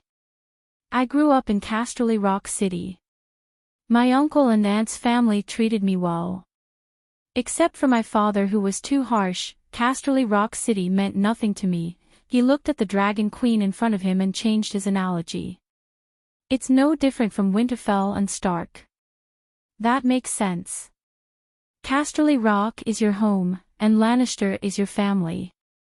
Dany nodded and asked, "But how can you be sure that I will accept Lannister's surrender?" "Your Majesty, you are the Queen. Perhaps you don't understand what it means to be a subject." "What logic?" Tyrion sighed. "The most important skill for a good subject is to understand the intentions of his superiors. He must be able to study the way the monarch acts and thinks. Then do you know that trying to figure out the will of your superior is also a crime? Dany sneered. Tyrion said, not only does he want his subjects to do things according to their wishes, but he also doesn't allow his subjects to study themselves. That kind of stupid king can only live in the dreams that his ministers weave for him. Obviously, your majesty is wise and mighty. In front of you, all lies and schemes are meaningless. It seems that you are still too ignorant. You don't know that there is a young Xiao in the east, Scholar Yang. That Scholar Yang is the same as you. He likes to play tricks in front of the king, but he thinks that he can control himself. He thinks that if he doesn't make a big mistake, the king can't do anything to him. Guess what? His head fell off. Dany's eyes were clear as she looked at the dwarf and sneered. I am different from Scholar Yang. He may want to show off in front of people and show off his cleverness.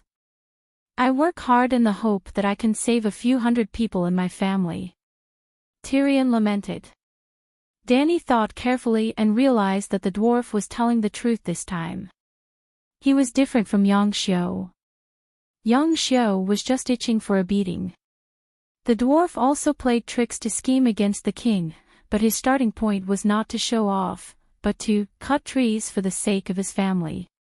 No matter what foreigners did, as long as it was for the sake of cutting trees, they could be forgiven and whitewashed. It was like this in movies. Tyrion was also a foreigner. Other than herself, everyone in this world was a foreigner. What he did seemed to conform to the mainstream values of society. The man who broke off the engagement with the Third King did two things in front of people and behind the scenes. He chopped off the head of the vassal Kostark, broke his own oath, and forgave Catelyn, who had cheated the entire northern territory for her own personal gain. He could be forgiven for the sake of cutting trees, but Waldfrey and Bolton could not be forgiven for the sake of power. In fact, apart from their own goals, Robb and Catelyn's actions were no different from Waldfrey and Bolton's. Thinking of this, Dany reluctantly forgave Tyrion for acting on his own. She never expected absolute loyalty from him. If she did not expect it, she would not be disappointed. Of course, not mentioning some things now did not mean that she would forget. She would remember it in her little notebook and dig a few more holes for him in the future. It's a pity that your plan did not exchange for loyalty and filial piety. Instead, you ended up in an awkward situation. You tricked your uncle and yourself, Dany mocked. Tyrion, who was good at reading people's expressions and guessing their intentions, immediately heaved a sigh of relief. He guessed right again. The Dragon Queen was indeed a reasonable person. She had the magnanimity to put herself in other people's shoes and think from their point of view. Then, he felt sad. The most difficult Dragon Queen in the world had been persuaded by him. The second most difficult obstacle, Uncle Kevin, had also been conquered. But just when he was about to reach the end of victory, he fell because of Cersei, that stumbling block. No, she was not a stone. She was just a pile of stinky dog poop. Stumbling poop. In his life, Tyrion had fought the Wolf Mother, the time when Catelyn kidnapped Tyrion, overturned Stannis, stabilized the King's Landing for the Iron Throne and ended the rebellion of the Four Kings. He could be a general, fighting on the battlefield. He could be a minister, strategizing and strategizing. Even under the Dragon Queen's command, he was unparalleled in wisdom and bravery. He fought until the upper echelons of the Alliance clenched their teeth and could only send assassins to eliminate future troubles. And Cersei? Along the way, other than defeating the honest Ned Stark, what other achievements did she have? Toyed with by Littlefinger, frightened by Stannis to the point of drinking poison to commit suicide, deceived by ministers, toyed with her body by mercenaries, locked up and trained by the Great Sparrow, seized power by Pycelle, deceived by, yet, such a good-for-nothing who lost every battle was able to gain the upper hand every time she met a genius imp like him who won every battle. Could it be that there was always someone who had a weakness, and he was naturally countered by her? Oh. Or, Did she have a talent called being a tyrant in one's nest? The dwarf subconsciously looked around, trying to find a crossbow. He had the thought of killing his kinsman again. "What's the situation in the King's Landing?" he asked. "Tommen is still young. It is imperative to choose a new regent.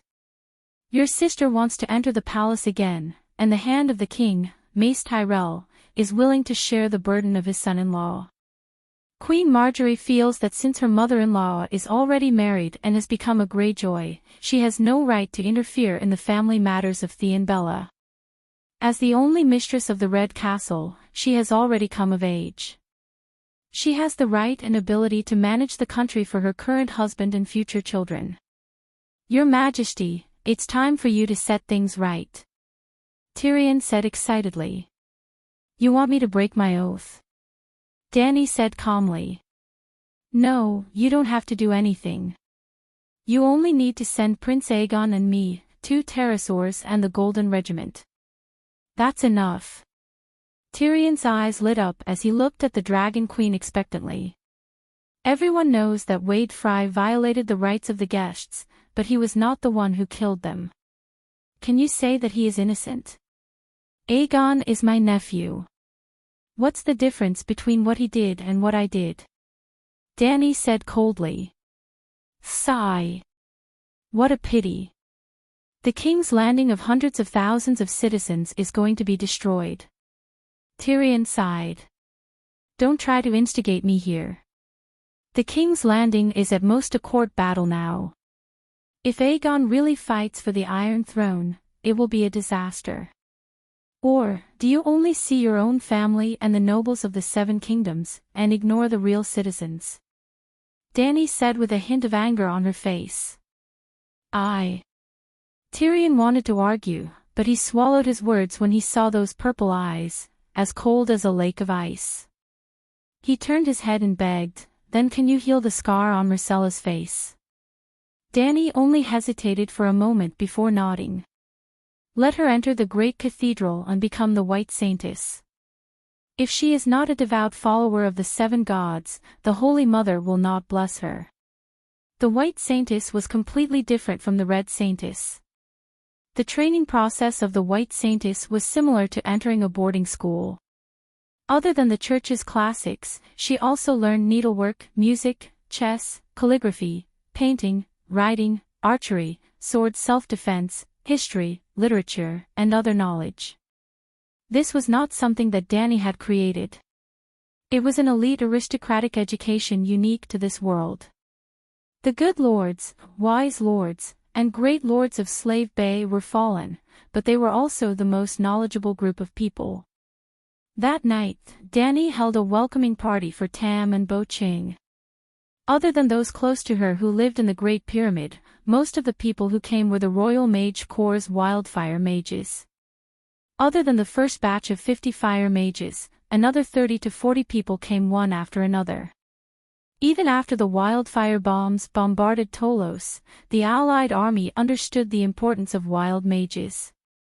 However, they could not stop them from joining Slave Bay. Tam and Bo Ching were extraordinaires when they were in Volantis. Naturally, they were like fish in water now. Soon, they established their positions in Dany's Mage Corps. However, after Bo Ching mastered the magic net frequency, he returned to Barren Land. He would officially take up the position of Chief Bishop of Barren Land's 7 Gods Dragon Sect. Well, it was awkward. Chief Bishop Bo was not even as good as Saint Dany. Saint Dany did not have much devotion to the 7 gods, but she was familiar with the 7 Stars Bible and had a unique understanding of the Church's scriptures. However, Bo Ching still thought that the 7 gods were 7 pieces of wood. They had no devotion, no faith, and did not understand the scriptures. She was unwilling to be Dragon Queen's little sister. Since the Battle of Meereen was about to begin, Dany could only let Tam be the leader of the Mage Corps. The black girl Larissa finally had a proper mysticism teacher. Dany was too busy. She did not have enough time to practice. Other than teaching Black Sister Rarissa meditation techniques and fire witchcraft, she taught herself the general knowledge of mysticism. She consulted the fire mages of the Mage Corps. In the week that Tyrion returned, there was news from Dragonstone Island every day. Firstly, Tyrion sneaked into the Red Castle and killed White Knight Bronn, Grand Tutor Pycelle, and Prince Regent Kevin. He became a demon that was comparable to deviant ghosts among the people. Now, in the King's Landing Tavern, the number of poems and dramas written by bards for the little demon was almost comparable to that of the Dragon Queen. However, the Dragon Queen was famous for her beauty, while the dwarf was infamous for his infamy. It really was because his actions were unprecedented, too horrifying. Secondly, Cersei got what she wanted. After Kevin's death, she obtained the loyalty of the Lion Army in King's Landing. She once again had the trump card to sit on the Iron Throne. Then, the Highgarden army withdrew from the encirclement of Storm's End Fortress and began to return to King's Landing. Yes, when Tywin was alive, Mystilier led his army to besiege Storm's End Fortress. Marjorie was captured by the Great Sparrow, and the inflatable fish withdrew the army back to King's Landing. When Kevin became the regent and became the king's hand, he arranged for the Highgarden army to besiege Storm's End Fortress for the third time. During the War of the Usurpers, the inflatable fish sided with the dragon family and besieged Erlu's Storm's End Fortress once. In the end, Uluin seemed to have kept his promise. He ordered Tywin to withdraw from Carlin Bay and completely give the Northern Territory to the King of the Northern Territory, Lothbolton. At the same time, he crossed the Mander River and prepared to complete the final negotiations with the Highgarden to return the Shield Islands. Then, Dany received an urgent message from the Dark Star: Jon was dead.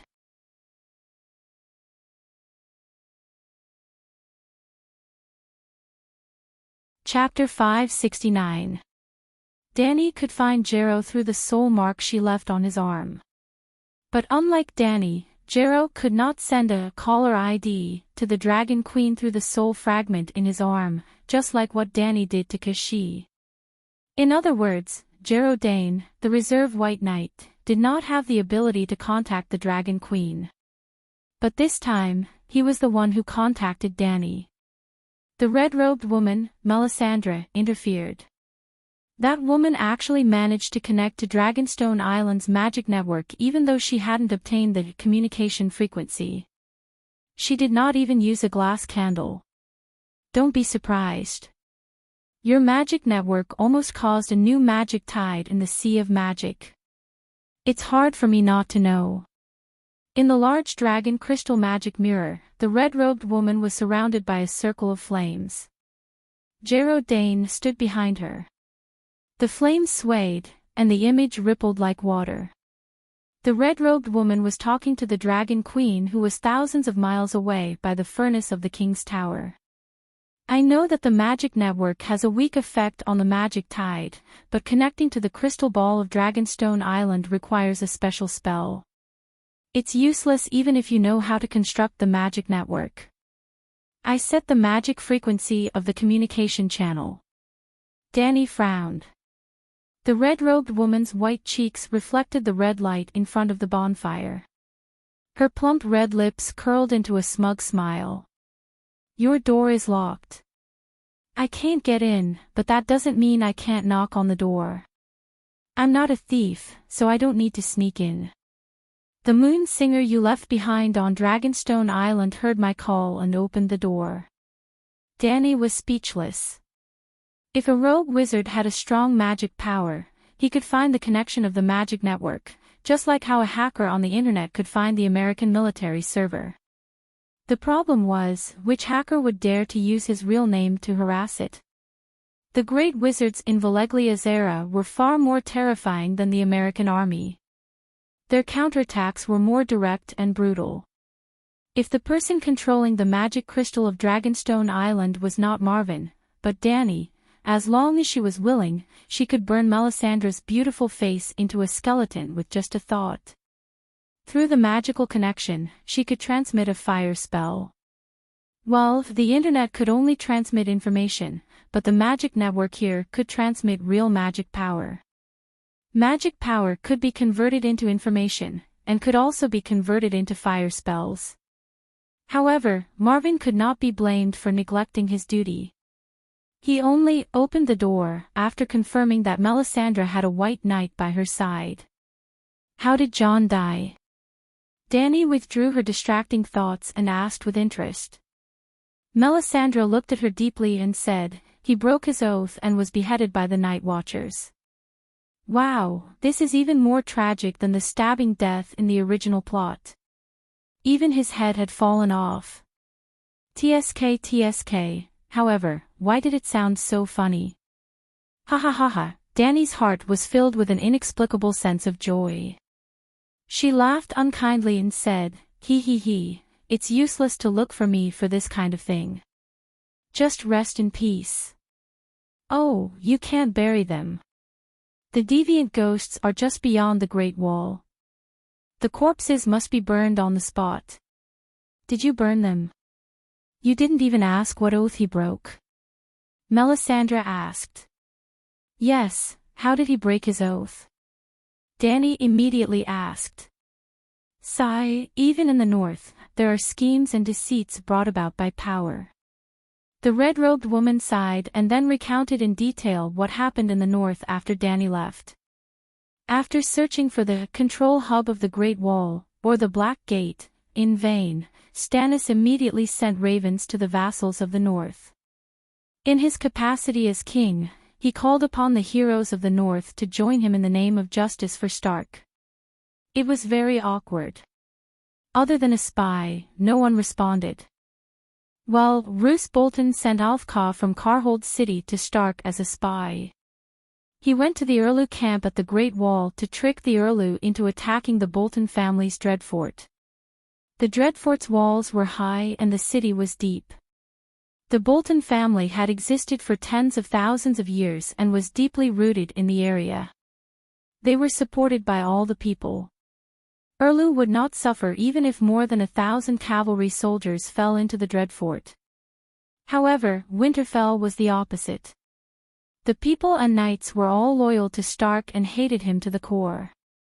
Well, Old Stark Kaw was the uncle of Earl Stark Kaw who was killed by Robb.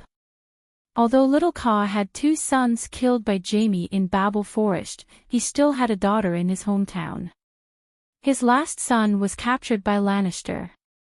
Roose Bolton eliminated dissidents and arranged for the nobles of the north to venture deep into the king's territory. Little Kaw was captured and probably would not survive. After all, his father killed 2 Lannister captives. However, Robb was quick and ruthless. He immediately chopped off Little Kaw's head. Little Kaw died tragically, but Little Kaw's life was saved. Tywin was satisfied with Robb's explanation and did not continue to break the rule of not killing nobles' captives. The problem was, Old Kaw had selfish motives. After the death of his nephew, he wanted his son to inherit Carhold City. His undercover Urlu not only wanted to please the new king of the north, but also wanted to kill Little Kaw who was still a captive at the King's Landing. Old Kaw had sided with Urlu. How could Cersei let his grandnephew go? Old Kaw also wanted his son to marry Little Kaw's daughter. Uncle marrying his niece. Little Kaw was unwilling and fled to the Great Wall to find Jon. Well, there was a problem of timing. Old Kaw first went to the Great Wall to find Urlu and persuaded Urlu to attack the Terror Castle. Jon stopped him in time, allowing Urlu to escape. After that, Jon gave the House of Stark's second-to-last trump card to Urlu, the High Mountain Clan. The High Mountain Clan could be seen as the barbarians of the north. A tribe of barbarians loyal to Stark. Urlu received 3,000 strong men from the High Mountain Clan who could adapt to the bitter cold of the north, barely enough to participate in the struggle for supremacy again. Then, Urlu led the newly formed army to liberate Deepwood Castle. The High Mountain Clan and Deepwood Castle were both northwest of Winterfell. Urlu planned to attack Winterfell from this direction, and Deepwood Castle was considered passing by. In Deepwood Castle, he captured Asha Greyjoy and gained the loyalty of dumbass Mormont. The Big Bear's Bear Island was next to Deepwood Castle, and the Big Bear's first wife came from Deepwood Castle. At this time, Little Kaa escaped to the Great Wall's dark castle. Little Kaa knew that Old Kaa was a spy and told Chan Chan was anxious. Erlu was in the middle of the march and could not send a messenger crow to inform him. Then he sent his animal companion, Old Raven Bear. John participated in the Erlu Rebellion War as a raven for the first time. Soon, there was a second time, a third time. He even sent the dire wolf thousands of miles away to the wolf forest near Erlu's barracks. Such a high degree of participation not only gave him a deeper understanding of the situation on the battlefield, but also changed John's mentality. In other words, he was the same as Tyrion, lumberjack. The previous Night Watchman John was just a self-protection armor. Stark, who had running wolf's blood, was the true face under the armor. He saw the hope of revenge. With the help of the direwolf Witty, Erlu had a high chance of taking Winterfell and killing Little Skinner, Ramus Bolton, to avenge his clan. He saw the door of revenge slowly closing. The marriage between Cersei and Yuluin was successful, the Carlin Bay checkpoint was opened, and Ramus Bolton would lead thousands of veterans and Freyr soldiers back to Winterfell. What worried him more was the attitude of the nobles in the north. The nobles in the north were loyal to Stark, but Stark's clan had been exterminated in name. The nobles in the north hated Bolton for betraying Stark and the Northern Knights, but Bolton was still a prominent family in the north. The history of the Terror Castle was not inferior to that of Stark's Winterfell. Stannis, on the other hand, was an outsider, a failed king, a man with a bad temper and a negative charisma. He could not convince the nobles in the north. At this moment, the nobles in the north were faced with two choices. With a knife on their necks, they could bite the bullet and accept the fact that Bolton was the new king of the north. The advantage was that they could keep their wealth and power. Or, they could take the initiative to feed feces to Stannis and force Ramus Bolton and the Iron Throne behind him, at least the Freyr family. The advantage was that they could avenge their old master, Stark. To the nobles in the north, regardless of whether they surrendered to Bolton or Erlu, it was as uncomfortable as eating feces. Just think about how the Northland barbarians treated the Savior, Dany, and Rhys in Game of Thrones. It was clear how xenophobic they were and how accustomed they were to Stark's rule. Since it was all about eating feces, eating Bolton's feces could at least preserve their families. As a result, there were nobles from the northern reaches who were trying to get close to Bolton. For example, Dustin of Lonely Tomb, Rhyswyr of Creeklands, Mandalay of White Harbor, actually a spy, Amber of Huthfire, John's family, forced. After all, Bolton was from the north and was their relative. For example, Bolton's second wife was from the Dustin family. However, if a Stark stood out and declared his support for Stannis, everything would change. Any Stark, even if he was an illegitimate son, would be a pillar of support for the nobles in the north. Jon entered Raven's body and flew to a place that was neither human nor Winterfell. With Raven's eye, he witnessed how Skinny Skinner tortured the Winterfell villagers and shouted orders from his father's throne as the king of the north. Raven flew into the underground tomb and stood on Ned Stark's empty coffin as she looked at her father's statue. Father! Father! Raven was on the verge of tears. Then, the straw that broke the camel's back came. Jon received a letter from his father's close friend Greywater Watch's leader, Holland lied. Countess Mage Mormont of Bear Island is not dead. She brought along King Rob's declaration of being the King of the North's successor. She was searching for Greywater Watch in the Neck Marsh when my men encountered her. The appointed successor of the King of the North is you, Jon Stark. P.S. Reading the contents of the letter, countless memories of Robb, Winterfell, and his father flashed in Jon's mind.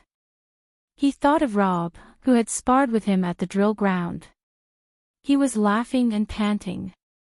Snowflakes fell and melted into a steaming wet stain on his hair. Scholar Yamant had said, "Kill the boy in your heart to bear the responsibility of a man."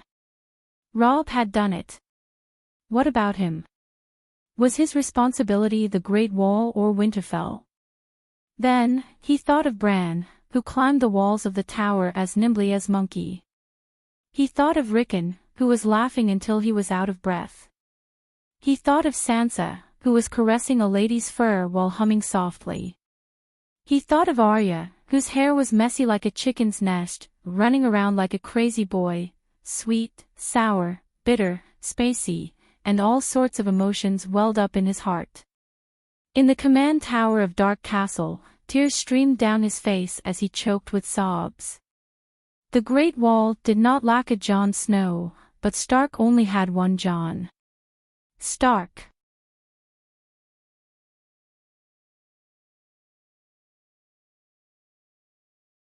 Chapter 570.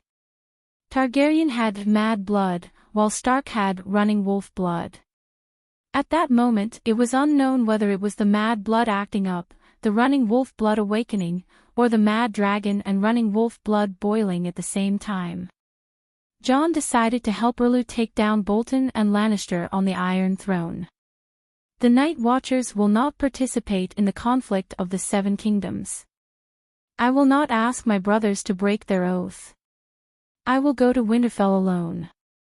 When the Night Watchers gathered in the dining hall for dinner, he announced his decision to everyone. Jon did not hide his whereabouts and left Dark Castle quietly. He could not hide it. He had to appear in front of others sooner or later. Furthermore, a single person's strength was of little help in the war. There was no point in leaving alone. Hence, he only said the nice words first. He paused and said, "Of course, if any of my brothers are willing to follow me to the south, I will be very grateful." The barbarian commanders led by Tormund were all excited. They slapped the table and cheered loudly, "Crow, let us be your men. We will form your barbarian army and destroy Roose Bolton's ass." Actually, Tormund and the others were no longer barbarians. According to the three-way lease agreement that Dragon Queen came up with, the Night Watchers rented the barbarians to guard the Great Wall and the barbarians rented the castle to live in. From the moment they signed the contract and stepped into the Great Wall, there were no more barbarians. They were all temporary Night Watchers. Maxie, Blacksmith Tanner, the red-nosed old doctor and the other Night Watchers' expressions changed. They all understood the Commander-in-Chief's thoughts and were afraid of his decision. The Night Watchers did not marry, did not have land, did not have children, did not wear crowns, and did not fight for glory. Jon Snow had broken his holy oath. In this world, no one who broke an oath would have a good ending. This was the law. It was useless even if you were the main character. That night, Jon's head was cut off. The main character, dead. Who murdered Jon? Dany asked while holding back her laughter. Head of Staff Bowen Maxey led more than 50 Night Watchers into the command tower. The other Night Watchers were also watching outside the tower, the red-robed woman said. How tragic. Dany's mouth twitched. The child of prophecy, the first male lead of swimming power, actually ended up like this. It was Dany's fault for digging such a big hole for him. A long time ago, when she went to the Great Wall, she had always emphasized responsibility, oath, and honor. The oath of the Night Watchman, her own oath. The most important reason why the Dragon Queen was willing to selflessly help the Great Wall was that the Night Watchers were loyal to their duties and would not participate in the power struggle of the Seven Kingdoms. They would dedicate the rest of their lives to the Seven Kingdoms. The Night Watchers were the sharp swords in the darkness, the guards of the Great Wall. They resisted the cold flames, the light of dawn, the horn that awakened the sleepers, and the shield that protected the kingdom. This was the oath of the Night Watchers, the mission of the Night Watchers, and also the honor of the Night Watchers. It was the medal that the Night Watchers received the hospitality and help from any noble family in the Seven Kingdoms.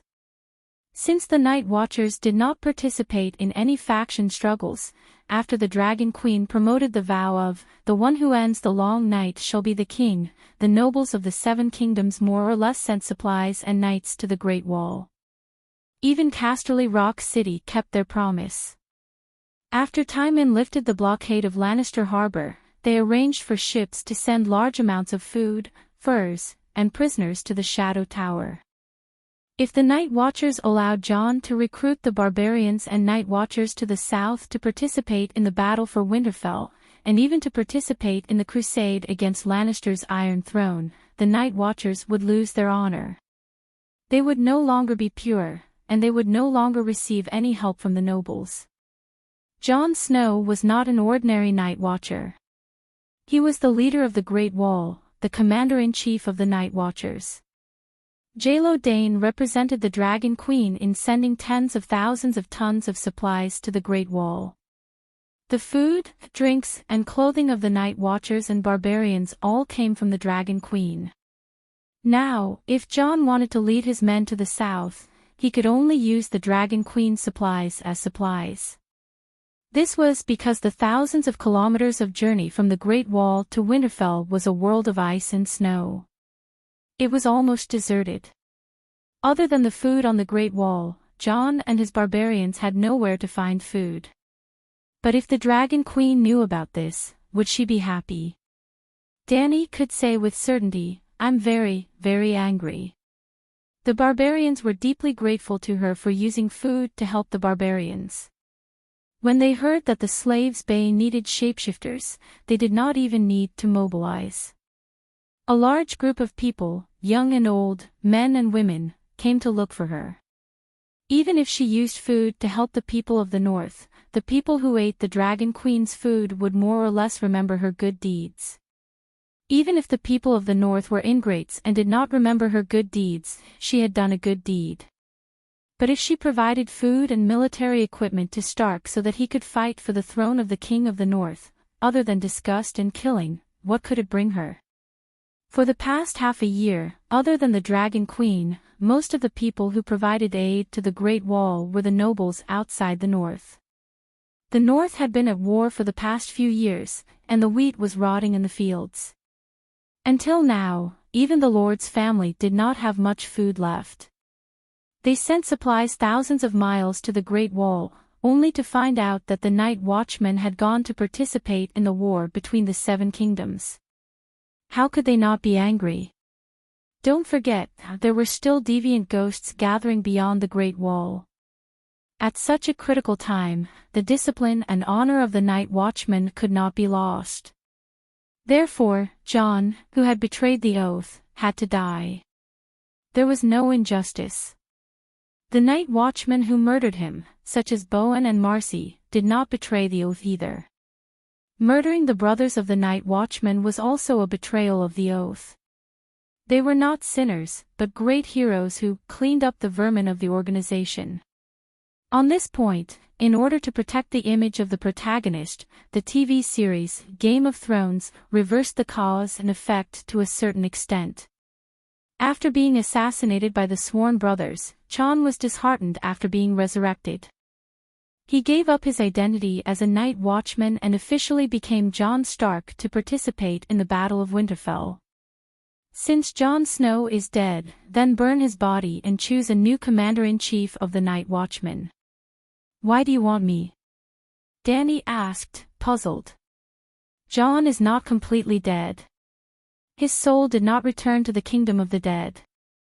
Instead, it resides in the body of the direwolf, Melisandre said. This. Dany was shocked at first, then her expression became strange. Wasn't it?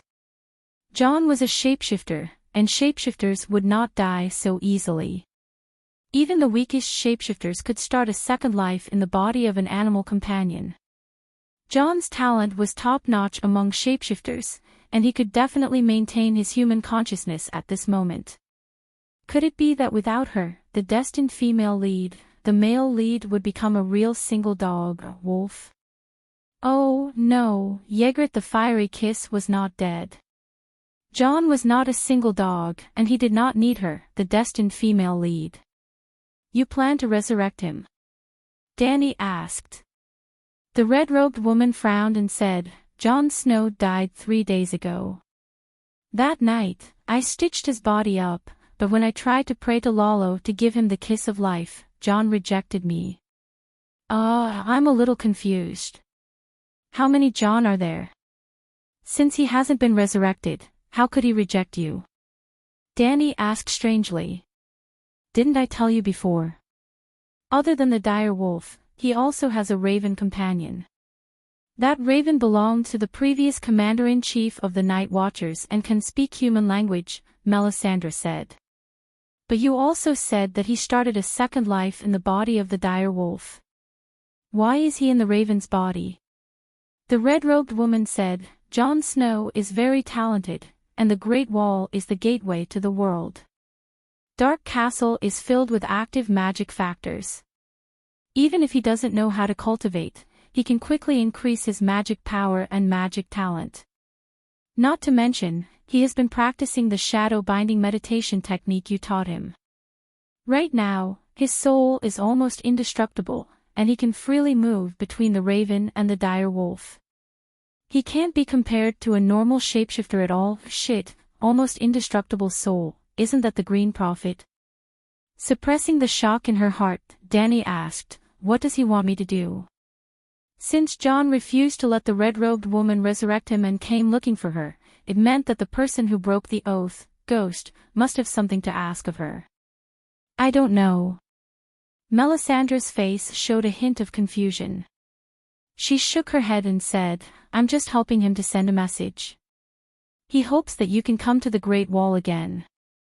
He wants to see you. I'm busy fighting a world war here.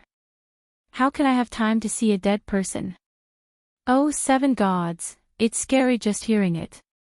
Dany rubbed the non-existent goosebumps on her arms and said with an exaggerated expression. Then forget it. Originally, he thought that Melisandre would nervously persuade him a few words, but who would have thought that after hearing the rejection, the woman actually heaved a sigh of relief and closed the communication with a smile. Dany was a little confused. Although Melisandre came looking for her on behalf of Jon Snow, she didn't want to complicate things. Or rather, it was exactly what she wanted if she didn't go to the Great Wall. She wanted to use Lalo's method to resurrect Jon. But Jon was unwilling. What's going on? Soon, an old friend solved the mystery in her heart. 3 minutes after she ended the long-distance communication with Melisandre, another person accidentally entered the mirror. There was no image, only sound. Dany, no matter how busy you are in Slave Bay, please come to me as soon as possible. It was a familiar voice, but an unfamiliar tone. Also, he called her Dany so intimately. She had goosebumps all over her body. This time, it was real. Three-eyed crow? Dany asked in surprise. The voice did sound like Blindon's river language, but the tone was tens of thousands of times more human than before. It was as if he had been a robot before, but now he had become an old poet who had experienced the vicissitudes of life. The change was so great that even though Dany knew that there was only one person in the Westeros who could communicate with her without Marvin's help, she still felt uncertain. It's me. In the Westeros, nothing can escape the eyes and ears of the Green Prophet. Your communication frequency is not a secret to me, Blindon said with a gentle smile. Hee, if I was on Dragonstone Island, you would still dare to say that. I'd be impressed. Dany laughed coldly. In the end, Professor Marvin was a moon chant. He did not even know Valeglia's meditation technique. He could barely be considered a guardian of the magic network. He could not even be considered a manager, let alone control it. It was like a certain server warehouse. There was no manager, only a cleaner who swept the floor. Was it something to be proud of when a hacker broke through the cleaner's defense network? Blindon did not retort. Instead, he sighed with a complicated tone and said, "You are very good. You are the pride of the Targaryen family. Every ancestor and every descendant would be proud of you. I am the same. What do you want?" Dany's face contorted. She was on high alert. "Sigh, Dany, I am the three-eyed crow. I am blind in river text, but I am no longer the three-eyed crow." Blinden's words sounded very contradictory, but Dany instantly understood. Bran had completed his inheritance and become the second three-eyed crow, the nth Green Prophet. Blinden was just Blinden River Text, who had the abilities of the Green Prophet. He was the illegitimate child of the Targaryen family. The reason why he was still called the three-eyed crow was because that was the nickname of a noble illegitimate child.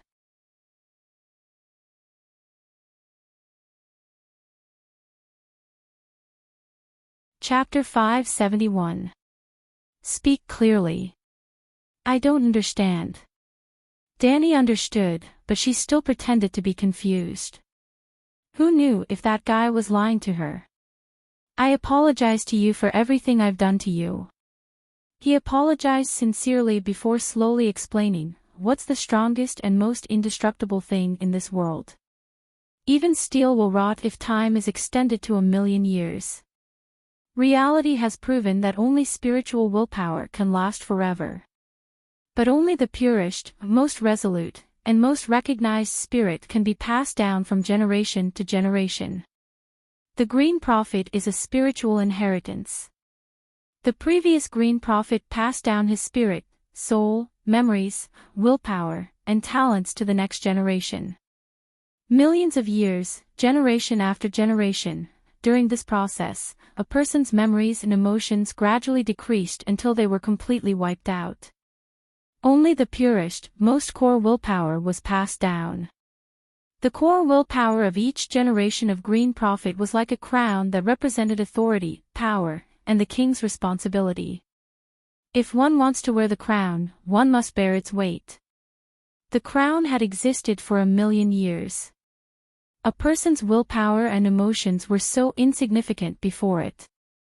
So much so that every Green Prophet who was crowned with the crown would be sanctified.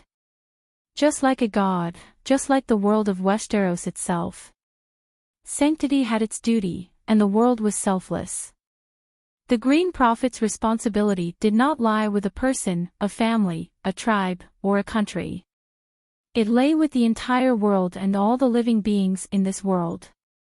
To protect all living beings and the world. The Green Prophet who received the inheritance of his ancestors was too terrifying. His power was close to that of a god. Only by abandoning his personal desires and emotions could he ensure that this power would not be abused.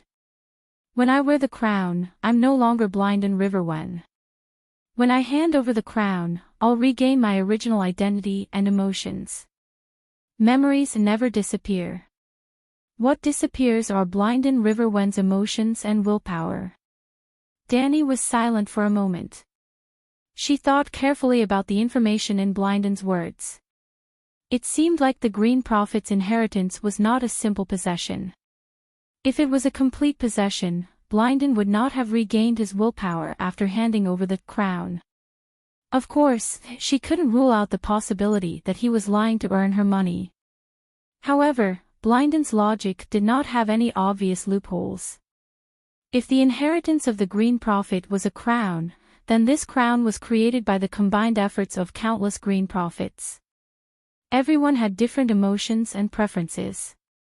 Once they merged into a collective will, the individual will would inevitably be annihilated.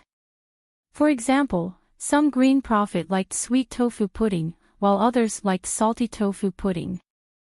After the two of them fused, they could only kill their love for tofu pudding. Otherwise, the conflict between the consciousness of the salty party and the sweet party would cause the collective will to collapse. After countless generations of inheritance, all personal hobbies and emotions had been obliterated. The only thing left was the fake but lofty spiritual will of protecting the world, which was acknowledged by all the Green Prophet. It was preserved and continuously strengthened. Are you retired now? Regaining his humanity. Looking for me to catch up? Danny asked curiously. At the last moment, I want to find Yamot to catch up with him. As for you. You're still very wary of me, aren't you? You're too cautious and not sincere enough. You're a good seedling to be a queen, but I can't open my heart to you. Blynden said with a smile, as if he had seen through everything. Danny was a little embarrassed and annoyed. Only a fool would let his guard down in front of you. You're not wrong. Blynden sighed and directly stated his purpose. Danny, I hope you can come to the frontier. Other than asking for a favor, I also plan to give you a gift. Go on, try to make me believe your words, or give me enough temptation to make me lose my mind. Danny sneered. Blynden was not angry. He said calmly, your talent has not been developed to the limit. If you give up this opportunity, you will take hundreds or even thousands of years of detours. Talent or whatever, it's too illusory. Besides, I'm very satisfied with my current training speed. Danny was unmoved. If it were another time, 1,000 years of delay would be a waste. But this time is different. If you delay, you will miss the opportunity to become the protagonist of the next era. Sigh, speaking of which, this is also my own selfishness. After all, I am a Targaryen. I will be proud and happy to see your empire prosper. Blynden said. Danny sneered. You were the one who led the destruction of the Targaryens. Led? No, I just watched it decay, degenerate, and be destroyed. Danny, the Green Prophet's timeline and way of existence are different from ordinary people. If I have a personal interest, my seniors can have a personal interest too. I am a Targaryen prince, my seniors are also the sons of the previous king. I can see the past, present, and future, so can they. If I help the Targaryens will not even have 300 years of national fortune, and will not have the chance to rise again. The world is selfless, that is the best choice. Blynden said despondently. Danny frowned and thought for a while. She said, you said that you have something to ask of me. What do you want me to do? Actually, she did not need to ask. She already guessed that the request was related to Jon. After all, the timing was too much of a coincidence. This is within the world. It is not convenient to say, Blynden said meaningfully. Within the world. Danny sneered and said, you can't explain what benefits you are going to give me. It is also not convenient for you to say what you want me to do. Tell me, should I believe you or not? Blynden was silent for a while. He said, the three-eyed crow can control thousands of crows. You can only have a dragon spirit with one dragon at a time. Now, my gift to you can change this. It will allow you to have a dragon spirit with 5 dragons at the same time. This was a great benefit for Danny. But even the barbarians beyond the Great Wall knew that there would not be benefits for no reason in the world. They felt that the Dragon Queen's 3-party agreement was too beneficial for the barbarians, so they did not dare to sign it. But, if it was for the Child of Prophecy, this price did not seem too high. The problem was, could she revive Chon Nuo? She could not. Chon Nuo was different from the Big Sparrow. The Big Sparrow was a devout believer, and there was a divine mark in his spiritual sea between his eyebrows. After his soul entered the space of faith, it had always been under the control of the Holy Mother. Moreover, he did not have the slightest intention to resist. He allowed the Holy Mother to do whatever she wanted. Chon Nuo's soul was independent and independent. She could not control it. She could not even bestow a spirit to it. Let me think about it, Danny said hesitantly. There is no time. My life is about to come to an end. The next person you will communicate with will be the real three-eyed crow.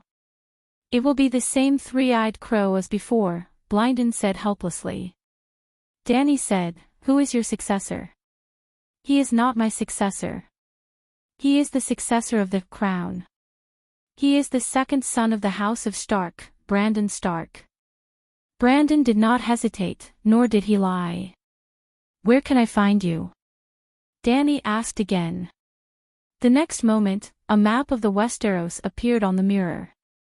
In the north of the Great Wall, in the north of the Ghost Shadow Forest, there was a flickering red dot. Then, the red dot suddenly enlarged, showing a snowy scene in the north. On a snow-covered land, there was a hill crowded with weirwood tree trunks. "I don't have much time left. If you can't come in 3 days, you don't have to come.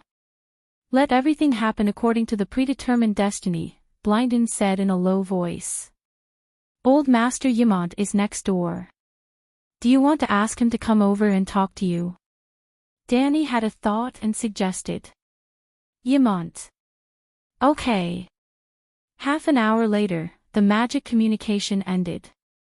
Danny looked at the old man who was sitting on the chair with a disappointed expression and asked, "How was it?" "What?" Ymont was stunned. He did not understand what was going on. Danny rolled her eyes and said impatiently, "Old Master, do you really think that this is an ordinary chat?" "What else?" Ymont was puzzled. "Through this communication, can you confirm his identity?" "An emotionless three-eyed crow, or Targaryen's illegitimate son," Danny said seriously. "Weren't you listening at the side? This is the first time I communicated with Blindin. I couldn't tell. You have been with him for decades. You should be familiar with him, right? Compared to now, what's the difference?" Danny asked. "Oh, it should be Blindin River text," old Ymont thought for a while and said. "Are you sure? If he is really Blindin's will, then I will go beyond the Great Wall." Danny said. This. When it came to the safety of the Dragon Queen, the old man immediately hesitated. "Let me think about it. Maybe he is pretending. I can't tell. It's better if you don't go. I don't think that Blindin has any treasures to give you. Oh, maybe he has the Dark Sisters. But that sword is useless to you. It doesn't even have any symbolic meaning," he quickly added. Targaryen had 2 Vagon swords, one male and one female. The Black Fire and the Dark Sisters were respectively used by Conqueror Aegon and his sister Visenya. The mediocre King Aegon bestowed them to 2 noble illegitimate sons. Daimon Vaishui received the Black Fire and changed his surname to Black Fire. Blindin Rivertext received the Dark Sisters and disappeared beyond the Great Wall. "It's not a sword. He said that the treasure can improve my bloodline talent," Danny said. "I think that your talent is already very strong," old Ymont said. "I think so too. But if it can be stronger," Ymont understood Danny's thoughts. He pondered with a serious expression. Danny did not say anything. She just looked at him. The study fell into silence. Only the sound of seabirds could be heard from outside the window.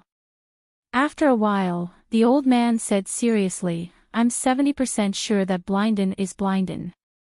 "Oh."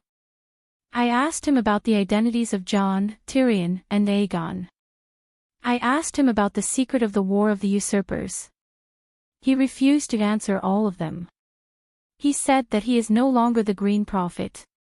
He can't destroy the Green Prophet's information advantage and some of his plans. If he is lying to you, it means that he is still the Green Prophet. He won't care about such small details because everything is going according to his plan." As soon as she finished, Ymont shook his head and said, "There is another possibility. He saw through my thoughts and purposely led me in this direction." Danny laughed awkwardly and said, "I'm confused. Let's make it simple. Let's get an expert to divine it." The important matters of the country were in worship. Every time an ancient king made an important decision, he would ask the gods to divine it first. Danny had the same feeling now. She was looking for Kuei-shi. I didn't foresee any danger. But prophecies can only be used as a reference and not as a guide.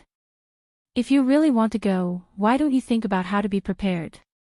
Danny nodded in agreement and asked, do you think that it's worth it for me to take the risk for that mysterious treasure? I can't make the decision for you. People are different. Some will sell themselves for a silver coin, while others will give 50 million gold royals to charity without blinking. I blinked. Danny smiled and blinked a few times. Oh.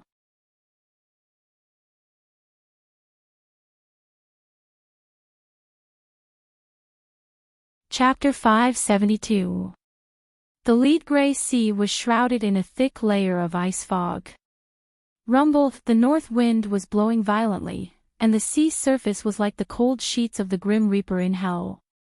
The gray and lifeless waves splashed up water that was dozens of meters high. In their field of vision, the sky and water were gray. The megalosaurus was like a sharp arrow shot into the storm, traveling alone on the surface of the sea.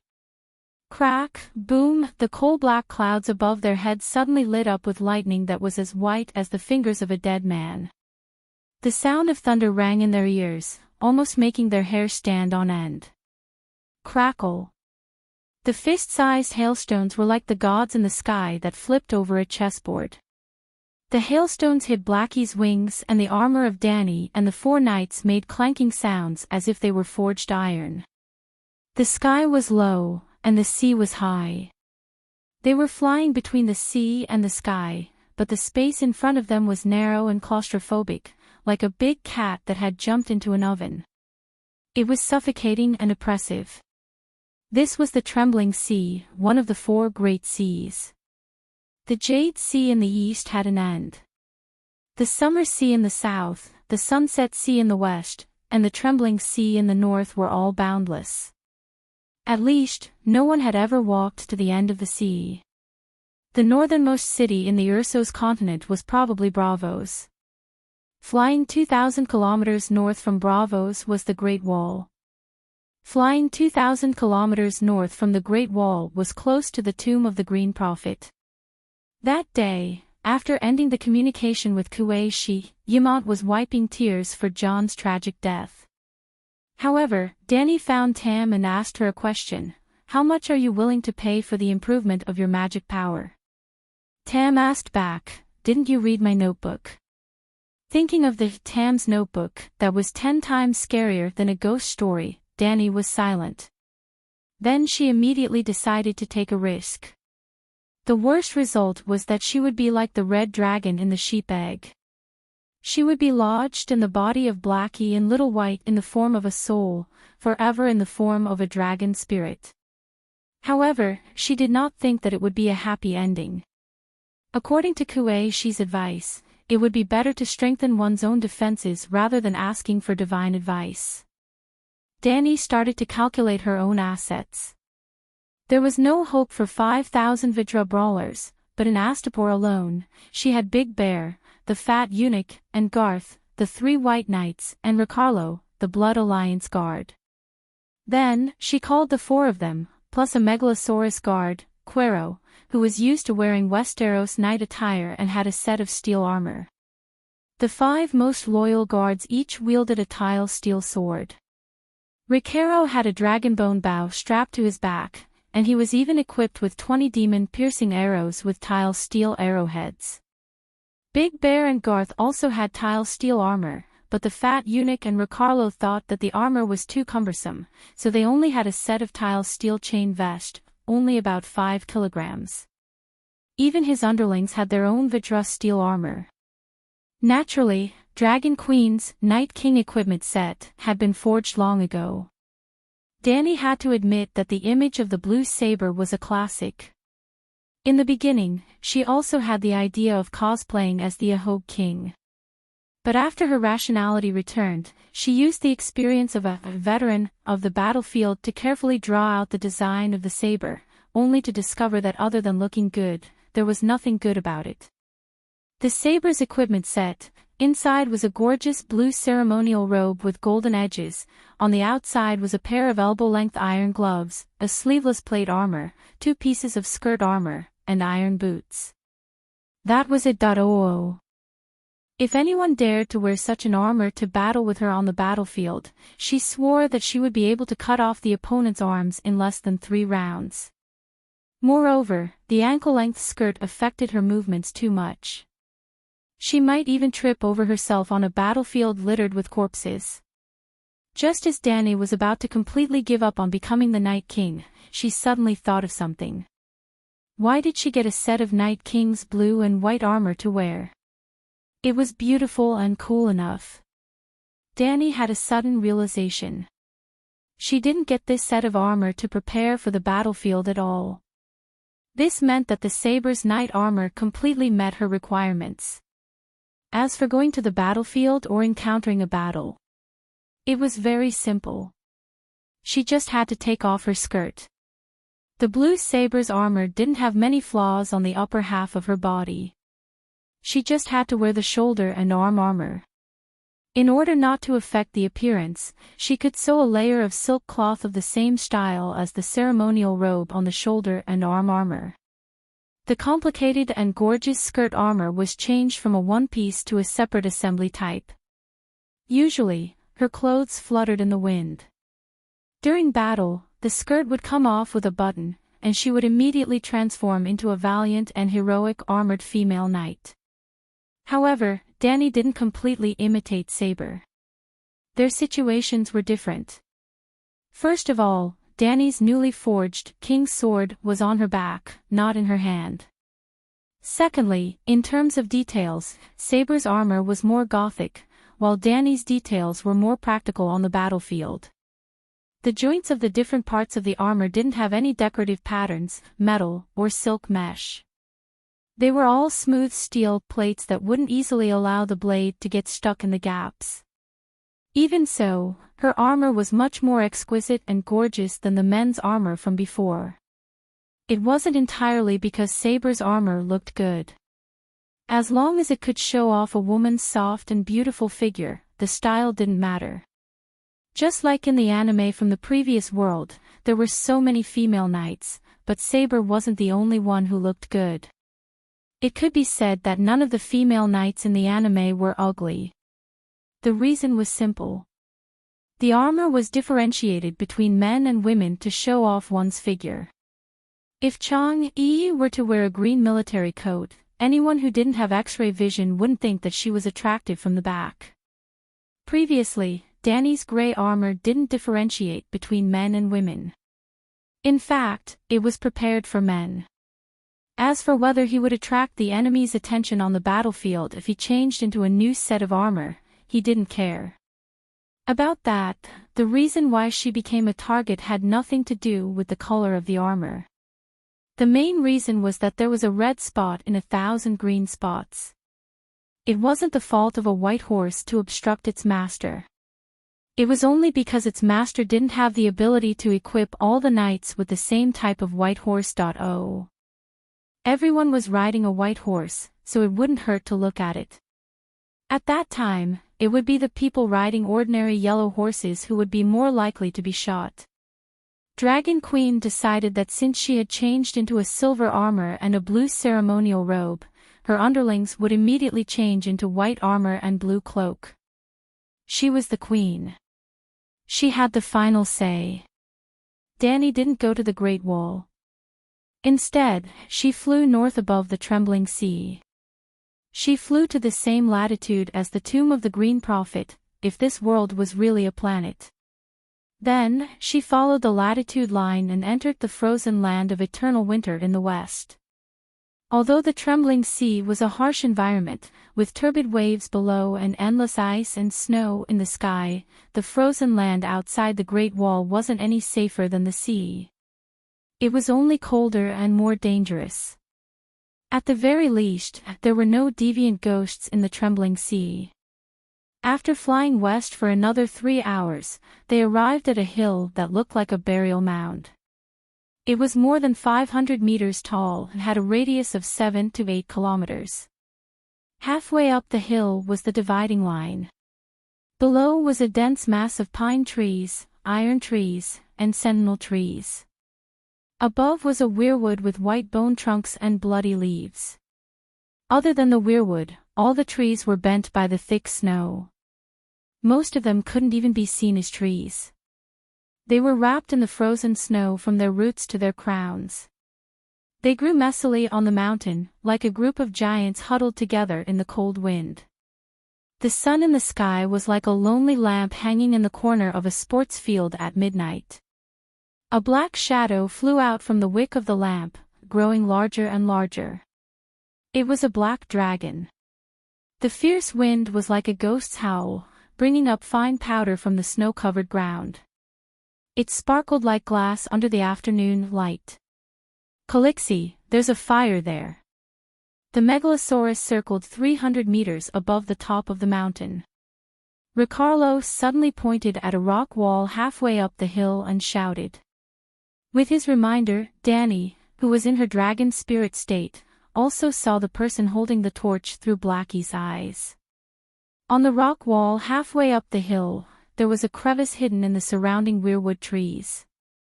A ranger with a tall stature, close to 2 meters tall, stood in front of the crevice, shaking a pine oil torch that burned with orange flames. Yes, that was a ranger. He wore a hood and a scarf around his neck. His face couldn't be seen clearly, but his black woolen sweater, black leather armor, and black ringed armor were the standard attire of a ranger of the night watch. Caw caw caw. Suddenly, a flock of crows flew out from the weirwood trees on the mountain peak that were as lush as the roof of a football field. They looked like dark clouds covering the sky. Thousands of them. Black feathers, red eyes. Come, come. They weren't afraid of the dragon's might. They surrounded Blackie and cawed.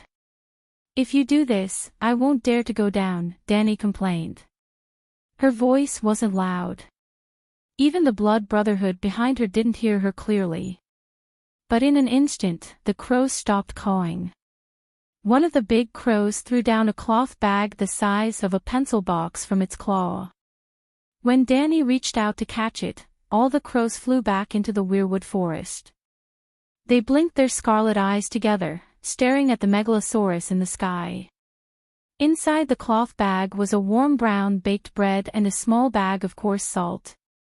Danny frowned and tore off a piece of bread. She stuck the salt on it and ate it. Then she passed the bread and salt to the knight behind her. When everyone had eaten a mouthful of the salty bread, and Beavos, who was the last to swallow the rest of the bread, Blackie flapped its wings and landed in the pine forest below the crack in the rock wall. Boom crack, his whole body sank into the snow pit. He broke several frozen tree trunks before he could stabilize himself. "Queen, Beavos will go down first to help you scout the way." The fat eunuch, who was wrapped in a thick fur coat, tilted his body, leaving a human-shaped hole in the snow, and disappeared without a trace. The snow was too deep, taller than him. 7 layers of hell. Beavos has never seen such deep snow and such cold weather in his life. At the bottom of the snow pit, the eunuch howled. "Calixi, is this considered a long night? We can barely see the sun in the sky. The ground is covered in snow." Chui Luo shivered. Danny looked at the lonely yellow halo of the sun in the sky and said uncertainly, "Even the deviant ghosts haven't come out. It should be close." As soon as her voice fell, Beavos immediately howled, "Ow, no, there's a dead person pulling my foot." Caw caw caw, it was like the scene of a zombie movie. The director shouted, "Action," and then all the actors playing zombies rushed into the camera. 1, 2, 3, 4. It was impossible to count.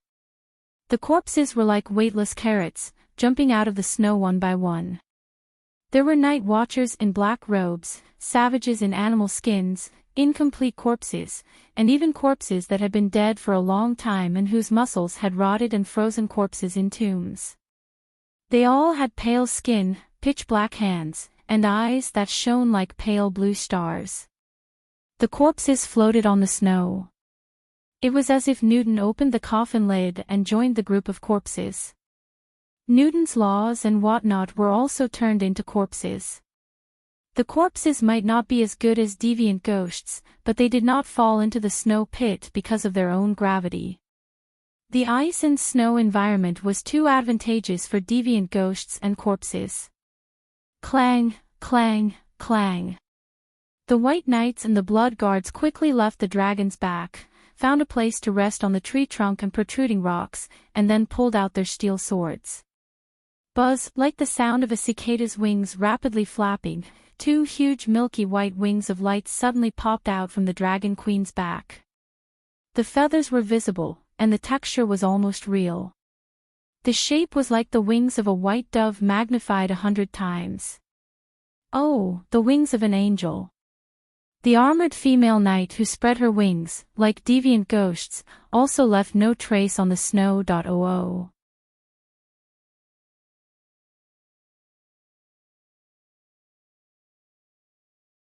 Chapter 573. Dani wore a silver armor and a blue robe. A pair of angelic wings flapped gently behind her back.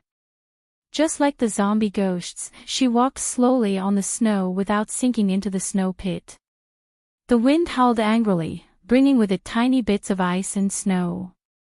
It blew past her armor and hair. A bunch of trash unworthy of my sword.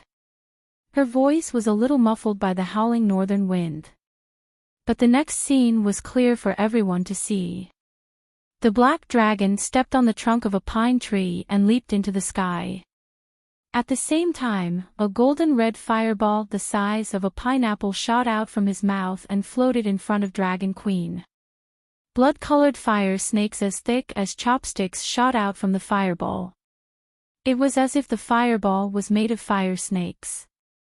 TSK, TSK, TSK, boom, boom, boom. One fire snake after another landed on the ghouls' faces and chests. It was as if the ghouls had been set ablaze with oil. The running ghouls burned like torches, and white steam rose from the snowy ground. However, the place where the black dragon landed was like the epicenter of an earthquake. Rings of tremors spread outwards, awakening the zombie ghosts sleeping in the snow. They were like razor clams that had been sprinkled with a layer of salt on the beach at low tide. They popped their heads out. The razor clams had only popped their heads out, but the appearance of the zombie ghosts was just the beginning. They were like dogs that had smelled fresh dung. They swarmed over. The rangers at the entrance of the cave were prepared to witness the Dragon Queen's massacre. But she suddenly turned around. She held the fireball in her left hand and flapped her wings lightly. Her legs moved quickly. There were only shallow traces of snow under her feet. She was astonishingly fast.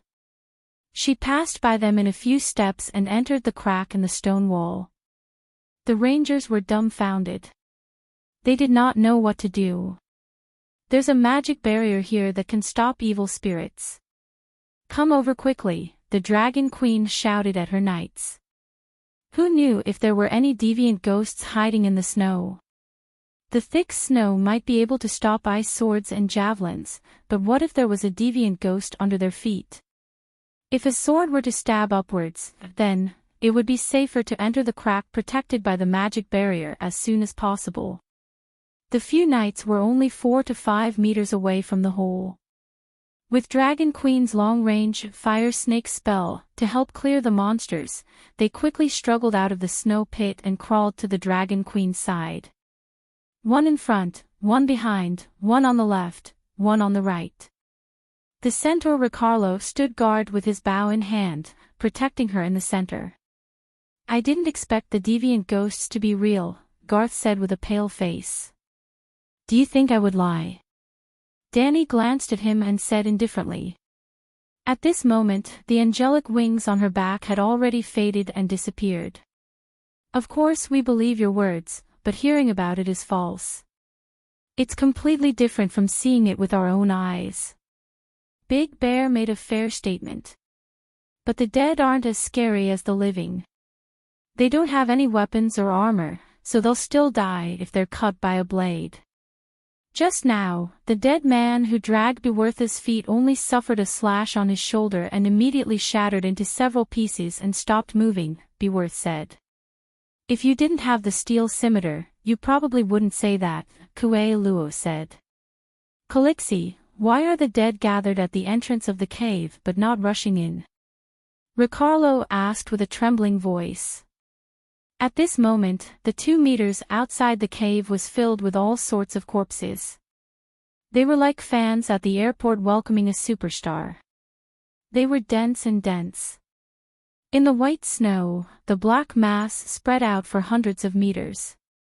There were at least 2,000 to 3,000 corpses. And this wasn't the end.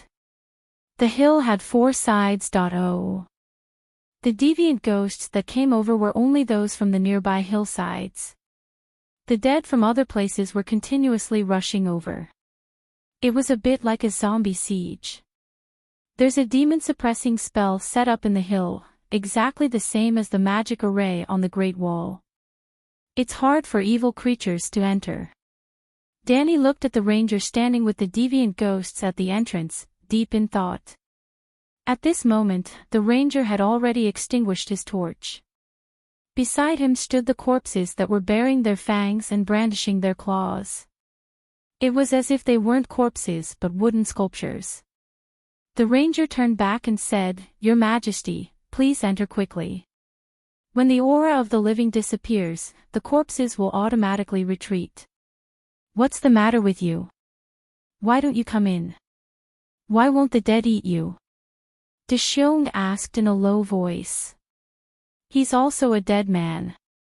A night watchman who died a long time ago," a voice said from inside the cave. It was the voice of a little girl and the tone of an adult. It was high and sweet, carrying an unfamiliar rhythm that Danny had never heard before. It also carried a trace of sadness that struck the bottom of her heart. "A child." Kue'luo, who was guarding the queen, exclaimed in surprise. She did indeed look like a child. She was barely over a meter tall, reaching the waist of a knight. Her limbs were slender, and she wore a cloak woven from leaves. Her bare skin was covered in spots that resembled those of a deer. She had messy brown, red, and gold hair with purple grapevines, tender green pine branches, and withered red chrysanthemums stuck in her hair. It was as if someone had knocked over an autumn landscape painter's plate. At first glance, Danny noticed her eyes. They were large and clear, a mix of gold and green. They were long and narrow like a cat's eyes, like a pair of top-grade gems. This wasn't human. 7 gods above, the child of the forest. Danny murmured. Child of the forest, squirrel people? Dexiong was a little dizzy. Had he stepped into Grandma's legend today? The scholars said that the child of the forest was fake. It was made up by the ancestors to deceive people. Garth looked at the little squirrel, in amazement. The scholar also said that the other ghosts were a strange tribe beyond the Great Wall that knew magic. But look outside. Do you think it's like that? Danny complained in annoyance. She stepped forward and said to the squirrel, "I'm Danny Liz Targaryen, your Green Prophet. The previous Green Prophet, Blindon Riverwind, invited me here." "Yes, I'm here to welcome you on behalf of Lord Blindon," the squirrel said. "Your Majesty, please wait at the door. I'll scout the way for you," the knight said almost at the same time. This was expected. Danny brought the 5 of them here, wasn't it for the safety of the guards? But at this moment, Danny changed her mind. "No need. Let's go in together." She stared into the squirrel people's eyes that were as clear as spring water. She didn't trust Blindon, but she suddenly had a lot of confidence in the squirrel people in front of her. She believed that the squirrel people wouldn't lead her into a trap. She couldn't tell why, but after seeing the squirrel people, she felt completely relaxed. The squirrel people seemed to see the doubts in Danny's heart and said, "You have Mother's aura on you." Suddenly, Danny thought of the door god. The green prophet was only the priest of the child of the forest. The old weirwood was the mother goddess they believed in. But now, she was singing her own song of wind. Danny nodded in understanding and looked at the squirrel people more affectionately. There were often ministers who betrayed their lords, but there had never been a devout true believer who betrayed the mother goddess. The path inside the stone wall was narrow and curved. There were black mountain rocks on both sides, and white weirwood roots hung down from above. Under the light of the dragon flame fireball, they looked like ice-cold white snakes that were circling around the top of the cave. Danny felt that they were going down. The cave was gloomy and terrifying, but the deeper they went, the warmer it became. In the quiet cave, there were only the rustling sounds of cloaks rubbing against the stone wall, armor, and iron boots hitting each other. Danny couldn't help but be curious and started talking to the squirrel people. "What's your name?" she asked. The squirrel people hesitated and said, "My real name is too long. You can call me Leaf. I've traveled the continent for hundreds of years and have many names. Leaf is the name given to me by the new three-eyed crow." "Hundreds of years?" Garth exclaimed. "I've seen the Black Death god Balerion and seen the Targaryen dynasty change generation after generation. Now, I've seen the Dragon Queen's Big Black and the new Targaryen queen," Leaf said. "7 gods above, you're practically the living history of the Westeros," the big bear muttered. The centaur and fat eunuch were also shocked. Danny cast a glance at her disgraceful subordinates and said calmly, "Sir Mormont, have you forgotten about the Crab King? That guy has lived for tens of thousands of years." "Ah." The big bear's cheek muscles twitched, and he was speechless. "Your Majesty has seen the Crab King." This time, it was Leaf's turn to be shocked. "That bastard dared to steal my steel, so I steamed him," Danny waved her hand carelessly and said calmly. But the squirrel people's big eyes, which were as deep as a lake due to the vicissitudes of life, flickered with shock and disbelief. "But the Crab King controls the Rhone River," he said. "That's old history from tens of thousands of years ago. Also, my Big Black is also a demigod. Didn't you notice?" Danny said. Leaf was silent. "What's up with that ranger?" Danny asked again. The new three-eyed crow called him Cold Hands. "You've seen it on your way here. This place is very far from the Great Wall, and the journey is long and dangerous. When Lord Blinden came to this shelter, he had a guard with him." "Do you know the Blood Crow Duke's Raventooth Guard?" Leaf asked. In the Romance of the Three Kingdoms, Liu Bei had the White Ears Army, Yuan Shao had the Xiandang Death Soldiers, Cao Cao had the Ferocious Cavalry, Lu Bu had the Formation Breaker, Gong Sun Zan had the White Horse Cavalry. They were special forces that dominated the world for a time. Their loyalty and strength were among the best in the world. In the world of the Song of Ice and Fire, there was a similar force. The Duke of Blood Crow formed 300 longbowmen. The Raventooth Guard. Without mentioning anything else, the Raventooth Guard's lowest effective shooting range was more than 400 meters. Don't say that I'm bragging. It's Martin's fault. Snipers were not much better than that. During the First Blackfire Rebellion, Blinden brought his 300 Raventooth Guards to fight against Daimon Blackfire. He managed to kill Daimon and his 2 sons, who were fully equipped with steel armor, from 300 meters away. Even now, Danny still did not understand how the Raventooth Guards managed to do it. Could it be that a soul imprint shot passed through the gaps in the armor and hit the door? She could not do it. None of the centaurs under her command could do it either. She even felt that a sniper would not be able to do it. This was because aside from their steel armor, most knights were also used to carrying iron shields. If one person was shot, the others would definitely raise their shields to protect their heads. Forget 300 meters, even knights would be immune to arrows from 50 meters away as long as their armor was of good quality. Leaf continued, when the Duke of Blood Crow was exiled to the Great Wall, all the Raven-Tooth guards who survived hundreds of battles took the initiative to put on black clothes. When Blinden traveled thousands of miles to the last shelter, the last guard captain also followed him. Unfortunately, the shelter was feared by the other ghosts, and countless ghouls kept watch over it. The last guard captain of the Raven-Tooth guards also died in the hands of the other ghosts. How did he recover his humanity? Danny asked curiously. This question is not easy to answer. You can ask the three-eyed crow, Leaf said. Then. Is the last shelter referring to this cave? Who is it protecting? Danny looked around. She did not realize that they had spent a long time talking. Unknowingly, they had already passed through several forks in the road and arrived at a wide cave. It was as spacious as a basketball court. The ground was densely covered with weirwood roots of different thicknesses. They were soft, pale, sticky, and slippery, like a group of snakes entrenched at the bottom of a pit.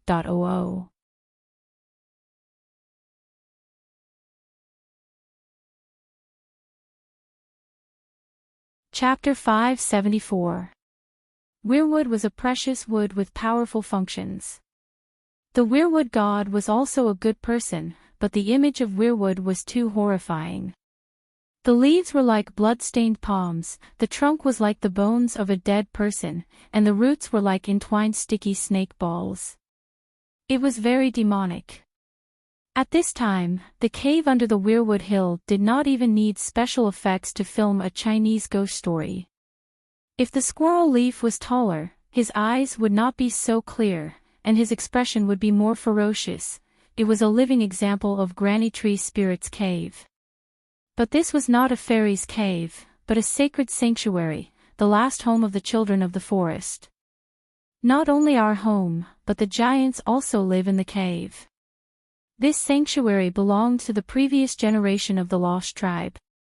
Once, even unicorns and mammoths would come in for the winter.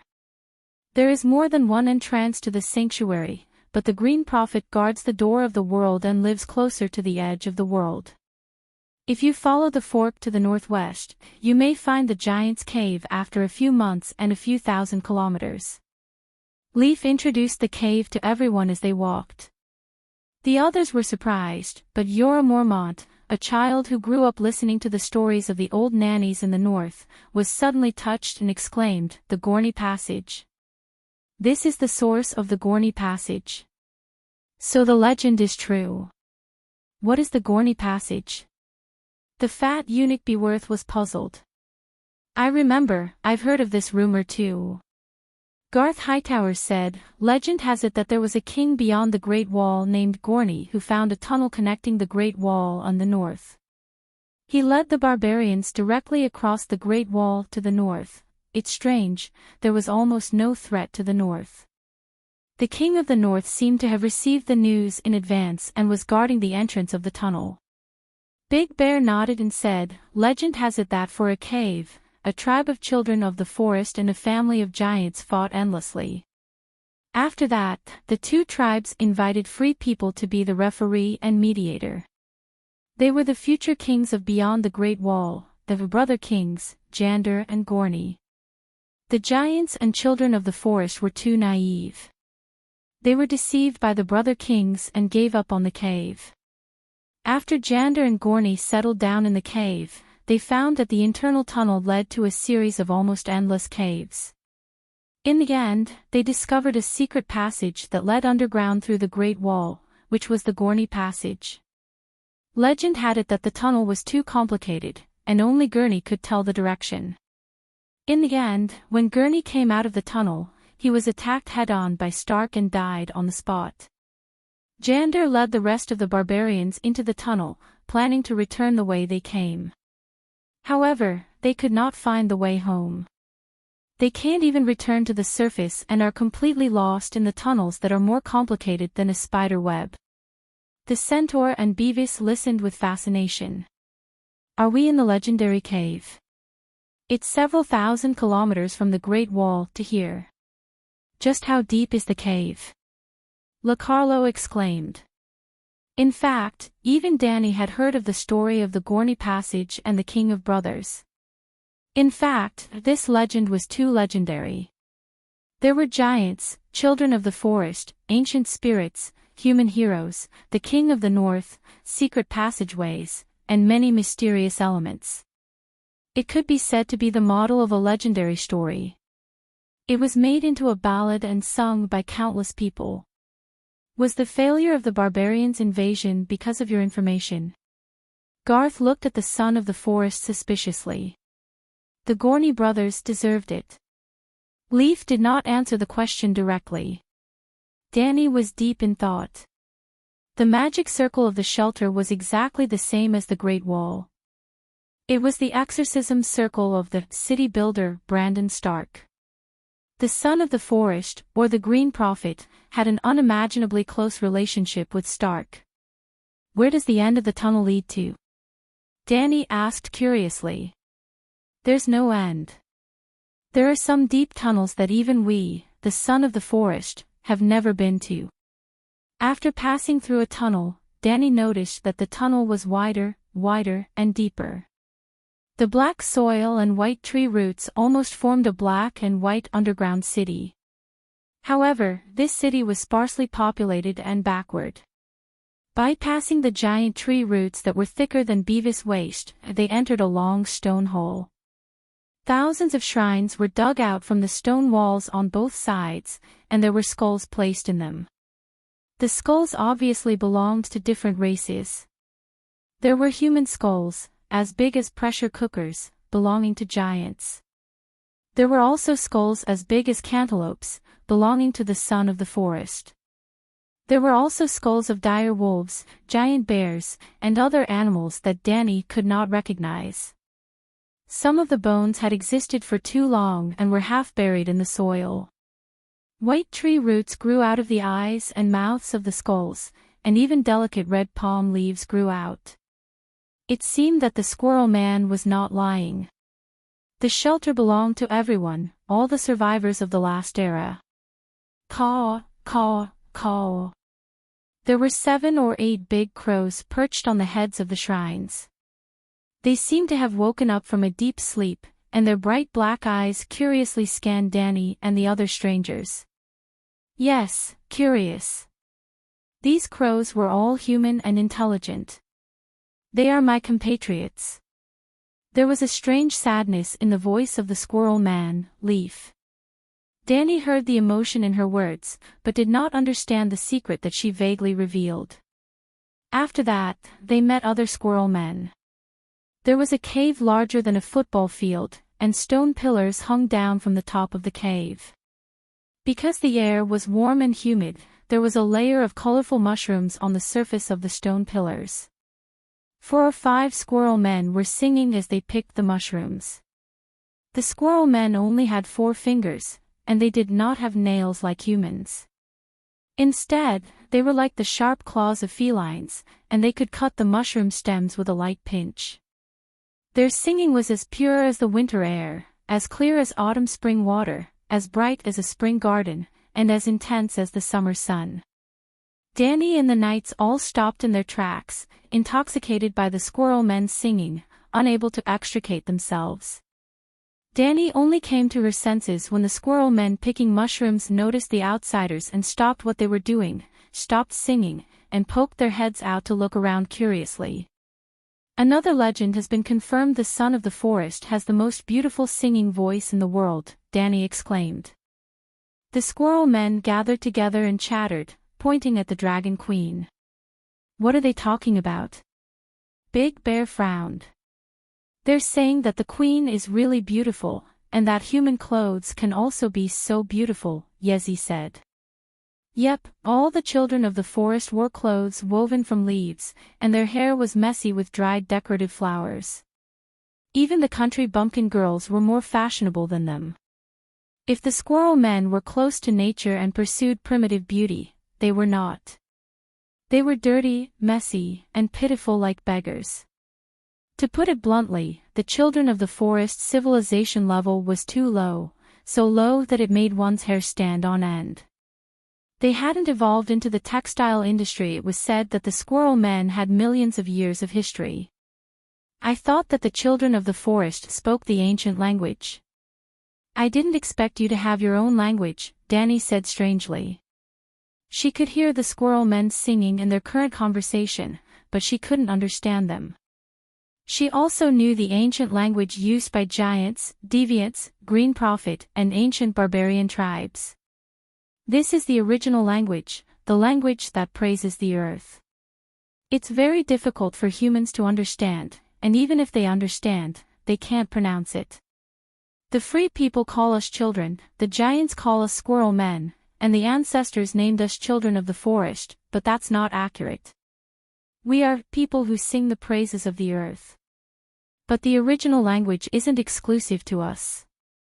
Many creatures passed down from ancient eras can speak it, such as ravens and your Megalosaurus, Leaf explained.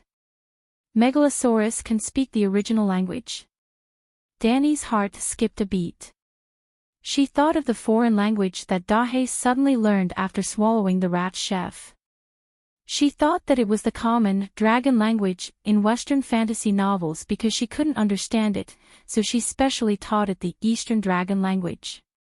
Now that Dahe was about to graduate from the Eastern Dragon Language Elementary School, Mother Dragon realized that she had made a big mistake. I've traveled in the southern continent for hundreds of years and am proficient in many languages. But my people don't have the same experience. They can only speak the original language. After that, they came across a dark and deep underground river. Two children of the forest were happily fishing by the river. It was almost like they were playing. They threw a net the size of a bed sheet woven from rattan into the river and waited for white blind fish the length of an arm to crash into it. They walked across the narrow stone bridge above the underground river and came face to face with 4 or 5 shepherds who were dozing off on the backs of sheep. Hundreds of sheep were scattered in the cave, nibbling on the fungus on the ground and the tender branches and red leaves growing from the roots of the weirwood. The squirrel man crawled in the fluffy wool and snored. This simple life was too comfortable, too leisurely. One had to know that there were thousands of ghouls outside the cave. Not to mention that the long night was coming. It seemed that the long night had no effect on the shelter's cave. It was already dark outside the cave. The snow was like a cotton blanket, covering the forest. The temperature was 40 to 50 degrees below zero. It was as warm as spring here, there were abundant resources, and life was boundless. Perhaps, humans had gone extinct in this era. The children of the forest, who were on the verge of extinction in the last era, could still happily enter the next era. Danny began to think. Should they also dig a cave and build a human underground city? The red purgatory next to Slave Bay had a surface close to the magma layer. If they really dug a cave, it would probably be warmer and more comfortable than here. Ah duo, after entering a huge hall filled with weirwood and tree roots, a 3-meter-tall giant stood up and looked over. Ah duo. Danny was shocked. He was 7 meters tall, and his body was as wide as a door plank. His shoulders were as thick as Winterfell city walls. Brown eyes, brown hair. His eyes were wise and curious. He was not a duo. A duo was a simple and honest retard. At this moment, no matter how many times the giant at the entrance of the huge cave called out, "A duo," he was not a duo. His gaze, mental waves, and aura were not a duo's. Bran Stark. Danny stopped in her tracks and frowned. Ah duo. In the next moment, Duo really became Duo. Duo. He smiled foolishly at her like a child. You're here. Blindin Riverwen's weak voice came from behind. Duo. Duo scratched the back of his head and shrunk his neck to make way. Compared to the other caves, this stone hall was not very spacious. It was about the size of a basketball court. There was a bonfire at the entrance of the cave. Duo and two humans sat beside the fire. In the middle of the hall, a throne was woven out of weirwood. A corpse was growing among the branches.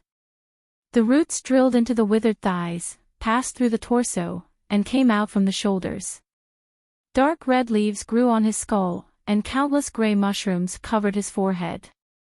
What little skin remained stretched across his face, tight and hard like white leather. Here and there, brown or yellow bones protruded from the muscles. This was definitely not a living person.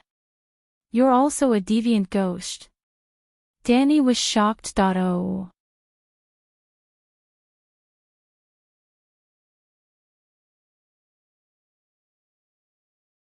Chapter 575. Blindin, you're a deviant ghost. Clang, clang, clang. The 5 knights drew their swords warily and protected the dragon queen in the center. Adu. Adu was at a loss. Lida and his sister's faces turned pale.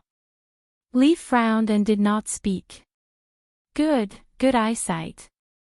A look of admiration flashed past Blindin's remaining dim eye. But I'm not a deviant ghost. You should be able to understand this. Danny waved her hand and had her underling sheath his sword. She took a few steps forward and stopped in front of Blindin. She frowned at him and said, "Why can I understand this?" I saw everything you did in the City of Knowledge's bookseller. I have to say that the Targaryens of dozens of generations are not as clever as you, Blindin said meaningfully. The Blood Crow actually wanted to say, treacherous. City of Knowledge's bookseller, Jia Kuan. Death God Scripture, teaching you the method of mutated ghosts. Danny's expression changed. When she taught Death God's Scripture to Jia Kuan, she was not in the Westeros. The three-eyed crow could only make a guess based on some clues. He could not be certain. If that was the case, what are you talking about? Why can't I understand? Danny was at a loss. Of course, she had to play dumb. Even if Brandon did not know about what Blindin knew now, he would definitely know about it in the future. Oh, all right. The Skeleton King looked deeply at her and said, "Deviant ghosts are servants created by the cold god with magic. Magic is just a kind of knowledge. If I can grasp that kind of knowledge, I can naturally use it. It's just like the countless supernatural factions in the world. They all started by imitating the gods. I'm curious. How did you see through my foundation with a single glance? If I didn't have some confidence, would I have come to see you?" The 9-colored vortex in Danny's mind spun quickly. The fire wizard power in her body surged. Anyone who had supernatural powers could sense it. The expressions of Jojen lied, the Squirrel Man Leaf, and Adu, who had turned into Bran at some point in time, changed drastically. "You're dozens of times stronger than the last time we met." Blindin was also shocked. "How did you do it?" Danny retracted the demonic energy in her body and returned to her normal state. She said indifferently, "Work hard in your cultivation, and you will encounter many fortuitous encounters." The display of strength was not only a show of power, but also a message to Blindin, "My talent is already very strong, and your talent-enhancing treasure may be useful to me, but it is not necessary." This Targaryen ancestor said that he was giving her a gift, but it was more like a transaction. The other party must have something very important to ask her to do. Since they were talking about business, of course, they had to lower the price first. The buyer wanted the seller to think that she wasn't that eager to buy. "Who is Frost God?" What does it have to do with the Green Prophet? Danny asked a question that had been bothering her for a long time. Let's change the way we communicate. To the current me, my physical body is no longer the armor of my soul. Instead, it has become a burden. Blinden's eyes dimmed as he spoke in a voice as soft as a mosquito. After saying this, he closed his single eye in front of everyone and fell into a deep sleep. Leaf explained, Lord Blinden's physical body is on the verge of destruction. Over the years, he has only been awake for less than half a day. Enter the weirwood. Danny frowned. You can do it. The squirrel man looked at the dragon queen with a burning gaze and said affirmatively. Of course. Danny nodded hesitantly. Whitey in Slave Bay instantly crossed tens of thousands of miles and entered the state of the dragon spirit. It brought along the second soul and merged with the dragon soul. It suddenly left the space of consciousness and rushed into the roots of the weirwood beside it. It was like a car driving into the highway, like a spaceship entering hyperspace, just like when Danny chased after the sixth-form man, Valamir. She shuttled through the blood-red world and came to a huge human face. A tall man with shoulder-length hair knelt on one knee in front of the huge face and prayed devoutly. His bone-white hair covered most of his face. But this was the spiritual space. Danny could still see his pale skin, blood-red eyes, and a wine-red birthmark on his cheek and chin, like a red crow. This was the younger version of the Duke of Blood Crow, Blinden River text. Why don't you worship God when you meet him? Blinden said without raising his head. Danny in the blue and white knight armor stood on the back of the white dragon and said lightly, If I worship him, what will happen to the thousands of believers of the 7 gods in the 7 countries? Blinden stood up and gently shook his elegant long hair, revealing his intact right eye and the red birthmark on his right cheek. He carefully looked at Danny and lowered his head again. His white hair fell down and covered the blood crow birthmark again. His bangs also covered his right eye. He seemed to have forgotten that this was the spiritual space. He could see the person opposite him without shaking his head.